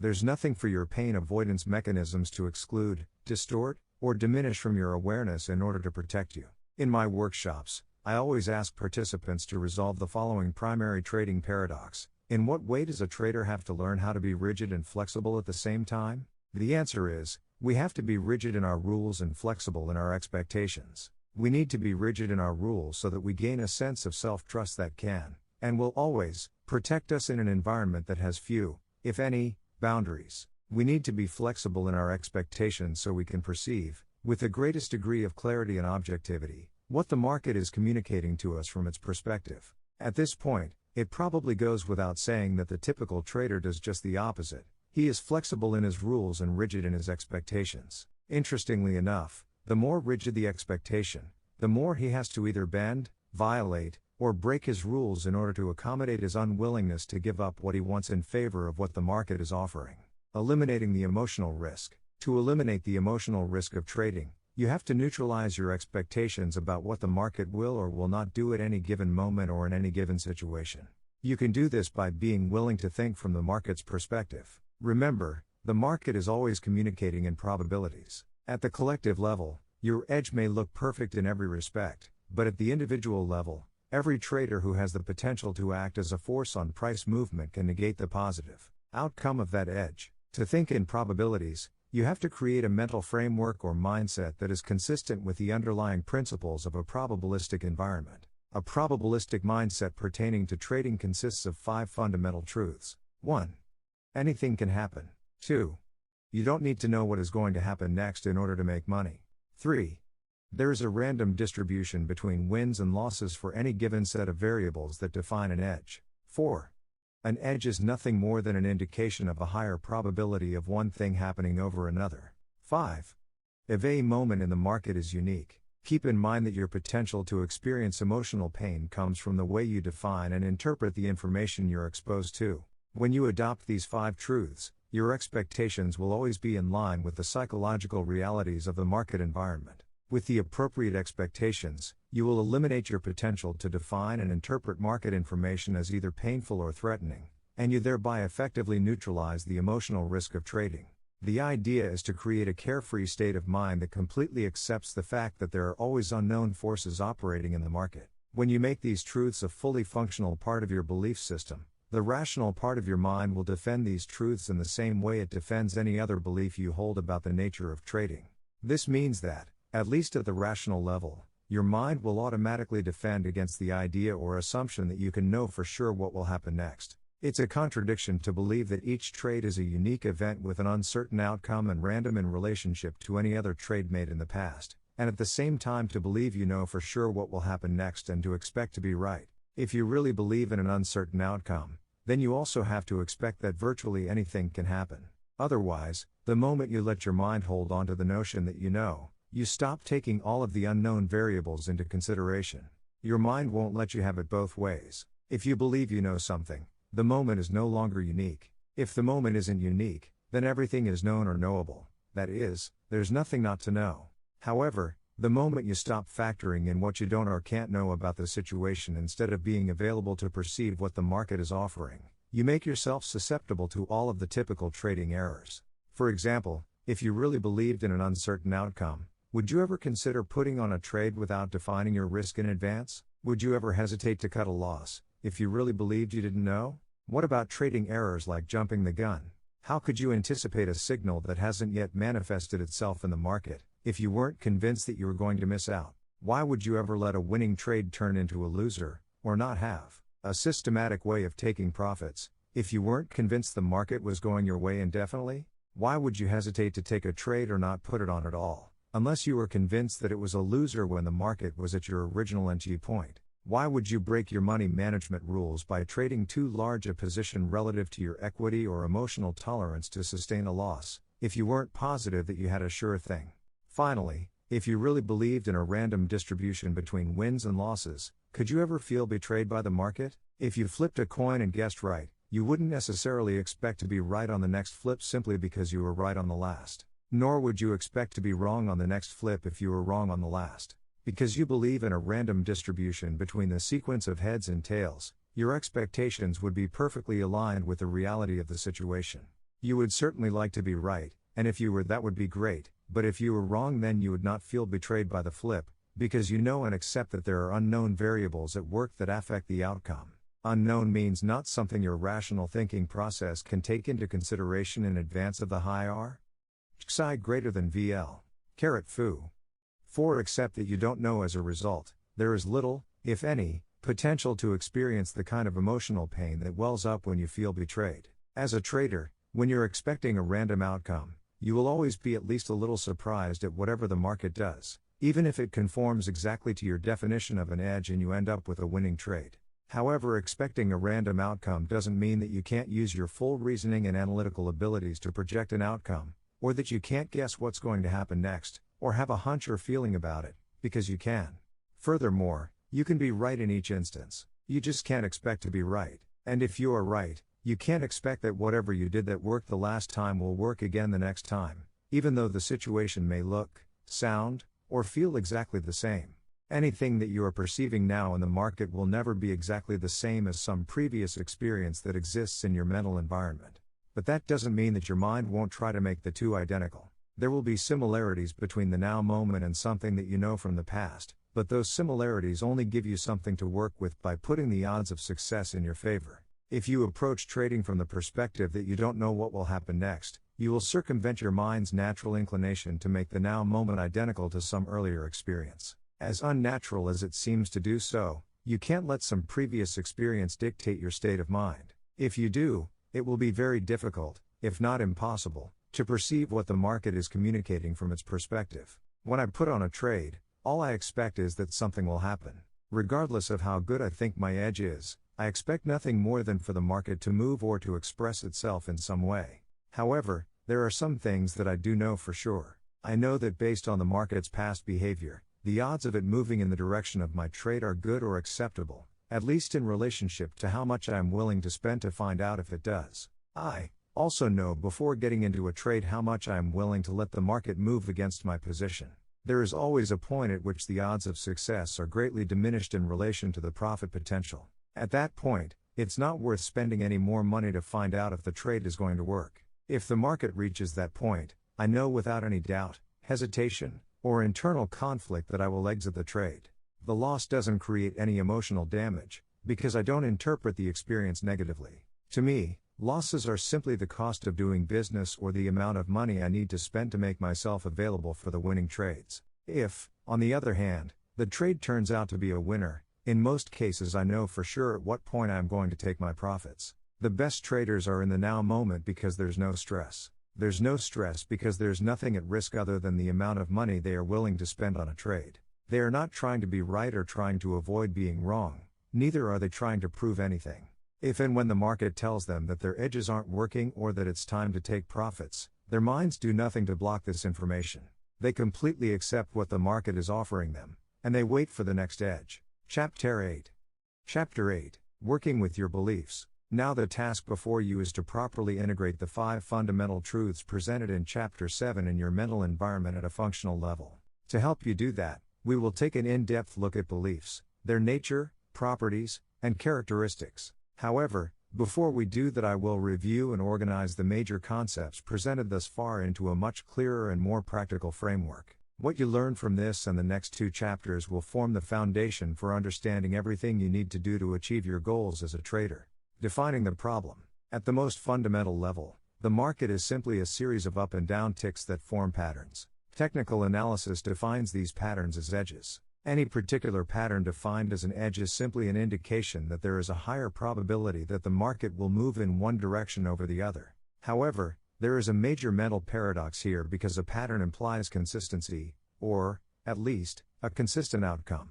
But the reality is each pattern is a unique occurrence. They may look exactly the same from one occurrence to the next, but the similarities are only on the surface. The underlying force behind each pattern is traders, and the traders who contribute to the formation of one pattern are always different from the traders who contribute to the next, so the outcome of each pattern is random relative to one another. Our minds have an inherent design characteristic that can make this paradox difficult to deal with. Now these edges, or the patterns they represent, flow by in every time frame, making the market a never-ending stream of opportunities to get in, get out, take profits, cut losses, or add to or detract from a position. In other words, from the market's perspective, each moment presents each one of us traders with the opportunity to do something on our own behalf. Defining the terms. What prevents us from perceiving each now moment as an opportunity to do something for ourselves or to act appropriately even when we do? Our fears. What is the source of our fears? We know it's not the market, because from the market's perspective, the up and down ticks and the patterns they create are neither positively or negatively charged. As a result, the up and down ticks themselves have no capacity to cause us to enter into any particular state of mind, lose our objectivity, make errors, or take us out of the opportunity flow. If it's not the market that causes us to experience a negatively charged state of mind, then what does cause it? The way we define and interpret the information we perceive. If that's the case, then what determines what we perceive and how we define and interpret that information? What we believe or what we assume to be true. Our beliefs working in conjunction with the association and pain avoidance mechanisms act as a force on our 5 senses, causing us to perceive, define, and interpret market information in a way that is consistent with what we expect. What we expect is synonymous with what we believe or assume to be true. Expectations are beliefs projected into some future moment. Each moment from the market's perspective is unique, but if the information being generated by the market is similar in quality, properties, or characteristic to something that is already in our minds, the two sets of information automatically become linked. When this connection is made, it triggers a state of mind that corresponds to whatever belief, assumption, or memory the outside information was linked. This makes it seem as if what is outside is exactly the same as whatever is already inside of us. It's our state of mind that makes the truth of whatever we're perceiving outside of us seem indisputable and beyond question. Our state of mind is always the absolute truth. If I feel confident, then I am confident. If I feel afraid, then I am afraid. We can't dispute the quality of energy flowing through our mind and body at any given moment. And because I know as an indisputable fact how I feel, you could say that I also know the truth of what I'm perceiving outside of me in the same moment. The problem is that how we feel is always the absolute truth, but the beliefs that triggered our state of mind or feeling may or may not be true relative to the possibilities that exist in the market at any given moment. Recall the example of the boy and the dog. The boy knew for an absolute fact that each dog he encountered after the first was threatening, because of the way he felt when one came into his field of awareness. These other dogs did not cause his fear. His negatively charged memory working in conjunction with the association and his pain avoidance mechanism caused his fear. He experienced his own version of the truth, although that did not correspond with the possibilities that existed from the environment's perspective. His belief about the nature of dogs was limited relative to the possible characteristics and traits expressed by dogs. Yet the state of mind he experienced of a time he encountered a dog caused him to believe that he knew exactly what to expect from them. This same process causes us to believe that we know exactly what to expect from die market, when the reality is there are always unknown forces operating at every moment. The trouble is, the instant we think we know what to expect, we simultaneously stop taking all the unknown forces and die various possibilities created by those forces into consideration. The unknown forces are other traders waiting to enter or exit trades, based on their beliefs about the future. In other words, we really can't know exactly what to expect from the market, until we can read the minds of all the traders who have the potential to act as a force on price movement. Not a very likely possibility. As traders, we can't afford to indulge ourselves in any form of I know what to expect from the market. We can know exactly what an edge looks, sounds, or feels like, and we can know exactly how much we need to risk to find out if that edge is going to work. We can know that we have a specific plan as to how we are going to take profits if a trade works. But that's it. If what we think we know starts expanding to what the market is going to do, we're in trouble. And all that's required to put us into a negatively charged, I know what to expect from the market state of mind is for any belief, memoir, or attitude to cause us to interpret the up and down ticks or any market information as anything but an opportunity to do something on our own behalf. What are the objectives? Ultimately, of course, making money is everyone's objective. But if trading were only a matter of making money, reading this book wouldn't be necessary. Putting on a winning trade or even a series of winning trades requires absolutely no skill. On the other hand, creating consistent results and being able to keep what we've created does require skill. Making money consistently is a byproduct of acquiring and mastering certain mental skills. The degree to which you understand this is the same degree to which you will stop focusing on the money and focus instead on how you can use your trading as a tool to master these skills. What are the skills?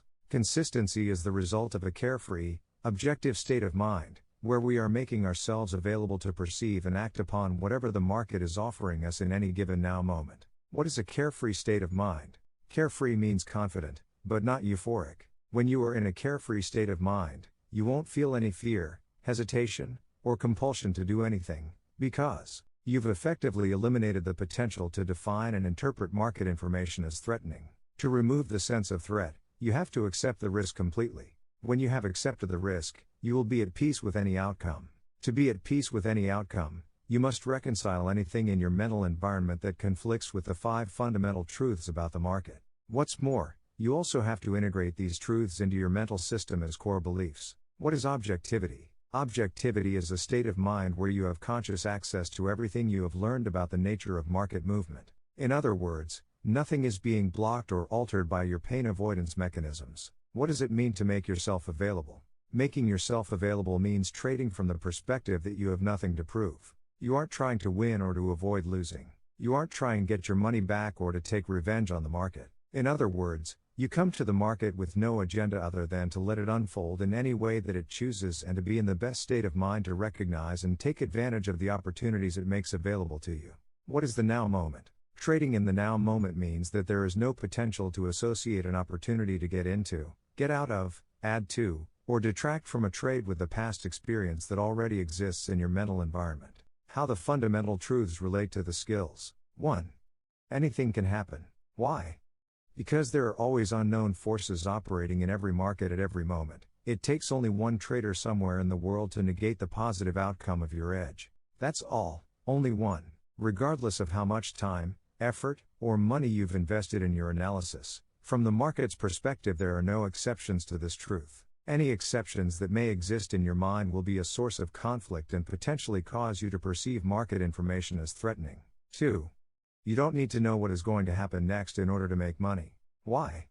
Because there is a random distribution between wins and losses for any given set of variables that define an edge. In other words, based on the past performance of your edge, you may know that out of the next 20 trades, 12 will be winners and 8 will be losers. What you don't know is the sequence of wins and losses or how much money the market is going to make available on the winning trades. This truth makes trading a probability or numbers game. When you really believe that trading is simply a probability game, concepts like right and wrong or win and lose no longer have the same significance. As a result, your expectations will be in harmony with the possibilities.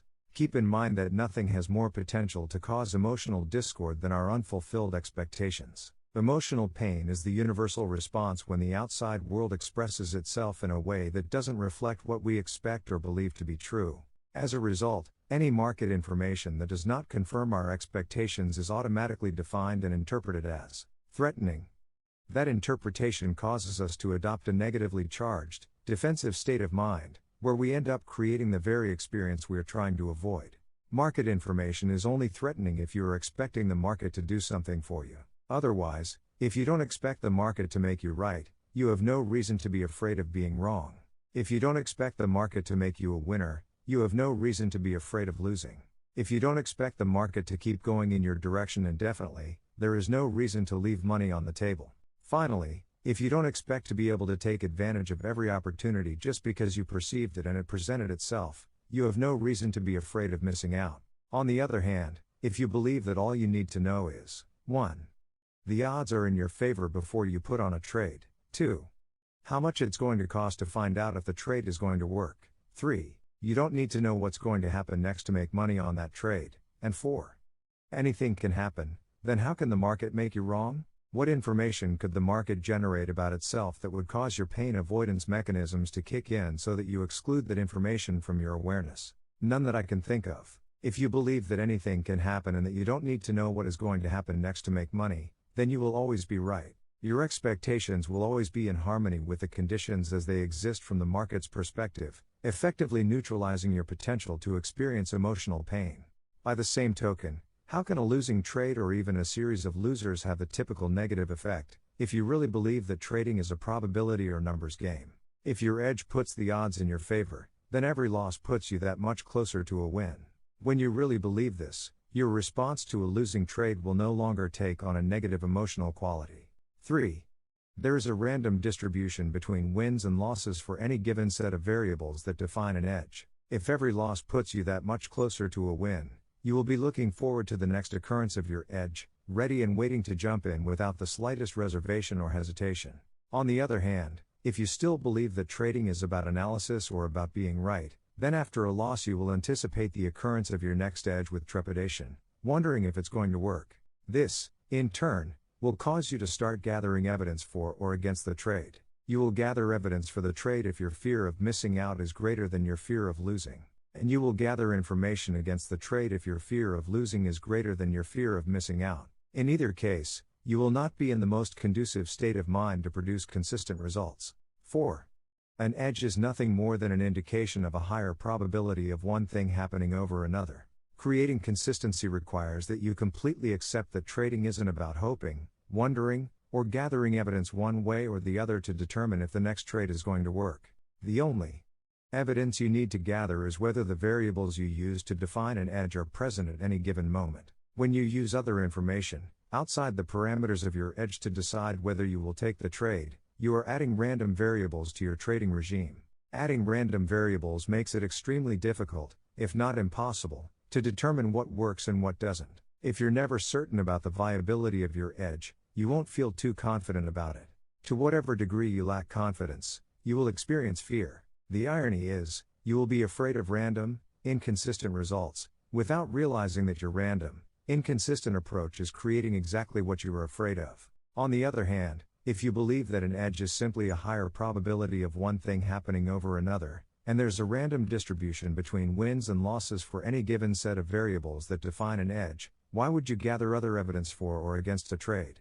To a trader operating out of these two beliefs, gathering other evidence wouldn't make any sense. Or let me put it this way, gathering other evidence makes about as much sense as trying to determine whether the next flip of a coin will be heads, after the last 10 flips came up tails. Regardless of what evidence you find to support heads coming up, there is still a 50% chance that the next flip will come up tails. By the same token, regardless of how much evidence you gather to support acting or not acting on a trade, it still only takes one trader somewhere in the world to negate the validity of any, if not all, of your evidence. The point is, why bother? If the market is offering you a legitimate edge, determine the risk and take the trade. 5. Every moment in the market is unique. Take a moment and think about the concept of uniqueness. Unique means not like anything else that exists or has ever existed. As much as we may understand the concept of uniqueness, our minds don't deal with it very well on a practical level. As we have already discussed, our minds are hardwired to automatically associate anything in the exterior environment that is similar to anything that is already inside of us in the form of a memory, belief, or attitude. This creates an inherent contradiction between the way we naturally think about the world and the way the world exists. No two moments in the external environment will ever exactly duplicate themselves. To do so, every atom or every molecule would have to be in the exact same position they were in some previous moment. Not a very likely possibility. Yet, based on the way our minds are designed to process information, we will experience the now moment in the environment as being exactly the same as some previous moment as it exists inside our minds. If each moment is like no other, then there's nothing at the level of your rational experience that can tell you for sure that you know what will happen next. So I will say again, why bother trying to know? When you try to know, you are, in essence, trying to be right. I am not implying here that you can't predict what the market will do next and be right, because you most certainly can. It's in the trying that you run into all of the problems. If you believe that you correctly predicted the market once, you will naturally try to do it again. As a result, your mind will automatically start scanning the market for the same pattern, circumstance, or situation that existed the last time you correctly predicted its movement. When you find it, your state of mind will make it seem as if everything is exactly as it was the last time. The problem is that, from the market's perspective, it is not the same. As a result, you are setting yourself up for disappointment. What separates the best traders from all the rest is that they have trained their minds to believe in the uniqueness of each moment. This belief acts as a counteracting force, neutralizing the automatic association mechanism. When you truly believe that each moment is unique, then by definition there isn't anything in your mind for the association mechanism to link that moment to. This belief acts as an internal force causing you to disassociate the now moment in the market from any previous moment filed away in your mental environment. The stronger your belief in the uniqueness of each moment, the lower your potential to associate. The lower your potential to associate, the more open your mind will be to perceive what the market is offering you from its perspective. Moving toward the zone. When you completely accept the psychological realities of the market, you will correspondingly accept the risks of trading. When you accept the risks of trading, you eliminate the potential to define market information in painful ways. When you stop defining and interpreting market information in painful ways, there is nothing for your mind to avoid, nothing to protect against. When there's nothing to protect against, you will have access to all that you know about the nature of market movement. Nothing will get blocked, which means you will perceive all the possibilities you have learned about, and since your mind is open to a true exchange of energy, you will quite naturally start discovering other possibilities that you formerly couldn't perceive. For your mind to be open to a true exchange of energy, you can't be in a state of knowing or believing that you already know what's going to happen next. When you are at peace with not knowing what's going to happen next, you can interact with the market from a perspective where you will be making yourself available to let the market tell you, from its perspective, what is likely to happen next. At that point, you will be in the best state of mind to spontaneously enter the zone, where you are tapped into the now moment opportunity flow. Chapter 9. Chapter 9. The nature of beliefs. At this point, if you can sense the benefits of adopting the 5 fundamental truths about trading, then the task is to learn how to properly integrate these truths into your mental system as core beliefs that are not in conflict with any other beliefs you may hold. At first glance, this may seem like a daunting task, and under other circumstances I would agree with you, but it won't be, because in Chapter 11 I'll give you a simple trading exercise specifically designed to properly install these truths as beliefs at a functional level.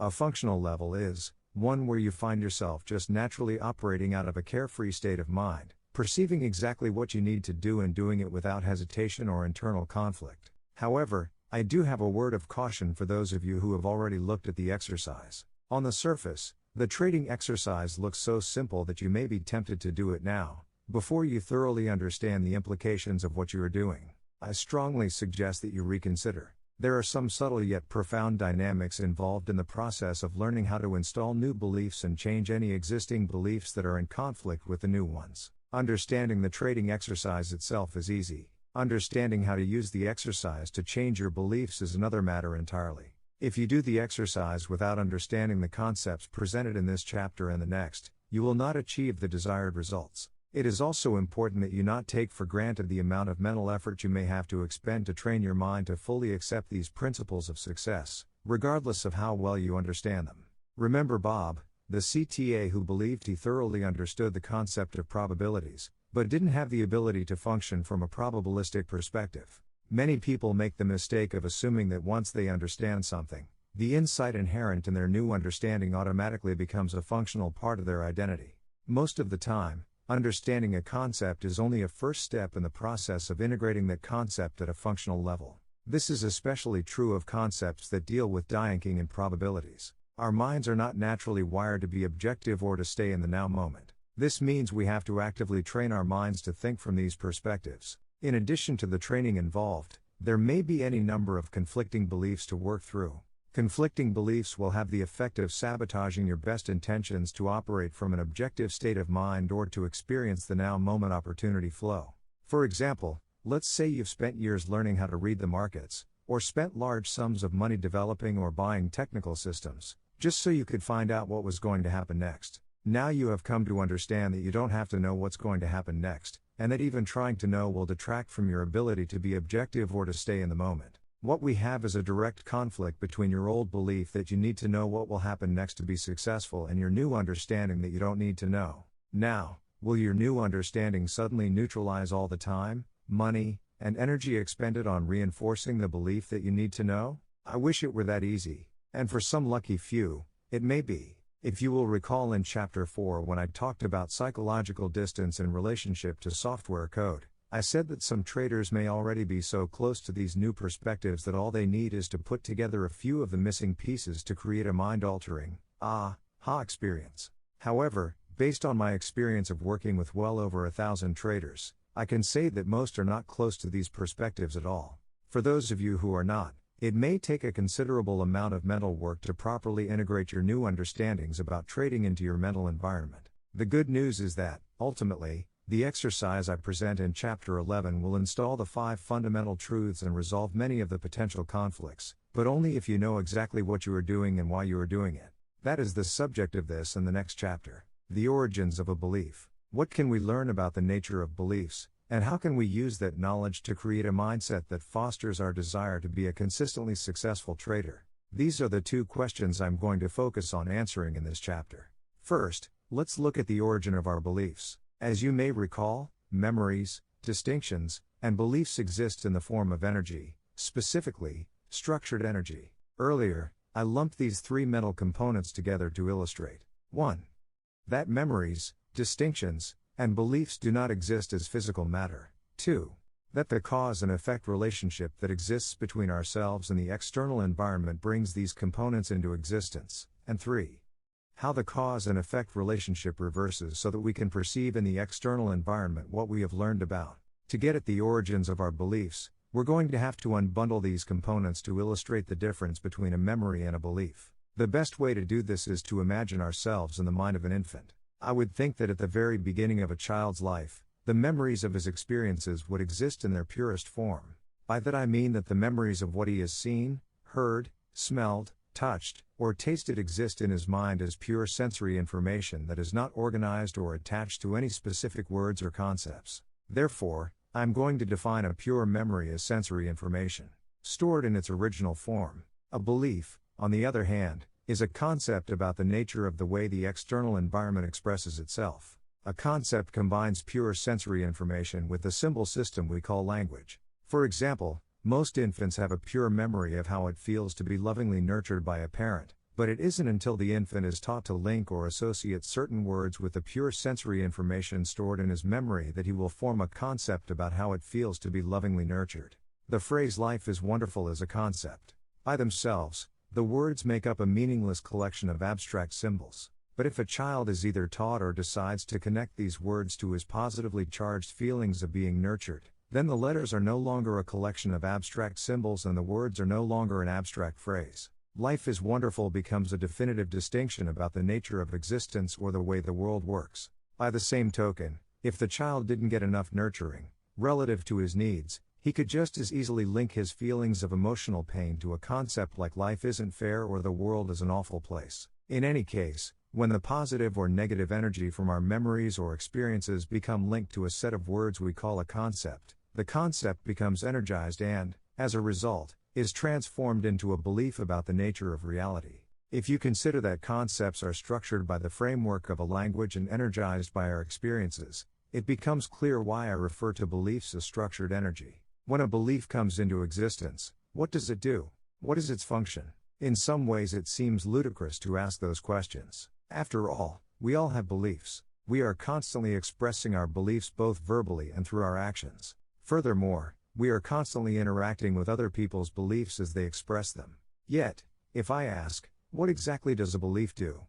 Chances are your mind will go blank. On the other hand, if I were to ask about the functions of your eyes, ears, nose, or teeth, you would have no problem answering. Since beliefs are such important component parts of our makeup, it certainly has to be one of life's great ironies that they are also the least thought about and understood. What I mean by least thought about is, if we have a problem with one of our body parts, we naturally focus our attention on that part and think about what we need to do to fix the problem. However, it doesn't necessarily occur to us that the problems we may be having with the quality of our lives are rooted in our beliefs. This lack of consideration is a universal phenomenon. One of the prominent characteristics of beliefs is that they make what we experience seem self-evident and beyond question. In fact, if it weren't for your intense desire to experience consistent success as a trader, it's unlikely you would be delving into this topic at all. Usually, it takes years of extreme frustration before people begin examining their beliefs as the source of their difficulties. However, even though beliefs are an intricate part of our identity, you don't have to take this process of self-analysis so personally.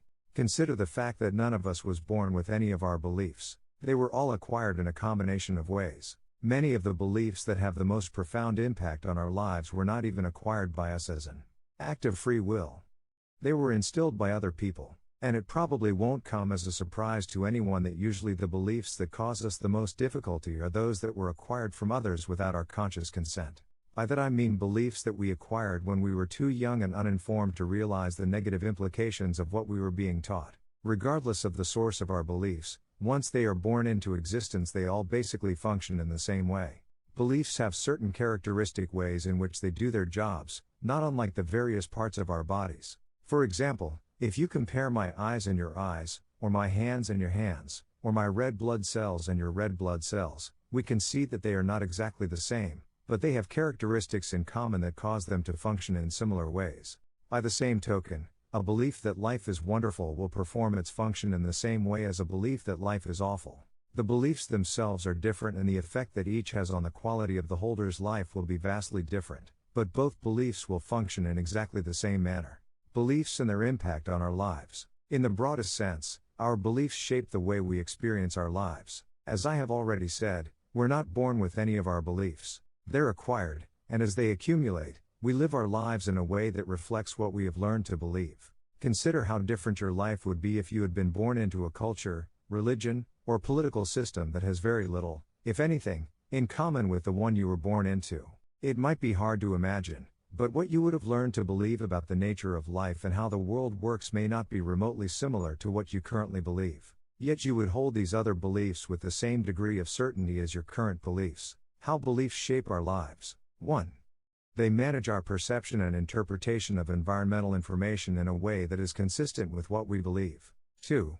They create our expectations. Keep in mind that an expectation is a belief projected into some future moment. Since we can't expect something we don't know about, we could also say that an expectation is what we know projected into some future moment. 3. Anything we decide to do or any outward expression of behavior will be consistent with what we believe. 4. Finally, our beliefs shape how we feel about the results of our actions. There isn't much about the way we function that beliefs don't play a major role in. So what I am going to do now is give you an example I used in my first book, The Disciplined Trader, to illustrate the various functions of a belief. In the spring of 1987, I was watching a locally produced television program called Gotcha Chicago. It was about some local celebrities who played practical jokes on one another. In one segment of the program, the TV station hired a man to stand on the sidewalk along Michigan Avenue holding a sign that read "Free Money, Today Only."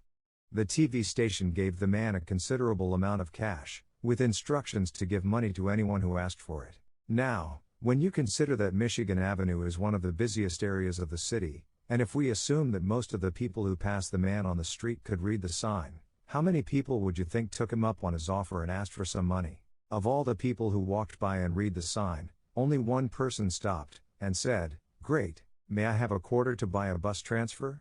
Otherwise, no one would even go near the man. Eventually, the man grew frustrated because people weren't reacting the way he expected them to. He started crying out, "Do you want any money? Please take my money, I can't give it away fast enough." Everyone just kept walking around him as if he didn't exist. In fact, I noticed that several people went out of their way to avoid him.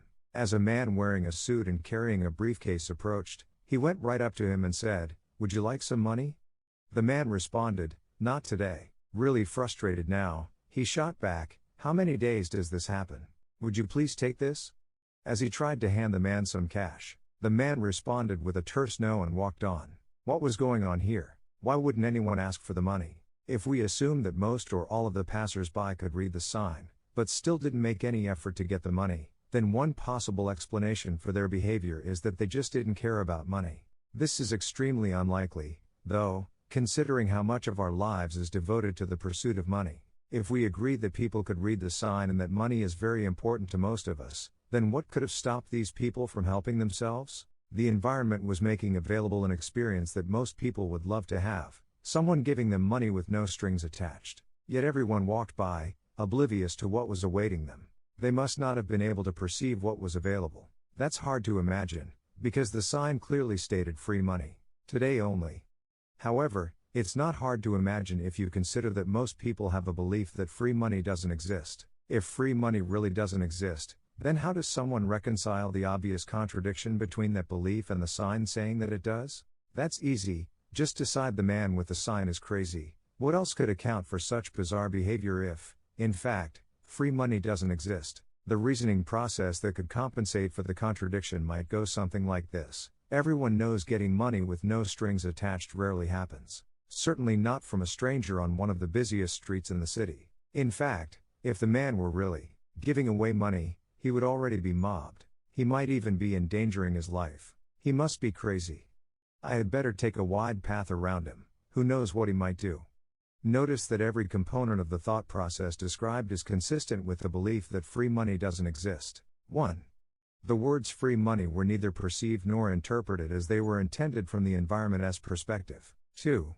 Deciding the person with the sign must be crazy created an expectation of danger, or at least a perception that caution was warranted. 3. Purposefully altering one's path to avoid the person with the sign is an action that is consistent with the expectation of danger. 4. How did each person feel about the outcome? That's difficult to say without knowing each person individually, but a good generalization would be that they felt relieved that they successfully avoided an encounter with a crazy person.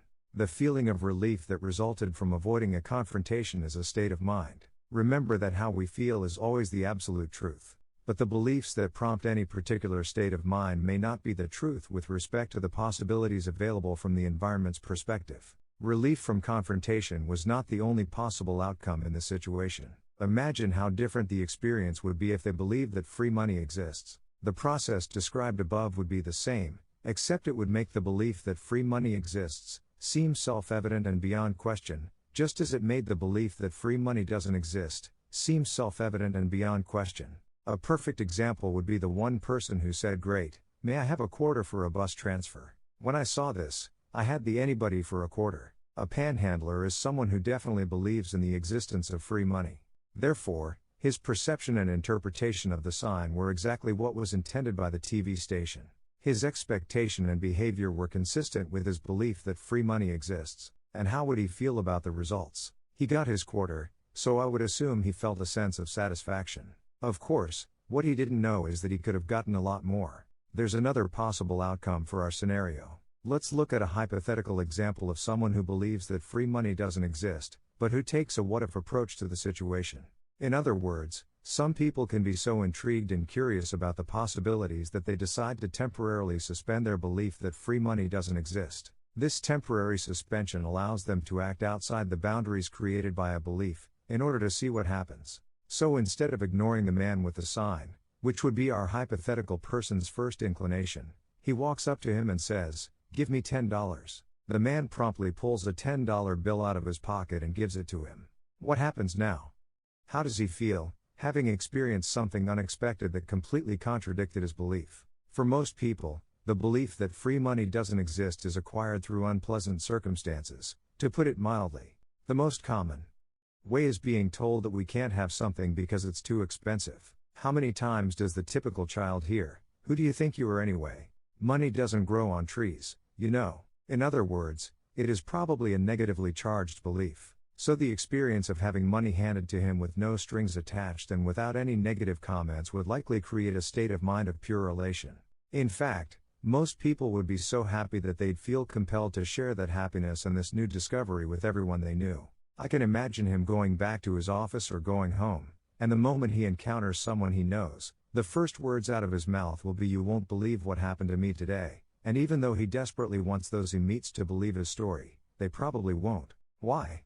Because their belief that free money doesn't exist will cause them to interpret his story in a way that negates its validity. To take this example a little further, imagine what would happen to this person's state of mind if it occurred to him that he could have asked for more money.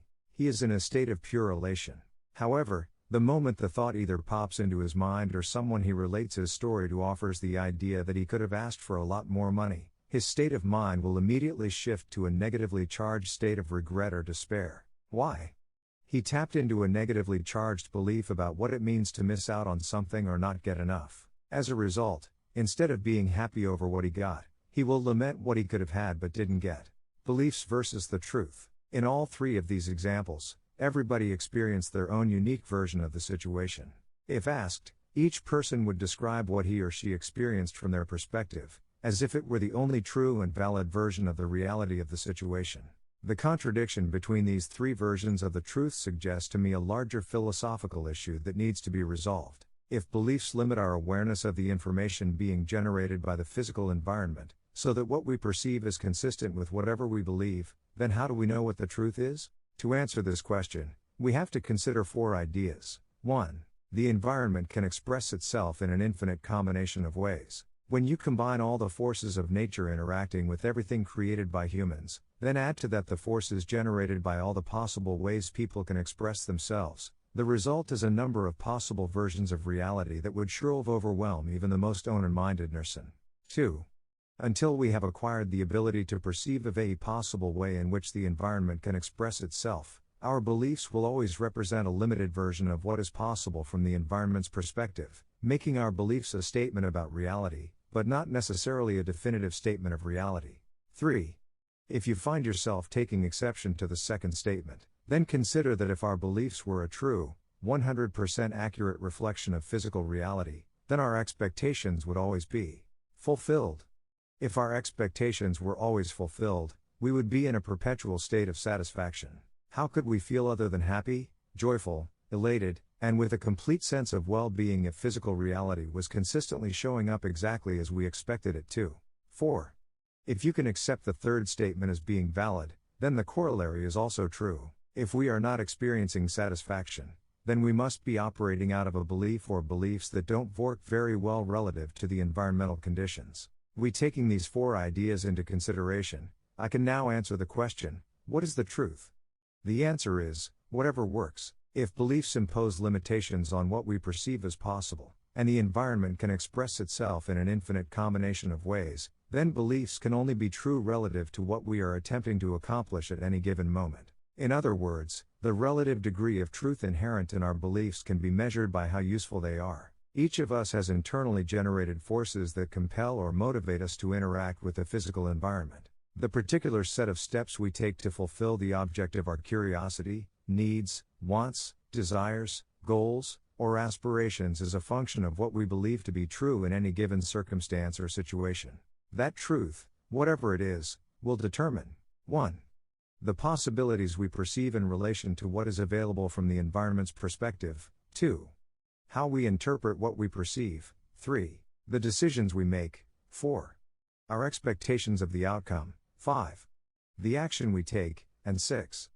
How we feel about the results of our efforts. At any given moment, if we find ourselves in a state of satisfaction, happiness, or well-being in relation to whatever we are attempting to accomplish, we can say that our truths are useful because the process, as stated above, worked. What we perceived was not only consistent with our objective, it was also consistent with what was available from the environment's perspective. Our interpretation of the information we perceived resulted in a decision, expectation, and action that were in harmony with the environmental situation and circumstance. There was no resistance or counteracting force offered by the environment that would diminish the outcome we were trying to achieve. As a result, we find ourselves in a state of satisfaction, happiness, and well-being. On the other hand, if we find ourselves in a state of dissatisfaction, disappointment, frustration, confusion, despair, regret, or hopelessness, we can say that relative to the environmental situation and circumstances, the beliefs we are operating from don't work well or at all,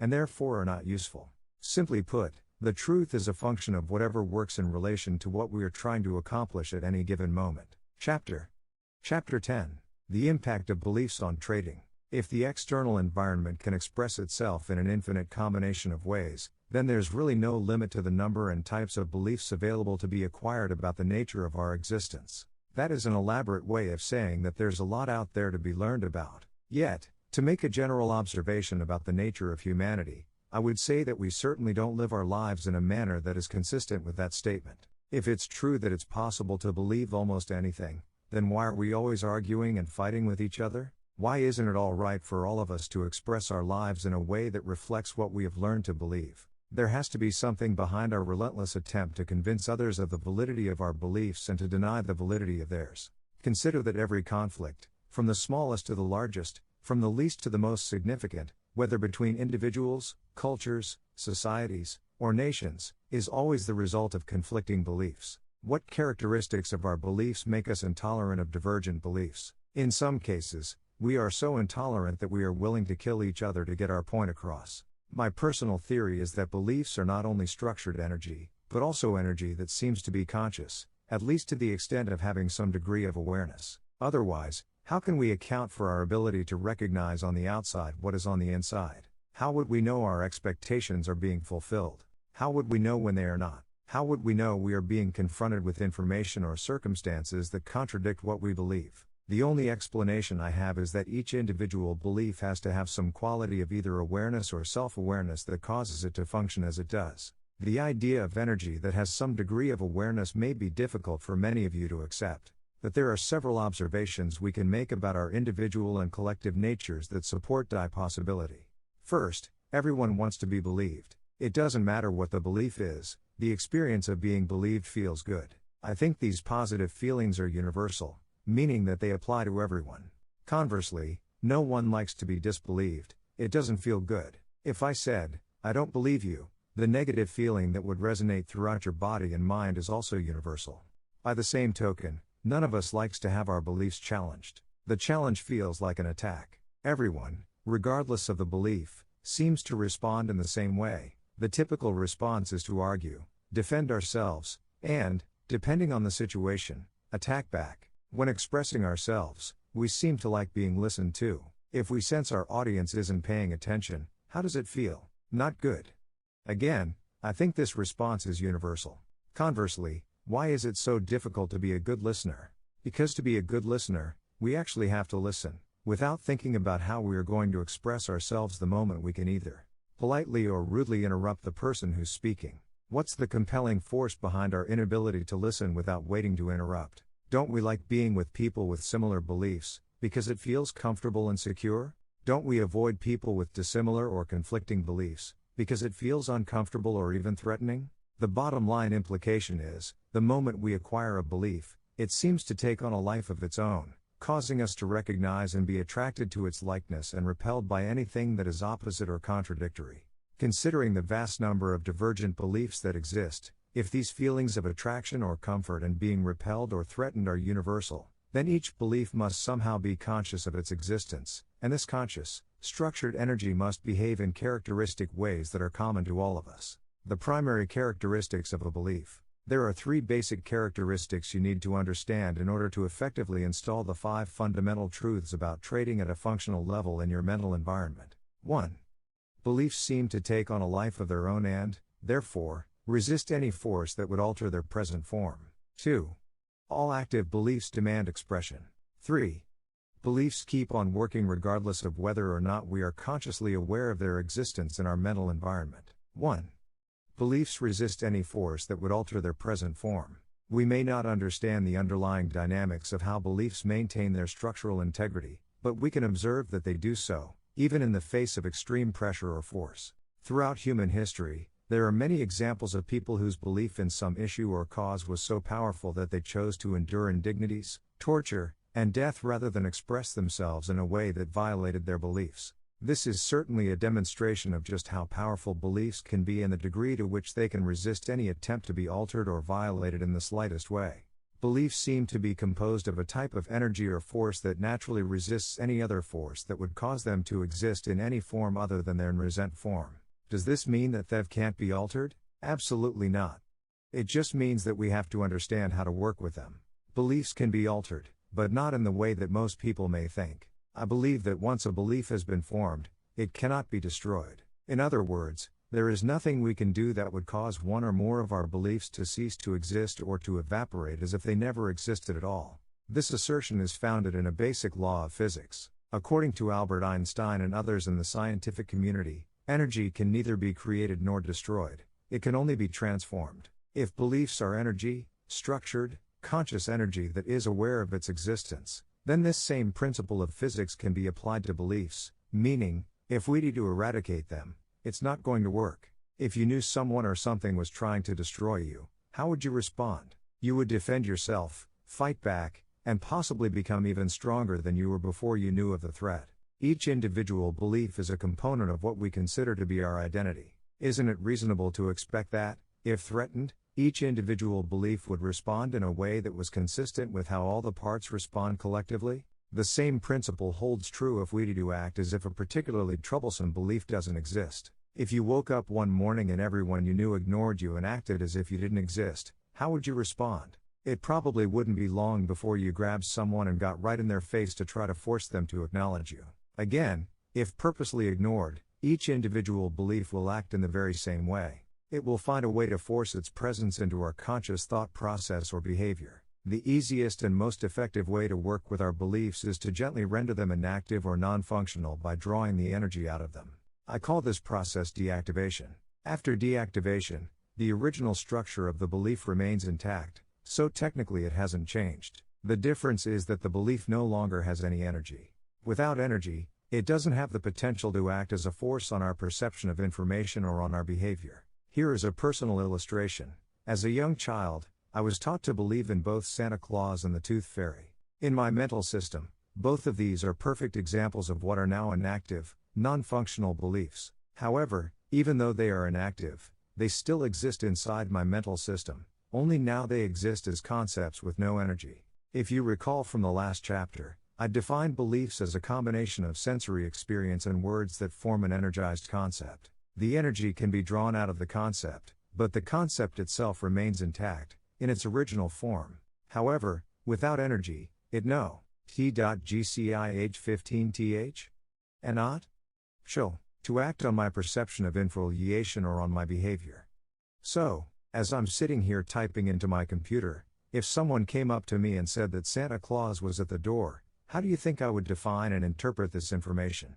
I would treat it as being irrelevant or a joke, of course. However, if I were 5 years old and my mother told me that Santa Claus was at the front door, her words would have instantly tapped me into a huge reservoir of positively charged energy that would have compelled me to jump up and run to the front door as fast as I could. Nothing would have been able to stop me. I would have overcome any obstacle in my path. At some point, my parents told me Santa Claus didn't exist. Of course, my first reaction was disbelief. I didn't believe them, nor did I want to believe them. Eventually, they convinced me. However, the process of convincing me did not destroy my belief in Santa Claus or cause it not to exist any longer. It just took all the energy out of the belief. The belief was transformed into a non-functional, inactive concept about how the world works. I'm not sure where all that energy went, but I know that some of it was transferred to a belief that Santa Claus doesn't exist. Now I have two contradictory distinctions about the nature of the world that exist in my mental system. 1. Santa exists. 2. Santa doesn't exist. The difference between them is in the amount of energy they contain. The first has virtually no energy, the second has energy. So from a functional perspective, there is no contradiction or conflict. I propose that, if it's possible to render one belief inactive, then it's possible to deactivate any belief, despite the fact that all beliefs seem to resist any force that would alter their present form. The secret to effectively changing our beliefs is in understanding and, consequently, believing that we really aren't changing our beliefs, we are simply transferring energy from one concept to another concept, one that we find more useful in helping us to fulfill our desires or achieve our goals. 2. All active beliefs demand expression. Beliefs fall into two basic categories, active and inactive. The distinction between the two is simple. Active beliefs are energized, they have enough energy to act as a force on our perception of information and on our behavior. An inactive belief is just the opposite. It is a belief that, for any number of reasons, no longer has energy, or has so little energy that it's no longer able to act as a force on how we perceive information or how we express ourselves. When I say that all active beliefs demand expression, I don't mean to imply that every belief in our mental environment is demanding to express itself simultaneously. For example, if I ask you to think about what's wrong with the world today, the word wrong would bring to your mind ideas about the nature of the world that reflect what you believe to be troubling or disturbing. Unless, of course, there is nothing about the state of the world you find troubling. The point is, if there is something you do believe is wrong, you weren't necessarily thinking about those ideas before I asked the question, but the moment I did, your beliefs about these issues instantly moved to the forefront of your conscious thinking process. In effect, they demanded to be heard. I say that beliefs demand to be expressed because once something causes us to tap into our beliefs, it seems as if we can't stop the flood of energy that's released. This is especially true of emotionally sensitive issues or beliefs we feel particularly passionate about. You might ask, why would I want to hold back expressing my beliefs? There could be several reasons. Consider a scenario in which this person is saying something that you completely disagree with, or even find utterly absurd. Will you express your truth or hold back? That will depend on the beliefs you have about what is proper in such a situation. If your beliefs dictate that speaking up would be inappropriate, and those beliefs have more energy than the ones that are being contradicted, then you'll probably hold back and not argue openly. You might be looking at this person and nodding your head in agreement. But is your mind in agreement? More to the point, is your mind silent? Absolutely not. Your position on the issues being presented are effectively countering each point the boss is making. In other words, your beliefs are still demanding expression, but they aren't being expressed externally because other beliefs are acting as a counteracting force. However, they will soon find a way to get out, won't they? As soon as you are out of the situation, you will probably find a way to unload, or even spew out your side of the argument. You will probably describe what you had to endure to anyone you think will lend a sympathetic ear. This is an example of how our beliefs demand to be expressed when they are in conflict with the external environment. But what happens when one or more of our beliefs are in conflict with our intents, goals, dreams, wants, or desires? The implications of such a conflict can have a profound effect on our trading. As we have already learned, beliefs create distinctions in how the external environment can express itself. Distinctions, by definition, are boundaries. Human consciousness, on the other hand, seems to be larger than the sum total of everything we have learned to believe. This larger than quality of human consciousness gives us the ability to think in any direction we choose, either inside or outside of the boundaries imposed by our beliefs. Thinking outside of the boundaries of our beliefs is commonly referred to as creative thinking. When we purposely choose to question a belief, and sincerely desire an answer, we make our minds available to receive a brilliant idea, inspiration, or solution to the issue at hand. Creativity, BV definition, brings forth something that didn't. We will receive ideas or thoughts that are outside of anything that already exists in our rational mind as a belief or memory. As far as I know, there is no consensus among artists, inventors, or the religious or scientific communities as to exactly where creatively generated information comes from. However, what I do know is that creativity seems to be limitless and without boundaries. If there are any limits on the ways we can think, we certainly haven't found them yet. Consider the staggering pace at which technology has developed in the last 50 years alone. Every invention or development in the evolution of humanity was born in the minds of people who were willing to think outside the boundaries dictated by what they had learned to believe. If all of us have the inherent ability to think creatively, then we also have the potential to encounter what I call a creative experience. I define a creative experience as the experience of anything new or outside the boundaries imposed by our beliefs. It could be a new sight, something we've never seen before, but from the environment's perspective was always there. Or we could experience a new sound, smell, taste, or touch. Creative experiences, like creative thoughts, inspirations, hunches, and brilliant ideas, can occur as a surprise or can be the result of our conscious direction. In either case, when we experience them, we can be confronted with a major psychological dilemma. A creative occurrence, whether in the form of a thought or an experience, can cause us to be attracted to or desire something that is in direct conflict with one or more of our beliefs. To illustrate the point, let's return to the example of the boy and dog. Recall that the boy has had several painful experiences with dogs. The first experience was real from the environment's perspective. The others, however, were the result of how his mind processed information. The end result is that he experiences fear every time he encounters a dog. Let's suppose that the boy was a toddler when he had his first negatively charged experience. As he grows up and begins associating specific words and concepts with his memories, he will form a belief about the nature of dogs. It would be reasonable to assume that he adopted a belief something like, all dogs are dangerous. With the use of the word all, the boy's belief is structured in a way that assures that he will avoid all dogs. He has no reason to question this belief, because every experience has confirmed and reinforced its validity. However, he is susceptible to a creative experience. Under normal circumstances, the boy will do everything possible to make sure he does not encounter a dog. But what if something unexpected and unintended occurs? Suppose the boy is walking with his parents and, as a result, feels safe and protected.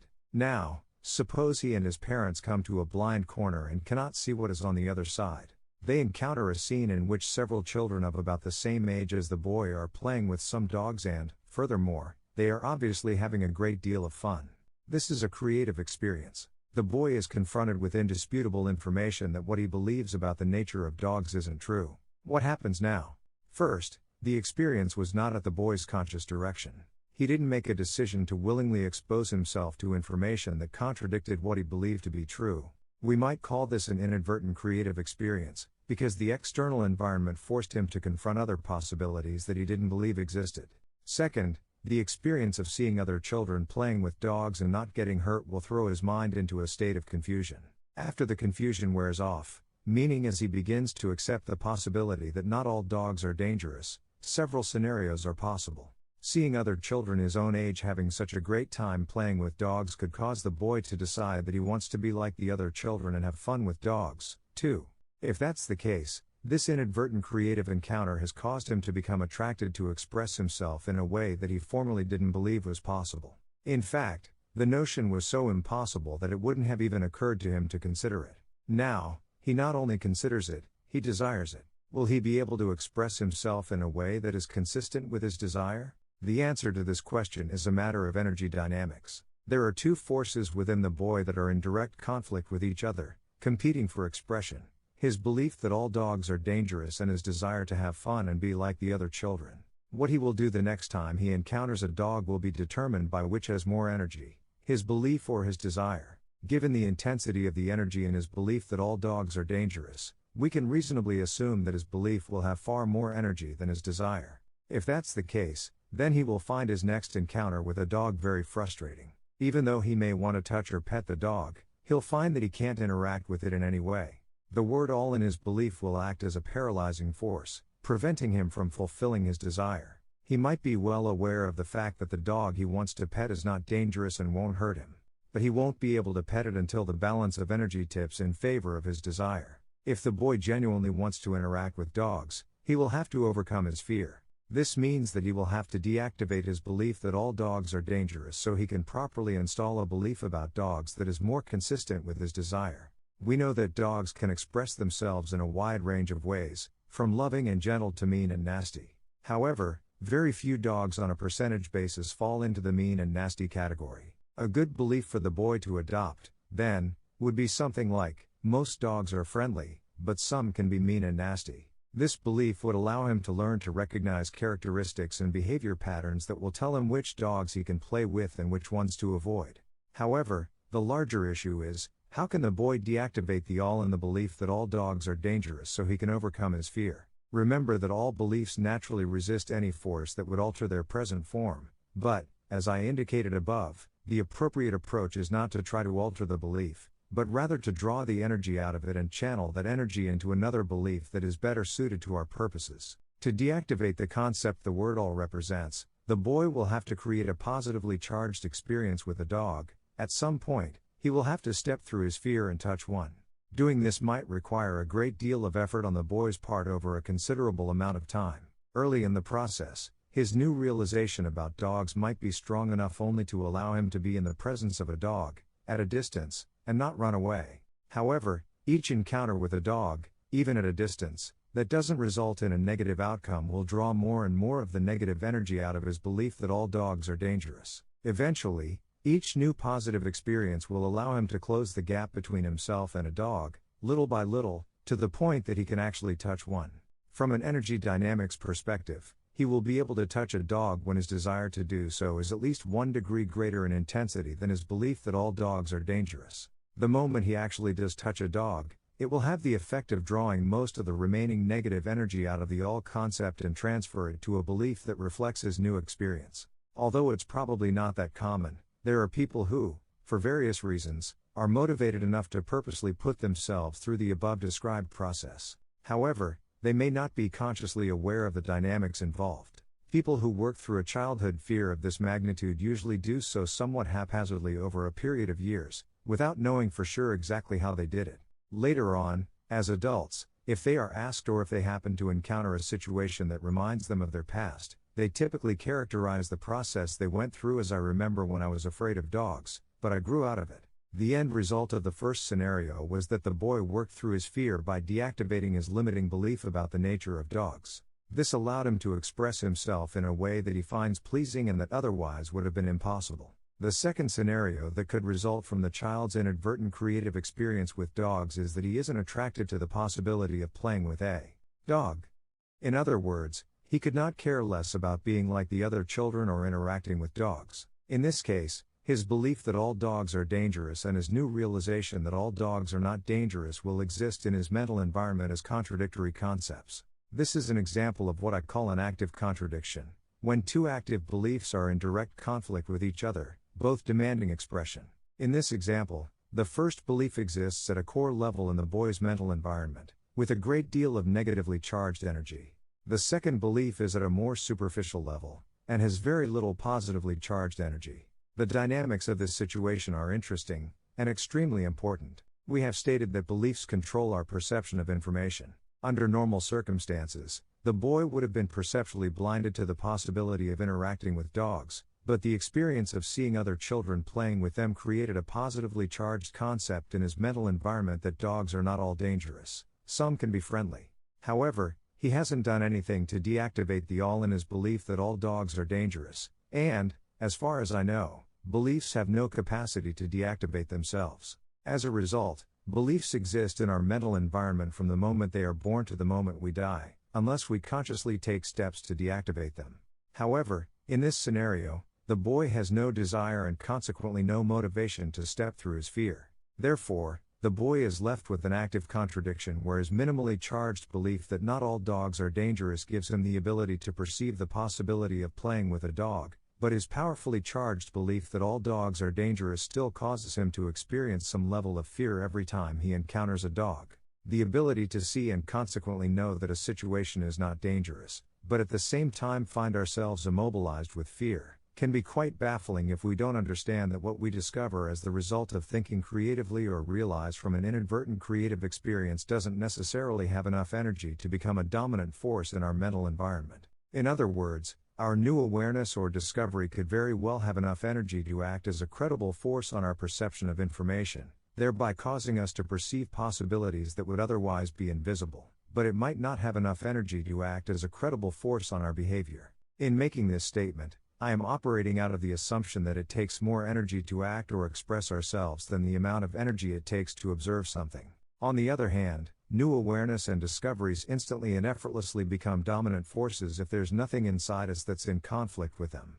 But if there are conflicting beliefs and we aren't willing to deactivate the conflicting forces, especially if they're negatively charged, then acting on what we've discovered will be a struggle at the very least, and perhaps downright impossible. What I have just described is the psychological dilemma that virtually every trader has to resolve. Let's say you have a firm grasp of the nature of probabilities. And, as a result, you know that the next trade is simply another trade in a series of trades that has a probable outcome.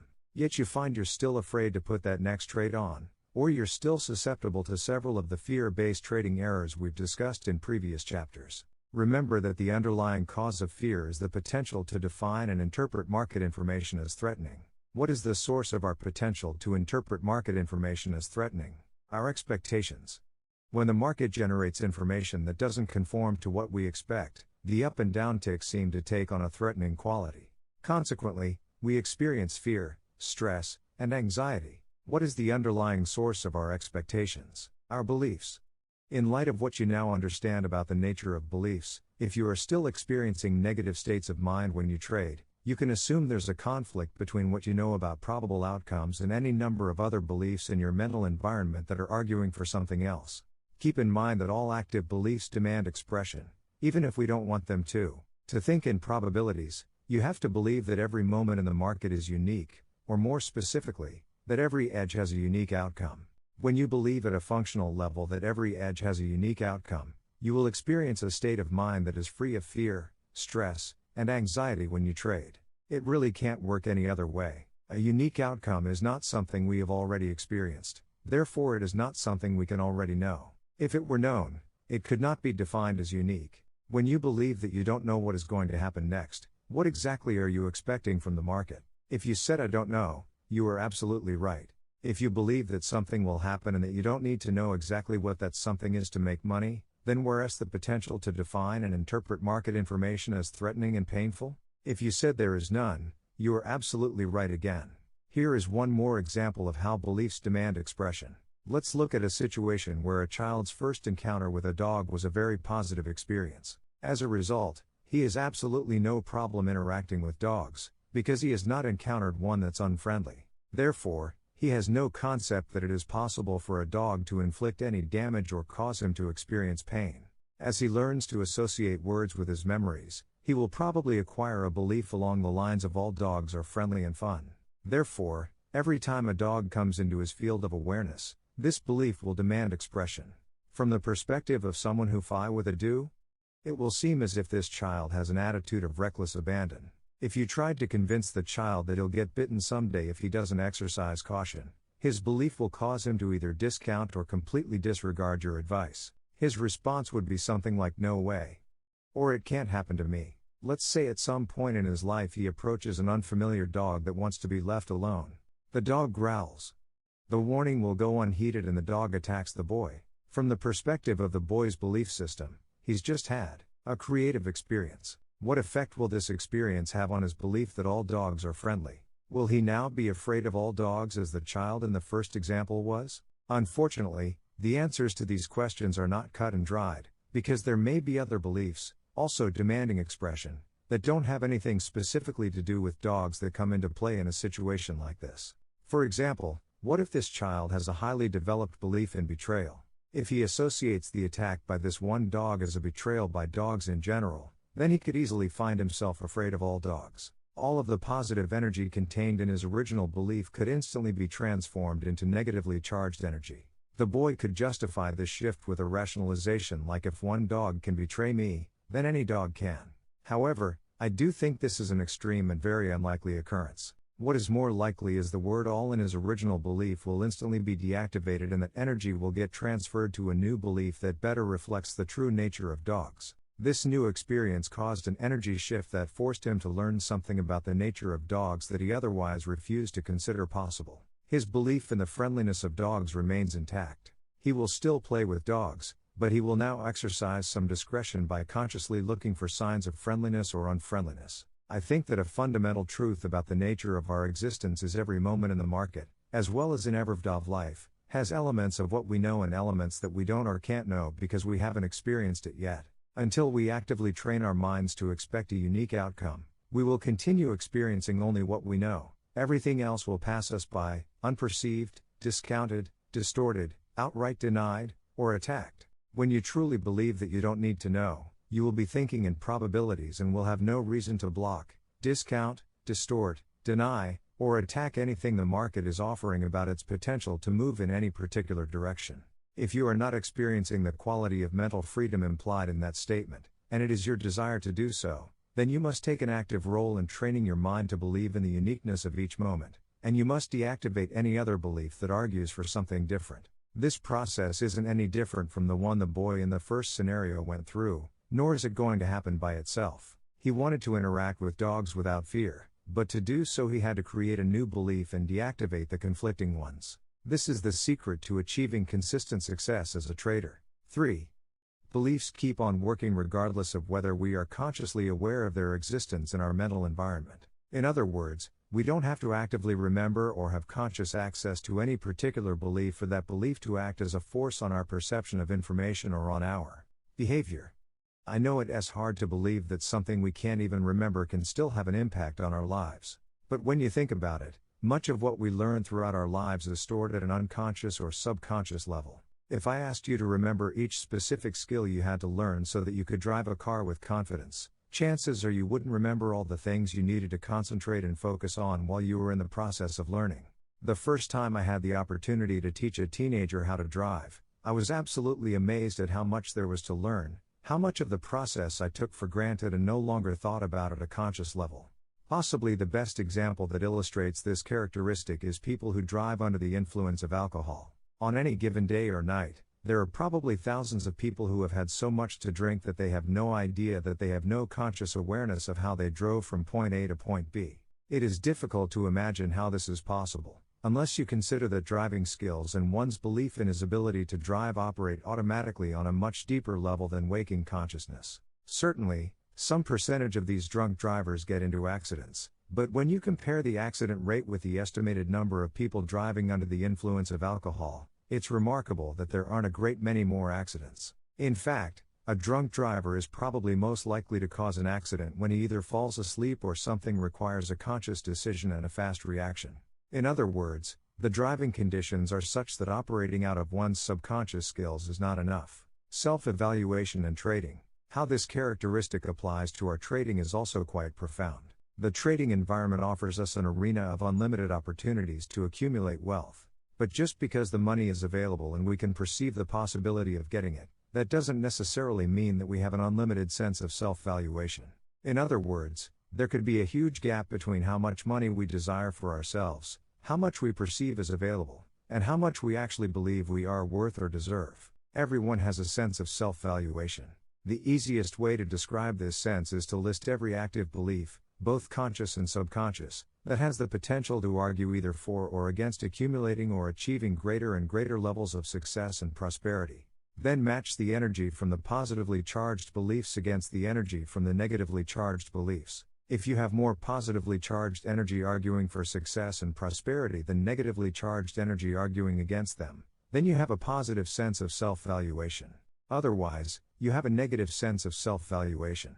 The dynamics of how these beliefs interact with one another is not nearly so simple as I'm making it sound. In fact, It can be so complex that it could take years of sophisticated mental work to organize and sort out. What you need to know is that it's almost impossible to grow up in any social environment and not acquire some negatively charged beliefs that would argue against success or accumulating vast sums of money. Most of these self-sabotaging beliefs have long been forgotten and operate at a subconscious level, but the fact that we may have forgotten them doesn't mean they've been deactivated. How do we acquire self-sabotaging beliefs? Unfortunately, it's extremely easy. Probably the most common way is when a child engages in some activity that a parent or teacher doesn't want him to do and the child accidentally injures himself. Many parents, to get their point across to the child, will respond to a situation like this by saying, "This wouldn't have happened to you if you didn't deserve it, or you disobeyed me and look what happened, God punished you." The problem with making or hearing statements like this is that there's a potential for the child to associate every future injury with these same statements and, subsequently, form a belief that he must be an unworthy person, undeserving of success, happiness, or love. Anything we feel guilty about can have an adverse effect on our sense of self-worth. Usually guilt is associated with being a bad person, and most people believe that bad people should be punished, certainly not rewarded.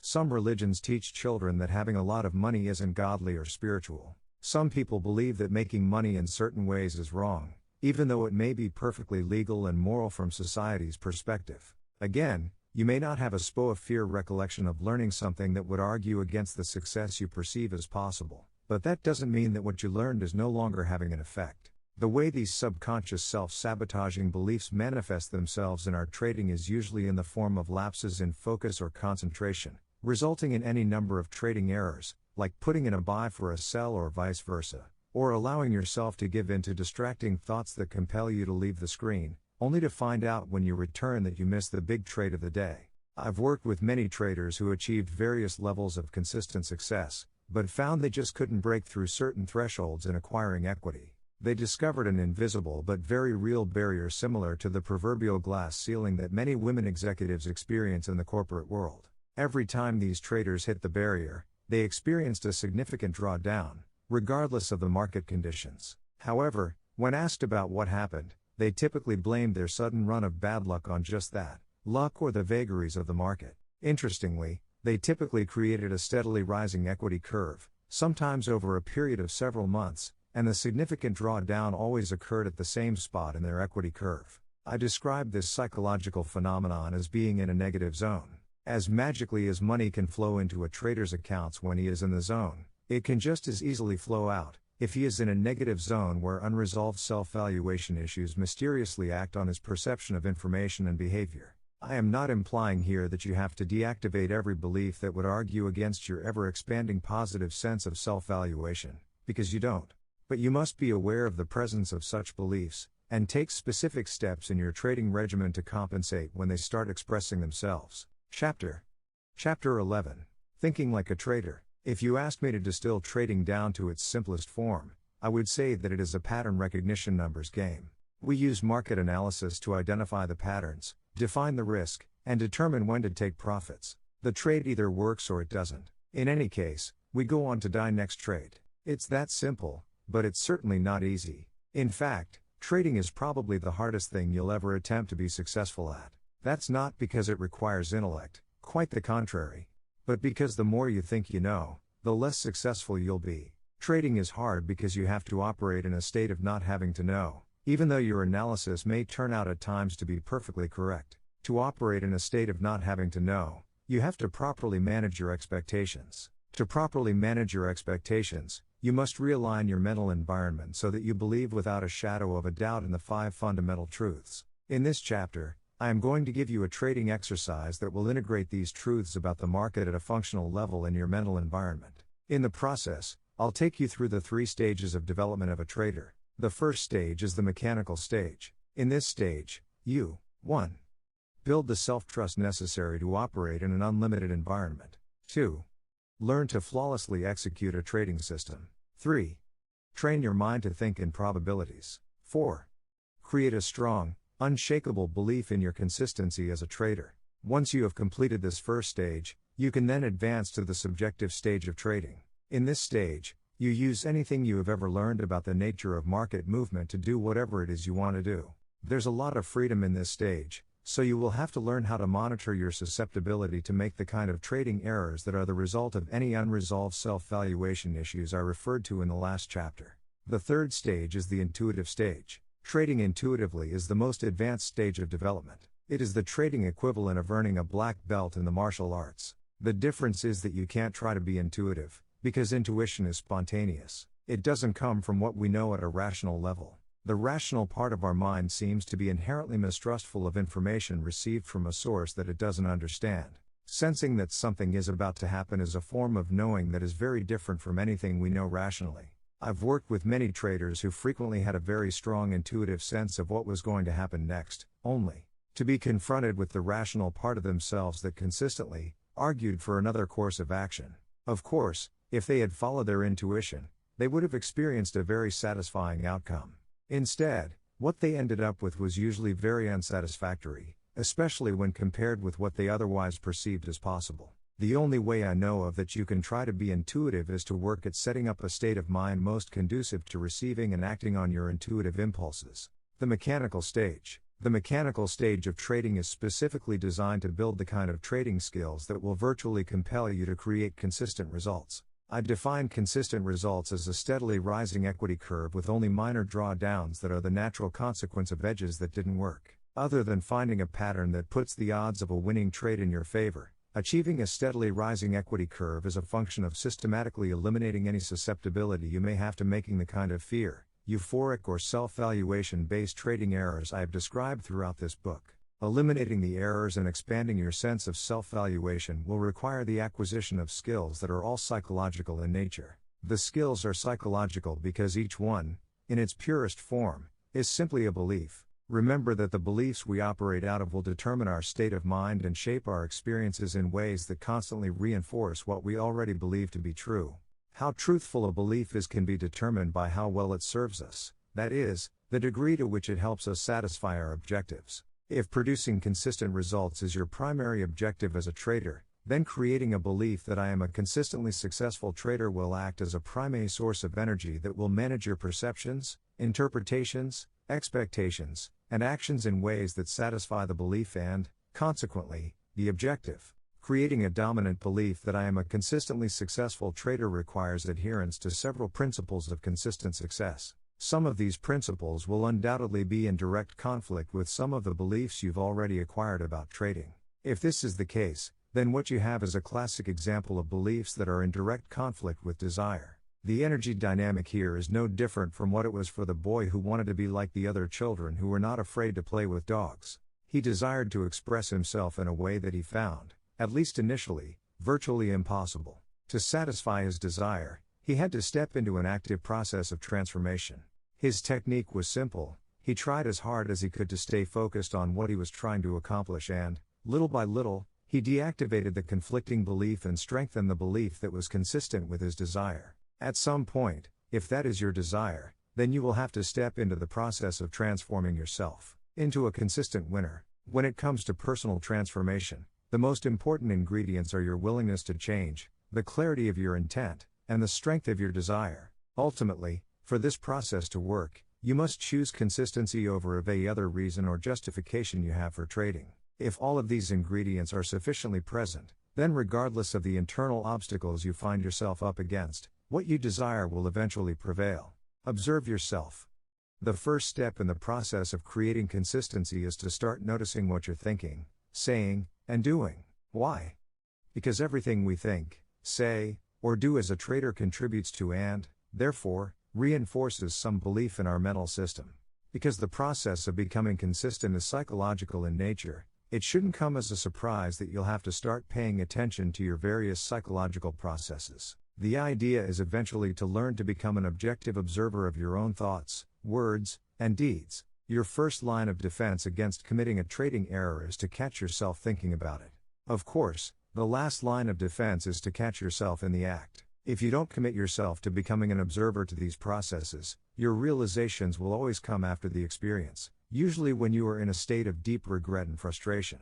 Observing yourself objectively implies doing it without judging about yourself. This might not be so easy for some of you to do considering the harsh, judgmental treatment you may have received from other people throughout your life. As a result, One quickly learns to associate any mistake with emotional pain. No one likes to be in a state of emotional pain, so we typically avoid acknowledging what we have learned to define as a mistake for as long as possible. Not confronting mistakes in our everyday lives usually doesn't have the same disastrous consequences it can have if we avoid confronting our mistakes as traders.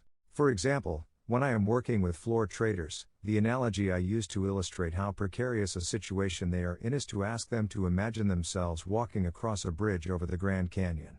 The width of the bridge is directly related to the number of contracts they trade. So, for example, for a one-contract trader the bridge is very wide, say 20 feet. A bridge 20 feet wide allows you a great deal of tolerance for error, so you don't have to be inordinately careful or focused on each step you take. Still, if you do happen to stumble and trip over the edge, the drop to the canyon floor is 1 mile. I don't know how many people would walk across a narrow bridge with no guardrails, where the ground is a mile down, but my guess is relatively few. Similarly, few people will take the kinds of risks associated with trading on the floor of the futures exchanges. Certainly a one-contract floor trader can do a great deal of damage to himself, not unlike falling off a mile-high bridge. But a one-contract trader also can give himself a wide tolerance for errors, miscalculations, or unusually violent market moves where he could find himself on the wrong side. On the other hand, one of the biggest floor traders I ever worked with trades for his own account with an average position of 500 Treasury bond futures at a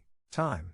He often puts on a position of well over 1,000 contracts. A position of 1,000 T-bond contracts amounts to $31,500 per tick. Of course, T-bond futures can be very volatile and can trade several ticks in either direction in a matter of seconds. As the size of a trader's position increases, the width of our bridge over the Grand Canyon narrows. In the case of the large bond trader, the bridge has narrowed to the size of a thin wire. Obviously, he has to be extremely well balanced and very focused on each step that he takes. The slightest misstep or gust of wind could cause him to fall off the wire. Next stop, 1 mile down. Now, when he's in the trading pit, that tiny misstep or slight gust of wind is the equivalent to one distracting thought.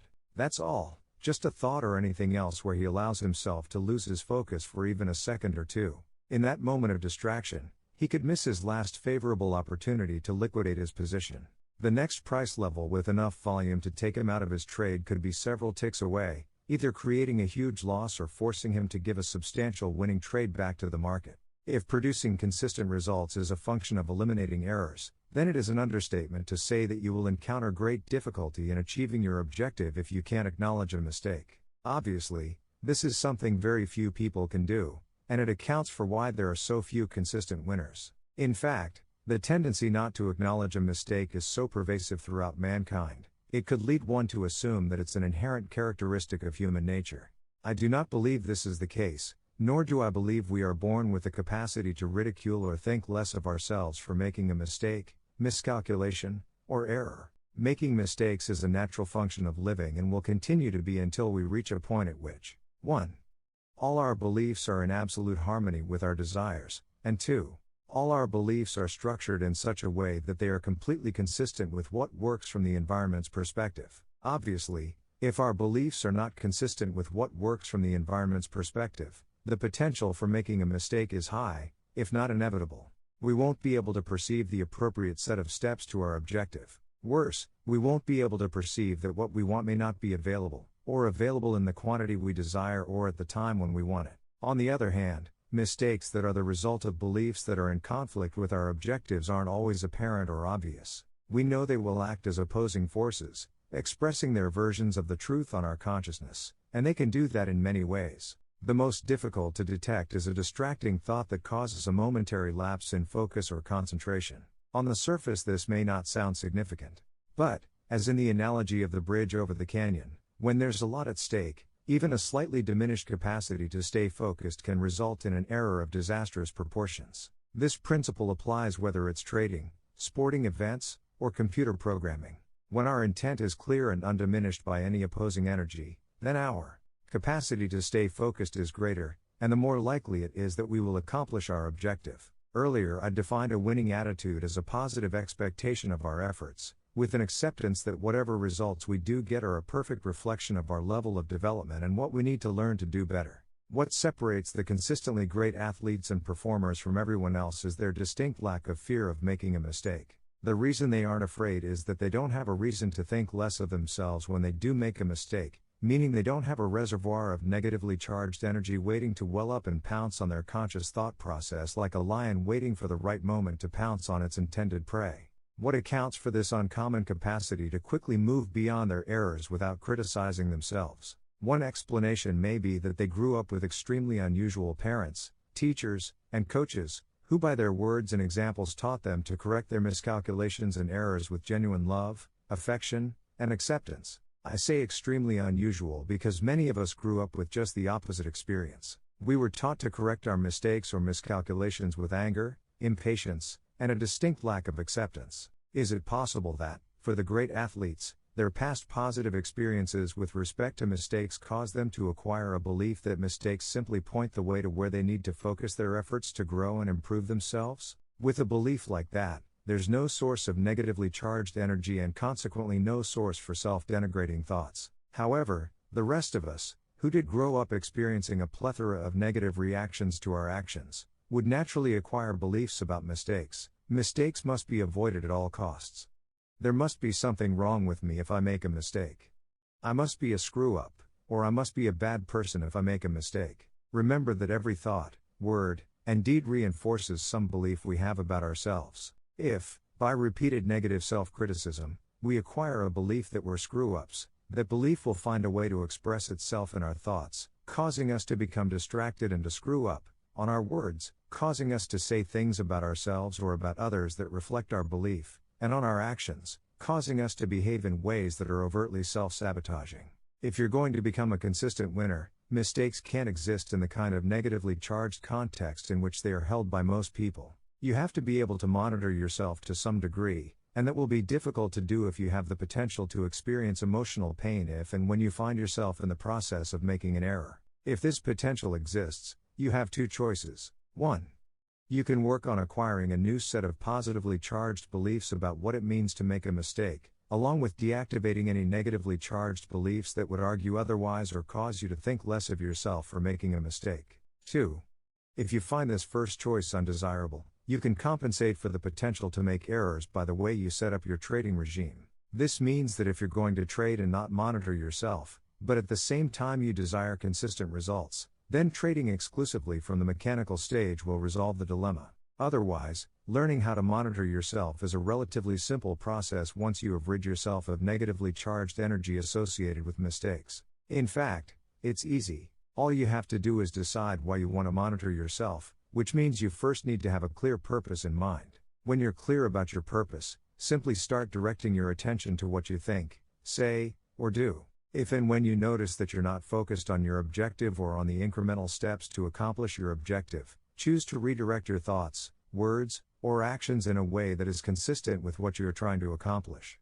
Keep redirecting as often as necessary. The more willfully you engage in this process, especially if you can do it with some degree of conviction, the faster you will create a mental framework free to function in a way that is consistent with your objectives, without any resistance from conflicting beliefs. The role of self-discipline. I call the process I just described self-discipline. I define self-discipline as a mental technique to redirect our focus of attention to the object of our goal or desire, when that goal or desire conflicts with some other component of our mental environment. The first thing you should notice about this definition is that self-discipline is a technique to create a new mental framework. It is not a personality trait. People aren't born with self-discipline. In fact, when you consider how I define it, being born with discipline isn't even possible. However, as a technique to be used in the process of personal transformation, anybody can choose to use self-discipline. Here is an example from my life that illustrates the underlying dynamics of how this technique works. In 1978, I decided that I wanted to become a runner. I don't exactly remember what my underlying motivation was, except that I had spent the previous 8 years in a very inactive lifestyle. I wasn't involved with any sports or hobbies, unless you call watching television a hobby. Previously in both high school and at least part of college I was very active in sports, especially ice hockey. However, coming out of college, my life was unfolding in the way that was very different from what I had expected. It was not to my liking, but at the time I felt powerless to do anything about it. This led to a period of inactivity, which is a nice way of saying that I was severely depressed. Again, I'm not sure what prompted me to suddenly want to become a runner. I do, however, remember that the motivation was very strong. So, I went out and bought myself some running shoes, put them on, and went out to run. The first thing I discovered was that I couldn't do it. I didn't have the physical stamina to run more than 50 or 60 yards. This was very surprising. I didn't realize, nor would I have ever believed, that I was so out of shape that I couldn't run even 100 yards. This realization was so disheartening that I didn't attempt to run again for 2 or 3 weeks. The next time out, I still couldn't run more than 50 or 60 yards. I tried again the next day with, of course, the same result. I became so discouraged about my deteriorated physical condition that I didn't run again for another 4 months. Now, it's the spring of 1979. I'm once again determined to become a runner, but, at the same time, very frustrated with my lack of progress. As I was contemplating my dilemma, it occurred to me that one of my problems was that I didn't have a goal to work towards. Saying that I wanted to be a runner was great, but what did that mean? I really didn't know. It was too vague and abstract. I had to have something more tangible to work towards. So I decided that I wanted to be able to run 5 miles by the end of the summer. 5 miles seemed insurmountable at the time, but thinking that I might be able to do it generated a lot of enthusiasm. This increased level of enthusiasm gave me enough impetus to run 4 times that week. At the end of this first week, I was really surprised to discover even a little bit of exercise improved my stamina and ability to run a little farther each time. This created even more enthusiasm, so I went out and bought a stopwatch and blank book to be used as a running diary. I set up a 2-mile course, and marked off each quarter mile. In the diary I entered the date, my distance, my time, and how I felt physically each time I ran. Now I thought I was well on my way to the 5 miles, until I literally ran into my next set of problems. The biggest were the conflicting and distracting thoughts that flooded my consciousness every time I decided I wanted to go out and run. I was amazed at the number of the reasons I found for not doing it. It's hot cold outside. It looks like it's going to rain.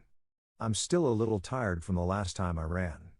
Nobody else I know is doing this, or the most prevalent, I'll go as soon as this TV program is over. I didn't know any other way to deal with this conflicting mental energy except to redirect my conscious attention on what I was trying to accomplish. I really wanted to get to 5 miles by the end of the summer. I found that sometimes my desire was stronger than the conflict. As a result, I managed to get my running shoes on, actually step outside, and start running.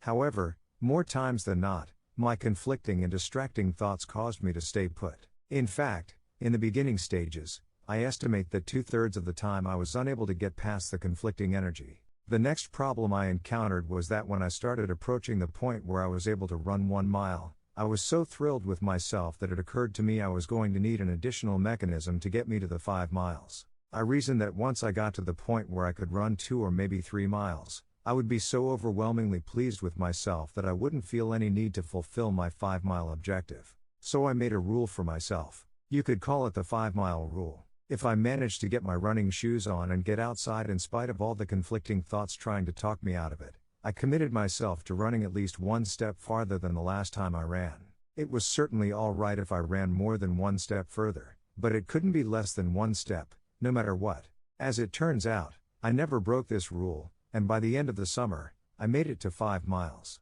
But then, something really interesting and completely unanticipated happened before I got there. As I got closer to fulfilling my 5-mile objective, little by little, the conflicting thoughts began to dissipate. Eventually they didn't exist at all. At that point, I found that if I wanted to run, I was completely free to do so without any mental resistance, conflict, or competing thoughts. Given what a struggle it had been, I was amazed. The result, I went on to run on a very regular basis for the next 16 years. For those of you who may be interested, I don't run so much now because 5 years ago I decided to start playing ice hockey again.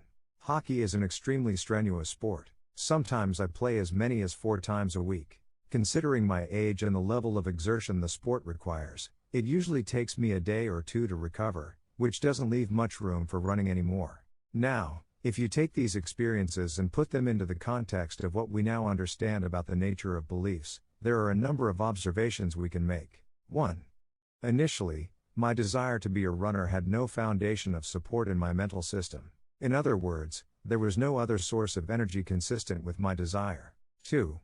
I actually had to do something to create that support. To create a belief that I am a runner required that I create a series of experiences consistent with the new belief. Remember that everything we think, say, or do contributes energy to some belief in our mental system. Each time I experienced a conflicting thought and was able to successfully refocus on my objective, with enough conviction to get me into my running shoes and out the door, I added energy to the belief that I am a runner. And, just as important, I inadvertently drew energy away from all of the beliefs that would argue otherwise. I say inadvertently because there are various techniques specifically designed to identify and deactivate conflicting beliefs, but at that time in my life, I didn't understand the underlying dynamics of the process of transformation I was going through. So, it wouldn't have occurred to me to avail myself of such techniques. 3. Now I can effortlessly express myself as a runner, because I am a runner. That energized concept is now a functioning part of my identity. When I first started out, I happened to have a number of conflicting beliefs about running. As a result, I needed the technique of self-discipline to Bhasidic one. Now I don't need self-discipline because BHNA. RJ to the power of I equals C who I L, OM. When our beliefs are completely aligned with our goals or desires, there's no source of conflicting energy. If there's no source of conflicting energy, then there's no source of distracting thoughts, excuses, rationalizations, justifications, or mistakes. 4. Beliefs can be changed, and if it's possible to change one belief, then it's possible to change any belief, if you understand that you really aren't changing them, but are only transferring energy from one concept to another. Therefore, two completely contradictory beliefs can exist in your mental system, side by side. But if you've drawn the energy out of one belief and completely energized the other, no contradiction exists from a functional perspective, only the belief that the energy will have the capacity to act as a force on your state of mind, on your perception and interpretation of information, and your behavior. Now, the sole purpose of trading mechanically is to transform yourself into a consistently successful trader. If there's anything in your mental environment that's in conflict with the principles of creating the belief that I am a consistently successful trader, then you will need to employ the technique of self-discipline to integrate these principles as a dominant, functioning part of your identity. Once the principles become who you are, you will no longer need self-discipline, because the process of being consistent will become effortless. Remember that consistency is not the same as the ability to put on a winning trade, or even a string of winning trades for that matter, because putting on a winning trade requires absolutely no skill. All you have to do is guess correctly, which is no different than guessing the outcome of a coin toss, whereas consistency is a state of mind that, once achieved, won't allow you to be any other way. You won't have to try to be consistent because it will be a natural function of your identity. In fact, if you have to try, it's an indication that you haven't completely integrated the principles of consistent success as dominant, unconflicted beliefs. For example, predefining your risk is a step in the process of being consistent. If it takes any special effort to predefine your risk, if you have to consciously remind yourself to do it, if you experience any conflicting thoughts, or if you find yourself in a trade where you haven't predefined your risk, then this principle is not a dominant, functioning part of your identity. It isn't who you are. If it were, it wouldn't even occur to you not to predefine your risk. If and when all of the sources of conflict have been deactivated, there's no longer a potential for you to be any other way. What was once a struggle will become virtually effortless. At that point, it may seem to other people that you are so disciplined, but the reality is that you aren't being disciplined at all. You are simply functioning from a different set of beliefs that compel you to behave in a way that is consistent with your desires, goals, or objectives. Creating a belief in consistency.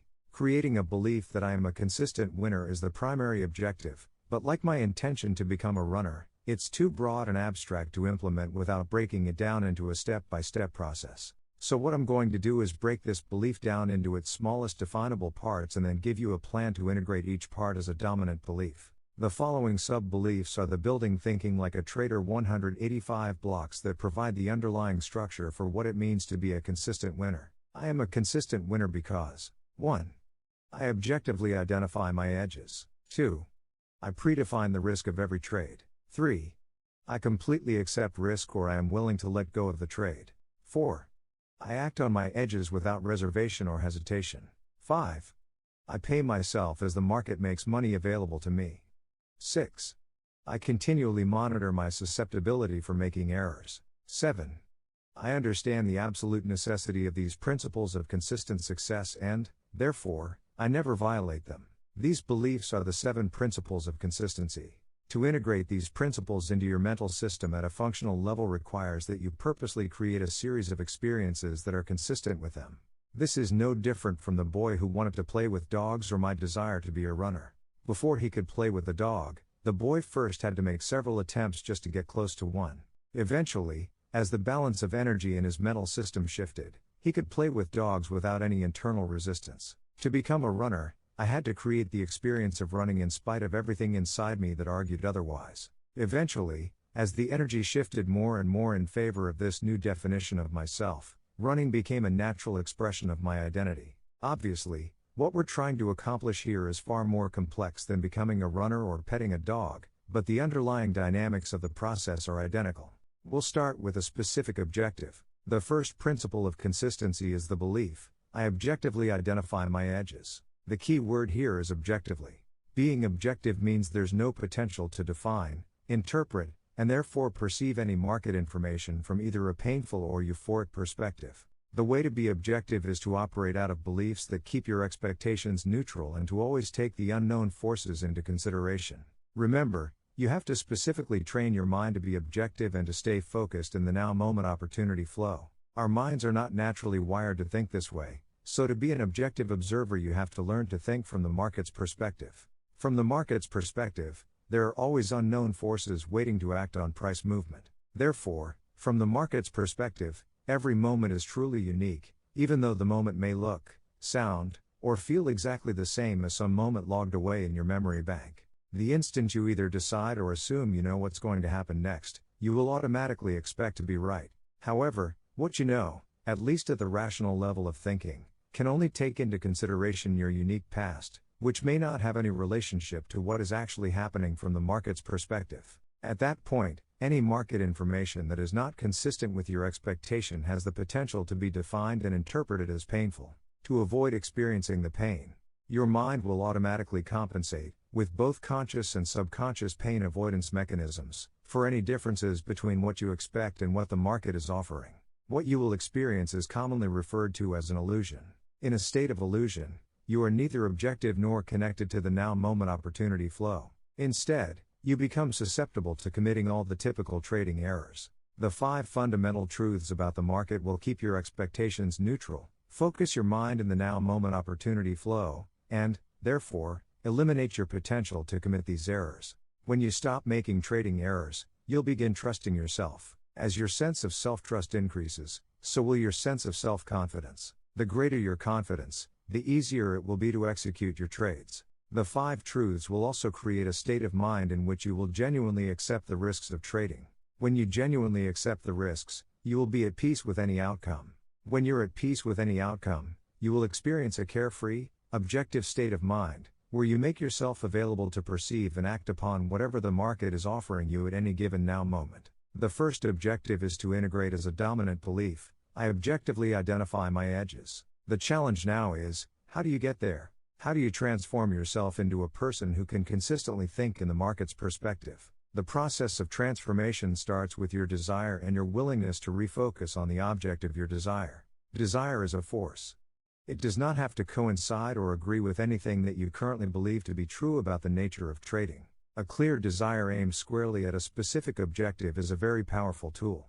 You can use the force of your desire to create an entirely new version or dimension to your identity, shift energy between 2 or more conflicting concepts, or change the context or polarity of your memories from negative to positive. I'm sure you are familiar with the saying, make up your mind. The implication of making up our minds is that we decide exactly what we desire with so much clarity and with so much conviction that literally nothing stands in our way, either internally or externally. If there's enough force behind our resolve, it's possible to experience a major shift in our mental structure virtually instantaneously. Deactivating internal conflicts is not a function of time, it's a function-focused desire. Otherwise, in the absence of extreme clarity and conviction, the technique of self-discipline, over time, will do the job quite nicely. To get there, you must make up your mind, with as much conviction and clarity as possible, that more than anything else you desire consistency from your trading. This is necessary because if you're like most traders, you're going to be up against some very formidable conflicting forces. For example, if you've been trading to get high from the euphoria of catching a big move, to impress your family and friends, to be a hero, to fulfill an addiction to random rewards, to be right about your predictions, or for any other reason that has nothing to do with being consistent, then you'll find the force of these other motivations will not only act as an obstacle, making the trading exercise I'm about to give you very difficult, but it could very well be strong enough even to keep you from doing the exercise at all. Remember the boy who had no desire to be like the other children and interact with dogs? In essence, he decided to live with the active contradiction between his minimally charged positive belief that not all dogs are dangerous and his core, negatively charged belief that all dogs are dangerous. He had the ability to perceive friendly dogs, but at the same time found it impossible to interact with them. Unless he desires to change it, the imbalance of energy between these two beliefs will stay exactly as it is for his entire life. To even start this process, you have to want consistency so much that you would be willing to give up all the other reasons, motivations, or agendas you have for trading that aren't consistent with the process of integrating the beliefs that create consistency. A clear, intense desire is an absolute prerequisite if you're going to make this process work for you. Exercise, learning to trade an edge like a casino. The object of this exercise is to convince yourself that trading is just a simple game of probabilities, not much different from pulling the handle of a slot machine.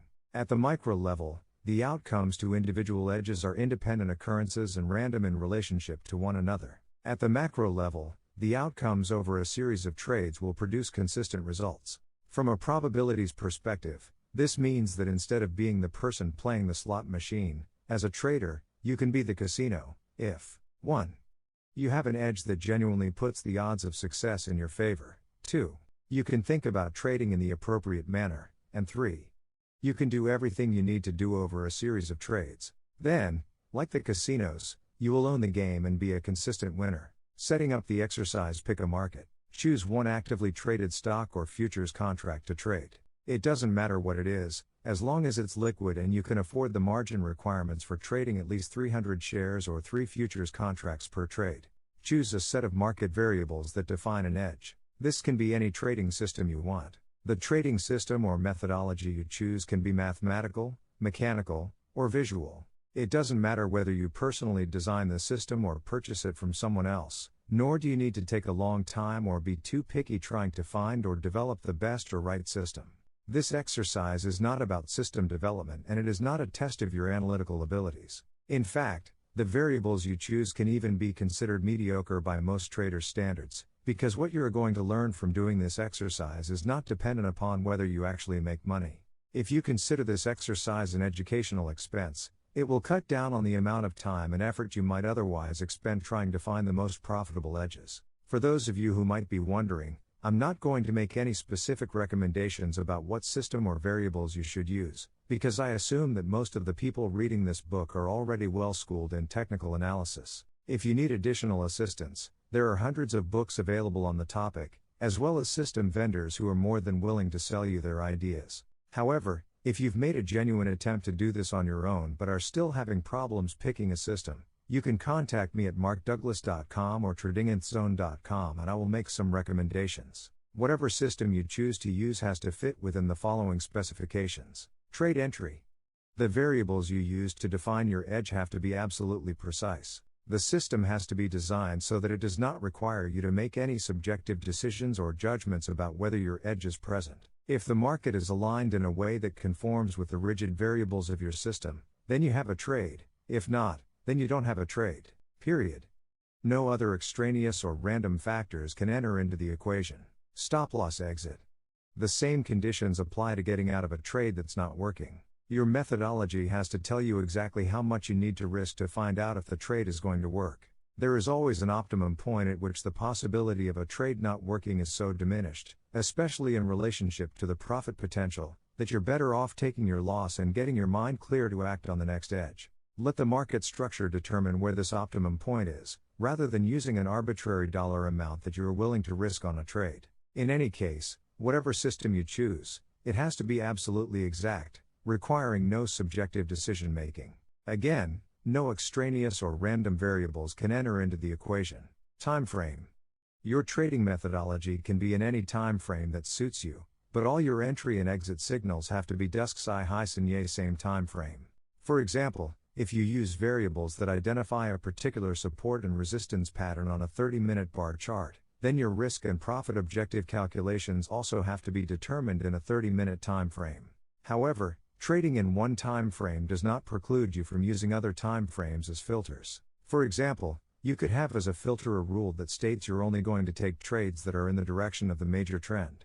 There's an old trading axiom that the trend is your friend. It means that you have a higher probability of success when you trade in the direction of the major trend, if there is one. In fact, the lowest risk trade, with the highest probability of success, occurs when you are buying dips in an uptrending market or selling rallies in a downtrending market.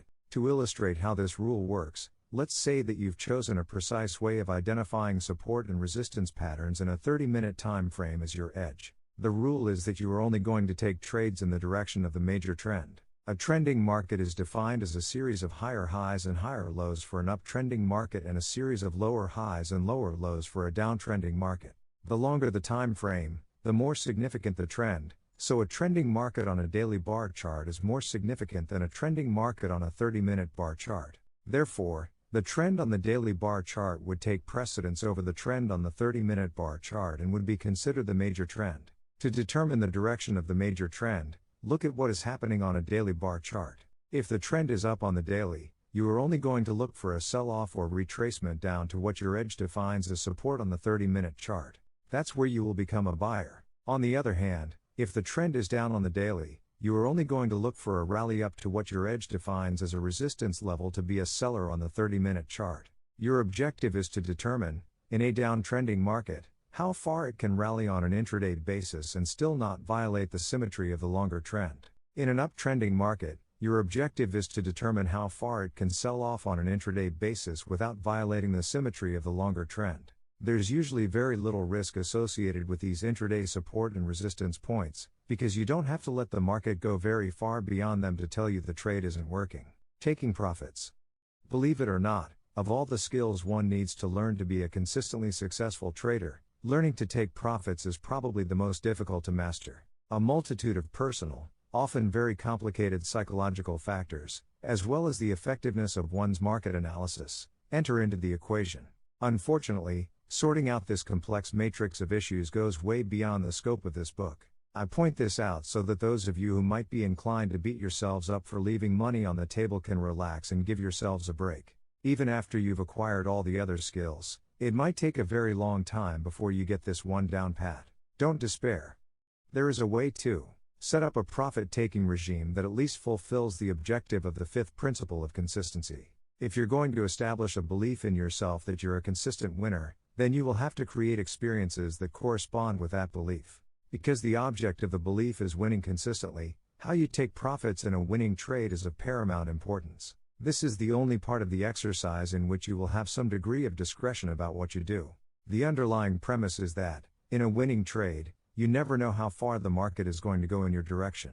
Markets rarely go straight up or straight down. Typically, markets go up and then retrace some portion of the upward move, or go down and then retrace some portion of the downward move. These proportional ricochet to the power of NTS can make it very difficult to stay in a winning trade. You would have to be an extremely sophisticated and objective analyst to make the distinction between a normal retracement, when the market still has the potential to move in the original direction of your trade, and a retracement that isn't normal, when the potential for any further movement in the original direction of your trade is greatly diminished, if not non-existent. If you never know how far the market is going to go in your direction, then when and how do you take profits? The question of when is a function of your ability to read the market and pick the most likely spots for it to stop. In the absence of an ability to do this objectively, the best course of action from a psychological perspective is to divide your position into thirds, and scale out the position as the market moves in your favor. If you are trading futures contracts, this means your minimum position for a trade is at least 3 contracts.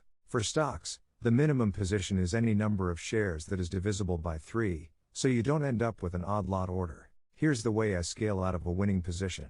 When I first started trading, especially during the first 3 years, I would thoroughly and regularly analyze the results of my trading activities. One of the things I discovered was that I rarely got stopped out of a trade for a loss, without the market first going at least a little way in my direction. On average, only 1 out of every 10 trades was an immediate loser that never went in my direction. Out of the other 25 to 30% of the trades that were ultimately losers, the market usually went in my direction by 3 or 4 ticks before revising and stopping me out. I calculated that if I got into the habit of taking at least a third of my original position off every time the market gave me those 3 or 4 ticks, at the end of the year the accumulated winnings would go a long way towards paying my expenses. I was right. To this day, I always, without reservation or hesitation, take off a portion of a winning position whenever the market gives me a little to take. How much that might be depends on the market. It will be a different amount in each case. For example, in Treasury bond futures, I take a third of my position off when I get 4 ticks. In the S&P futures, I take a third off for a profit of 1.5 to 2 full points. In a bond trade, I usually don't risk more than 6 ticks to find out if the trade is going to work. Using a 3-contract trade as an example, here's how it works. If I get into a position and the market immediately goes against me without giving me at least 4 ticks first, I get stopped out of the trade for an 18-tick loss. But as I've indicated, this doesn't happen often. More likely, the trade goes in my favor by some small amount before becoming a loser. If it goes in my favor by at least 4 ticks, I take those 4 ticks on one contract. What I have done is reduce my total risk on the other 2 contracts by 10 ticks. If the market then stops me out of the last 2 contracts, the net loss on the trade is only 8 ticks. If I don't get stopped out on the last 2 contracts and the market moves in my direction, I take the next third of the position off at some predetermined profit objective. This is based on some longer time frame support or resistance, or on the test of a previous significant high or low. When I take profits on the second third, I also move the stop loss to my original entry point. Now I have a net profit on the trade regardless of what happens to the last third of the position. In other words, I now have a risk-free opportunity. I can't emphasize enough, nor can the publisher make the words on this page big enough to stress how important it is for you to experience this state of risk-free opportunity. When you set up a situation in which there is risk-free opportunity, there's no way to lose unless something extremely unusual happens, like a limit up or limit down move through your stop. If, under normal circumstances, there's no way to lose, you get to experience what it really feels like to be in a trade with a relaxed, carefree state of mind. To illustrate this point, imagine that you were in a winning trade, the market made a fairly significant move in your direction, but you didn't take any profits because you thought it was going even further. However, instead of going further, the market trades all the way back to or very close to your original entry point. You panic and, as a result, liquidate the trade, because you don't want to let what was once a winning trade turn into a loser. But as soon as you're out, the market bounces right back into what would have been a winning trade. If you had locked in some profits by scaling out, putting yourself in a risk-free opportunity situation, it's very unlikely that you would have panicked or felt any stress or anxiety for that matter. I still have a third of my position left. What now? I look for the most likely place for the market to stop. This is usually a significant high or low in a longer time frame. I place my order to liquidate just below that spot in a long position or just above that spot in a short position. I place my orders just above or just below because I don't care about squeezing the last tick out of the trade. I have found over the years that trying to do that just isn't worth it. One other factor you need to take into consideration is your risk-to-reward ratio. The risk-to-reward ratio is the dollar value of how much risk you have to take relative to the profit potential. Ideally, your risk-to-reward ratio should be at least 3 to 1, which means you are only risking $1 for every $3 of profit potential. If your edge and the way you scale out of your trades give you a 3 to 1 risk-to-reward ratio, your winning trade percentage can be less than 50% and you will still make money consistently. A 3 to 1 risk-to-reward ratio is ideal. However, for the purposes of this exercise, it doesn't matter what it is, nor does it matter how effectively you scale out, as long as you do it. Do the best you can to pay yourself at reasonable profit levels when the market makes the money available. Every portion of a trade that you take off as a winner will contribute to your belief that you are a consistent winner. All the numbers will eventually come into better alignment as your belief in your ability to be consistent becomes stronger. Trading in sample sizes. The typical trader practically lives or dies on the results of the most recent trade. If it was a winner, he'll gladly go to the next trade. If it wasn't, he'll start questioning the viability of his edge. To find out what variables work, how well they work, and what doesn't work, we need a systematic approach, one that doesn't take any random variables into consideration. This means that we have to expand our definition of success or failure from the limited trade-by-trade perspective of the typical trader to a sample size of 20 trades or more. Any edge you decide on will be based on some limited number of market variables or relationships between those variables that measure the market's potential to move either up or down. From the market's perspective, each trader who has the potential to put on or take off a trade can act as a force on price movement and is, therefore, a market variable. No edge or technical system can take into consideration every trader and his reasons for putting on or taking off a trade. As a result, any set of market variables that defines an edge is like a snapshot of something very fluid, capturing only a limited portion of all the possibilities. When you apply any set of variables to the market, they may work very well over an extended period of time, but after a while you may find that their effectiveness diminishes. That's because the underlying dynamics of the interaction between all the participants is changing. New traders come into the market with their own unique ideas of what is high and what is low, and other traders leave. Little by little, these changes affect the underlying dynamics of how the market moves. No snapshot can take these subtle changes into consideration. You can compensate for these subtle changes in the underlying dynamics of market movement and still maintain a consistent approach by trading in sample sizes. Your sample size has to be large enough to give your variables a fair and adequate test, but at the same time small enough so that if their effectiveness diminishes, you can detect it before you lose an inordinate amount of money. I have found that a sample size of at least 20 trades fulfills both of these requirements. Testing. Once you decide on a set of variables that conform to these specifications, you need to test them to see how well they work. If you have the appropriate software to do this, you are probably already familiar with the procedures. If you don't have testing software, you can either forward test your variables or hire a testing service to do it for you. If you need a recommendation for a testing service, contact me at markdouglas.com or tradinginzone.com for a referral. In any case, keep in mind that the object of the exercise is to use trading as a vehicle to learn how to think objectively, as if you were a casino operator. Right now, the bottom line performance of your system isn't very important, but it is important that you have a good idea of what you can expect in the way of a win-to-loss ratio, the number of winning trades relative to the number of losing trades. Accepting the risk. A requirement of this exercise is that you know in advance exactly what your risk is on each trade in your 20-trade sample size. As you now know, knowing the risk and accepting the risk are two different things. I want you to be as comfortable as possible with the dollar value of the risk you are taking in this exercise. Because the exercise requires that you use a 20-trade sample size, the potential risk is that you will lose on all 20 trades. This is obviously the worst-case scenario. It is as likely an occurrence as that you will win on all 20 trades, which means it isn't very likely. Nevertheless, it is a possibility. Therefore, you should set up the exercise in such a way that you can accept the risk of losing on all 20 trades. For example, if you're trading S&P futures, your edge might require that you risk 3 full points per contract to find out if the trade is going to work. Since the exercise requires that you trade a minimum of 3 contracts per trade, the total dollar value of the risk per trade is $2,250. If you use big contracts,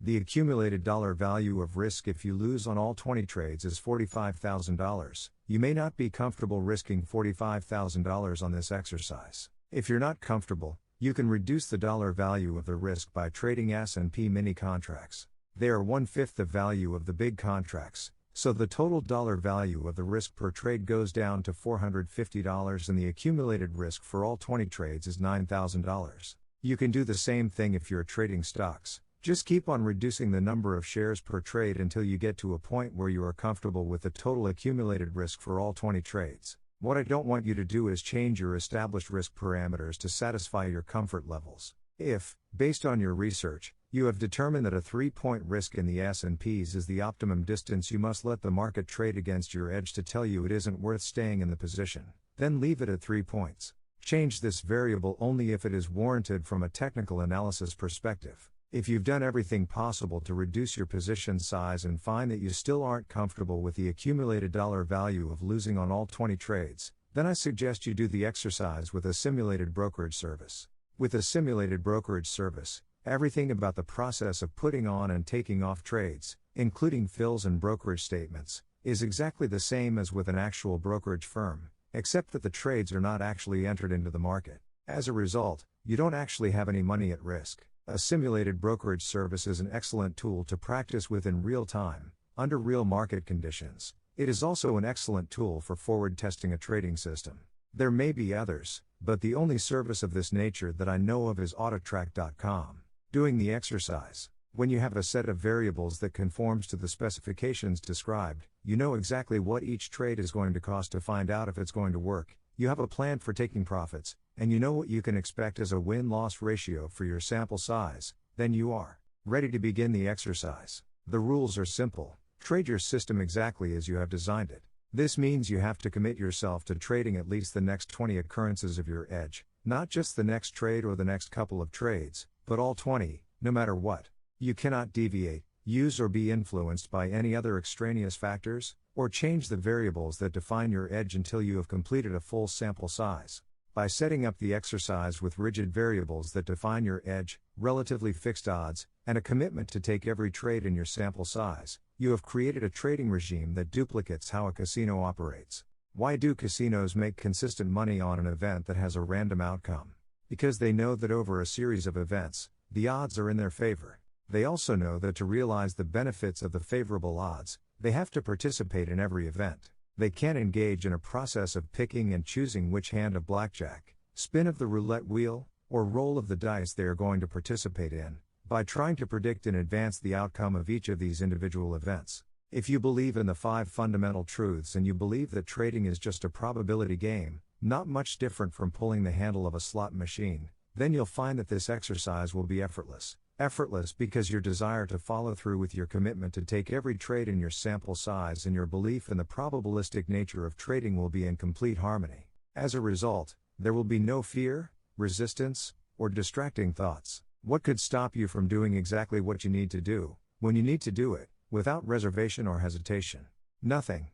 On the other hand, if it hasn't already occurred to you, this exercise is going to create a head-on collision between your desire to think objectively in probabilities and all the forces inside you that are in conflict with this desire. The amount of difficulty you have in doing this exercise will be in direct proportion to the degree to which these conflicts exist. To one degree or another, you will experience the exact opposite of what I described in the previous paragraph. Don't be surprised if you find your first couple of attempts at doing this exercise virtually impossible. How should you handle these conflicts? Monitor yourself and use the technique of self-discipline to refocus on your objective. Write down the 5 fundamental truths and the 7 principles of consistency, and keep them in front of you at all times when you are trading. Repeat them to yourself frequently, with conviction.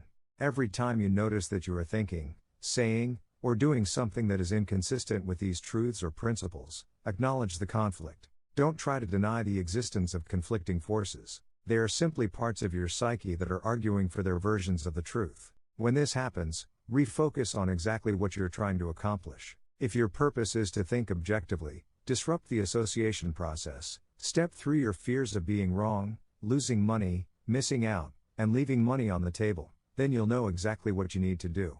Follow the rules of your trading regime as best you can. Doing exactly what your rules call for while focused on the 5 fundamental truths will eventually resolve all your conflicts about the true nature of trading.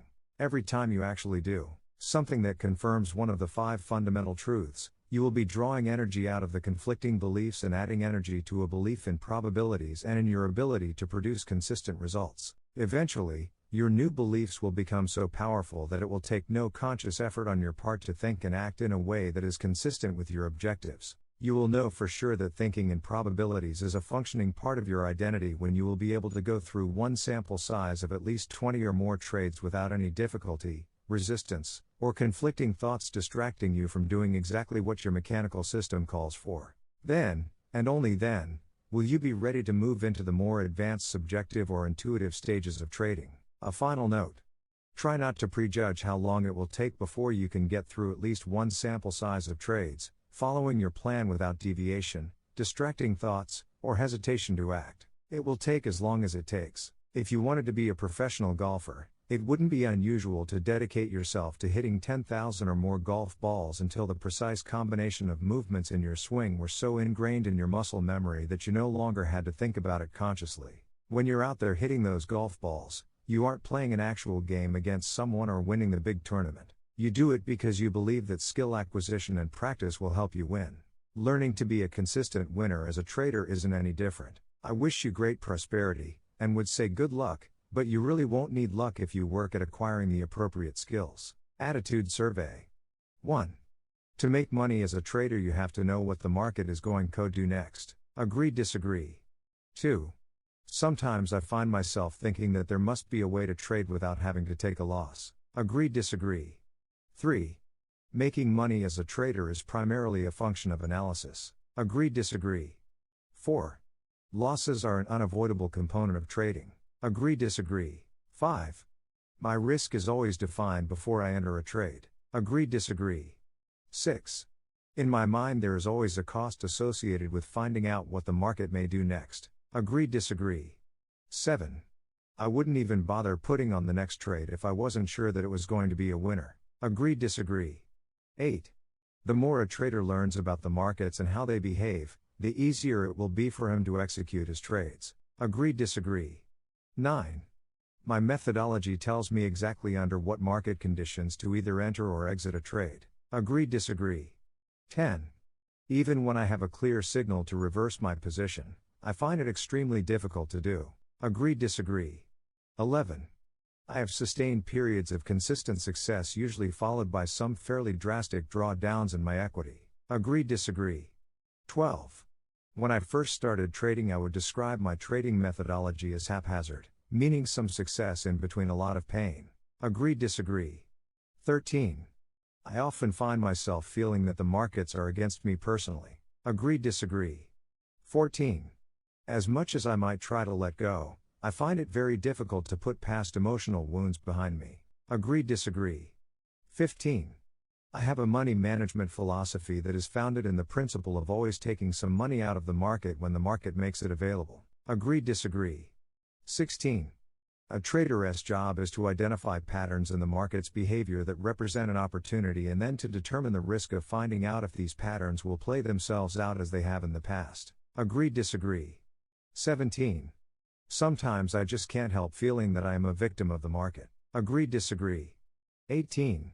When I trade, I usually try to stay focused in one time frame. Agree, disagree. 19. Trading successfully requires a degree of mental flexibility far beyond the scope of most people. Agree, disagree. 20. There are times when I can definitely feel the flow of the market, however, I often have difficulty acting on these feelings. Agree, disagree. 21. There are many times when I am in a profitable trade and I know the move is basically over, but I still won't take my profits. Agree, disagree. 22. No matter how much money I make in a trade, I am rarely ever satisfied and feel that I could have made more. Agree, disagree. 23. When I put on a trade, I feel I have a positive attitude. I anticipate all of the money I could make from the trade in a positive way. Agree, disagree. 24. The most important component in a trader's ability to accumulate money over time is having a belief in his own consistency. Agree, disagree. 25. If you were granted a wish to be able to instantaneously acquire one trading skill, what skill would you choose? 26. I often spend sleepless nights worrying about the market. Agree, disagree. 27. Do you ever feel compelled to make a trade because you are afraid that you might miss out? Yes, no. 28. Although it doesn't happen very often, I really like my trades to be perfect. When I make a perfect call, it feels so good that it makes up for all of the times that I don't. Agree, disagree. 29. Do you ever find yourself planning trades you never execute, and executing trades you never planned? Yes, no.